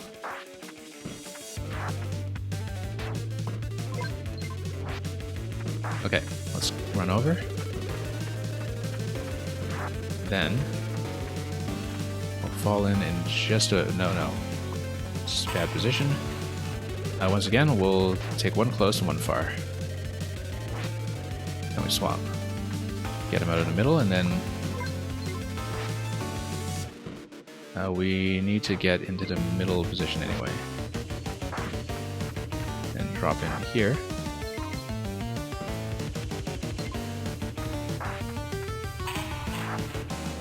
Okay, we need to get out. Oh, nope, we got him out. Nope, except we once again got trapped in an equidistant position in it, so, you know, if you're going to get hit by the ring at once with both characters, you're not going to get out of there safely. So there's a lot of positional nuance to this that you need to be aware of if you're trying to survive.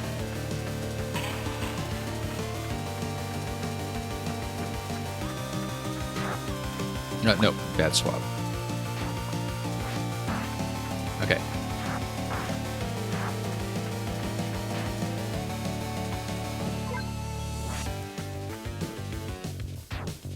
Oh, no, bad swap once again.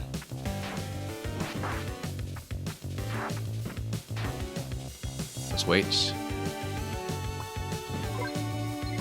And let's actually fall in instead of just sitting on the portal the whole time, because then you have a lot more flexibility to reposition in the event of this.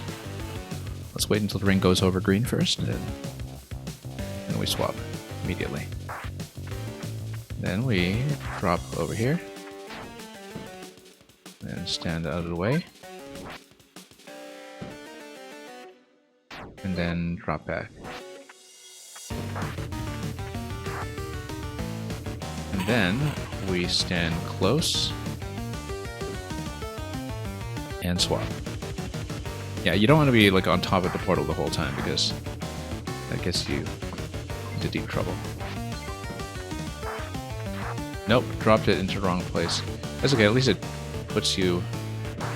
At least it puts a new block in this location rather than having it across the map.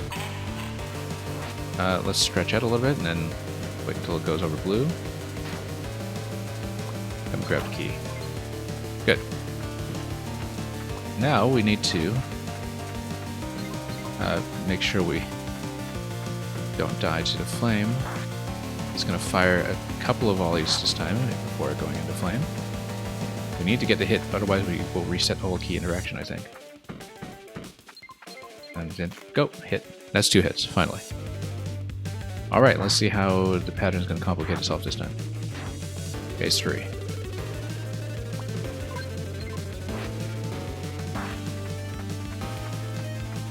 Read what I said about not standing in such a position. Oh, that's not a ring. That's something new, right? Oh, that's still the ring. Okay, this is not something really twisty like a double ring or something. Nope, dropped in the wrong position. Block dropping accuracy has not been my friend here. Okay, let's stand away. Wait for the ring to go over green.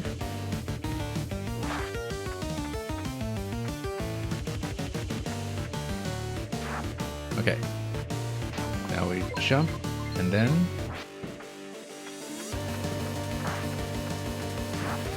we need to get out of here.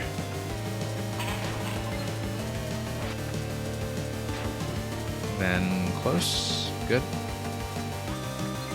And we place this. Yeah, this phase 2 and 3 seem to be pretty much the same, at least. But then we'll see what kind of complication there is now that we are in this part of the pattern. It seems like it's basically the same, you just have more volleys to deal with. Maybe you need to dodge 3 and then... Yeah, you need to stand on top of the portal after that. Dodge 3 and then... Oh, nope. Got caught. Well, so much for that whole sequence. We're playing so cleanly up to that point, too. Then he's gonna drop in here in a moment. Then... Okay, let's just stand apart. Okay.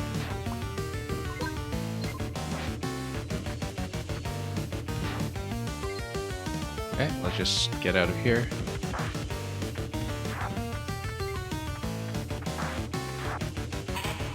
Okay, and then we'll do a swap in this one.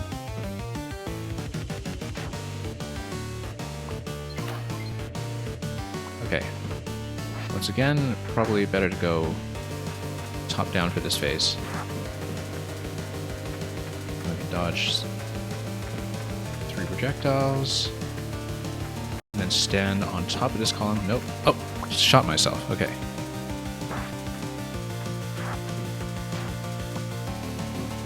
Alright, let's go around.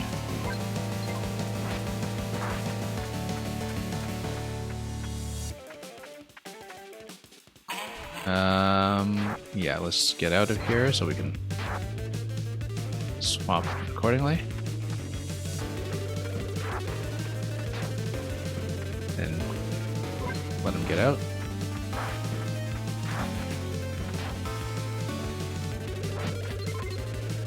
Okay, then drop, and then we'll stand on the outside and swap in. Good.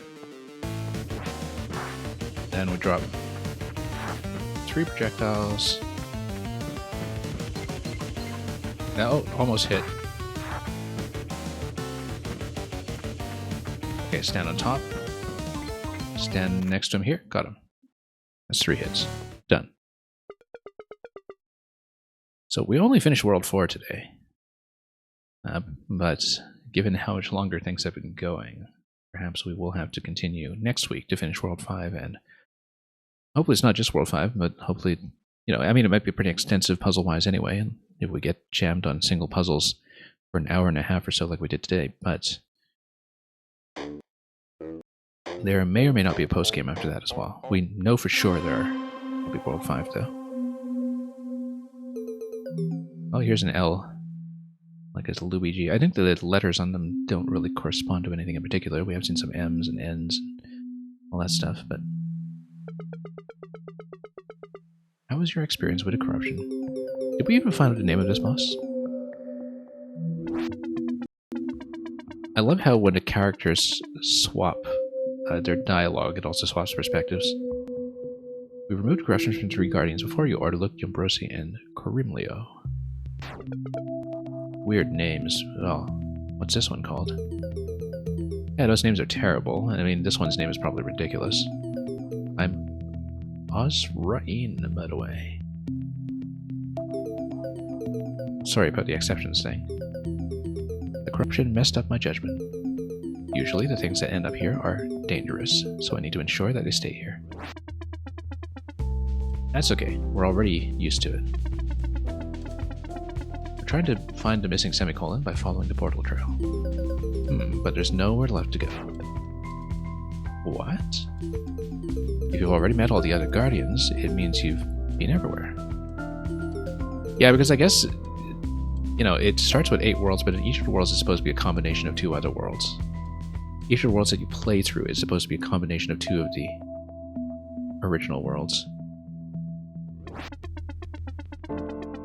Anyway, yeah, let's see if Chapter 5 is going to be a full-size world. There will be a chapter index. If it's consistent with all the other ones, that will show us how big it's going to be. The place is riddled with corruption. Aleph hid it long ago. What's supposed to exist? There's an ancient glitch there, a glitch that existed for at least as long as Aleph. It is a perfect hiding spot for the semicolon, I must admit. I can send you there, but beware, that place is very unstable. And if Toodee is there, that might be even more dangerous. That is one angry piece of paper. Don't worry, if anyone can do it, it's us. Yeah, we're the best team in the world. Very confident about this. The universe. Okay.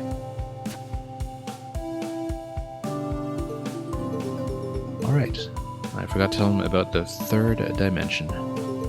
Ooh. But they can't enter it anyway, so never mind. Interesting. There might be an additional twist here. Maybe an element of verticality. Or just an additional axis, depending on which way you're looking at the board.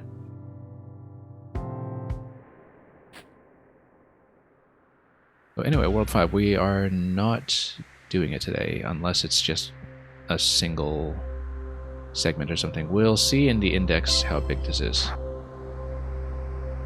It looks like it's relatively short.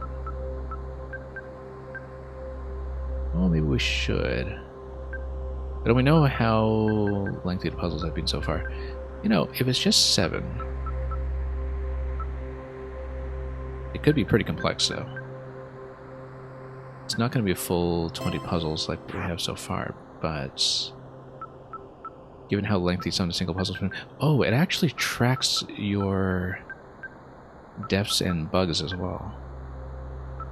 So I don't think the bugs are a speedrun record, like I said. And also, deaths and resets are 2 different things. You'll take a look at this and notice.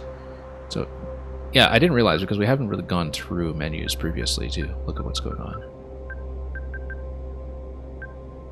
So I don't know how bugs were collected. I still don't understand it. I'll have to look over my video footage to see.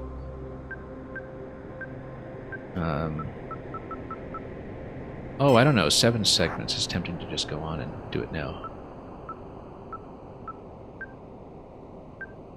And of course, like I said, I don't know how much there is in terms of any kind of post-game afterwards. Well, I think given the length of some of the puzzles today, I think it's better if we save the last world for an additional stream. And if it ends up being a really short stream, then we'll just accommodate that somehow. But given also the length of some of the bosses, I think it's maybe a better idea to save this, just in case it turns out to be pretty extensive. So, we'll do at least one more stream with this game. Hopefully we won't get as log-jammed. Shorter number of chapters, but the puzzles could rapidly increase in complexity. It was a huge jump from chapter 3 to 4. Just in terms of the steps involved in the lateral thinking that we had to apply, so... And of course the bosses execution-wise have been pretty tough so far, so I think it's better to maybe continue this early next week, and that will likely put us in 2024 by the time we get back to it, so... I think that'll be it for today then, and we'll call it. We'll come back in chapter 5, we'll see if there's any bonus after that, and we'll finish every puzzle that we're able to reach. I'm just going to browse quickly to see what our current situation is. It does seem to show you which bugs you have obtained. And maybe your statistics here, in terms of deaths and resets, are just the current standing record. Yeah, pretty clear to me, given some of the times here, that the insects are not collected by speed. In fact, I have no idea what to correlate to whatsoever. It's not resets, it's not time, it's not speed. I have no idea what it is, in fact. But it looks like every level has them in some combination. Every level has some collectibles. So, we'll have to eventually see what that is. But at least there is a very clear marker of what you have collected. We'll figure it out next time. I just want to browse through it right now to see what our records are from previous days. Yeah, look at that. Some massive resets in some of these. And yeah, 66 deaths on this guy. Of course, it was a World 3 boss that was truly rough. World 3 puzzles were pretty straightforward once we understood the mechanics. 63 deaths, actually fewer than we had on the Jungle King, which surprises me because this one felt a lot more vicious. Maybe we just didn't die as quickly. And of course this chapter that we just completed... Which was the one that we had just an absolute devil of a time with? Yeah, the completion time I think is just the completion time of the attempt though. So it doesn't show you... I mean, yeah, it's the completion time of the successful attempt. And then the one that was really rough was this one here. And even the successful attempt took me 1019.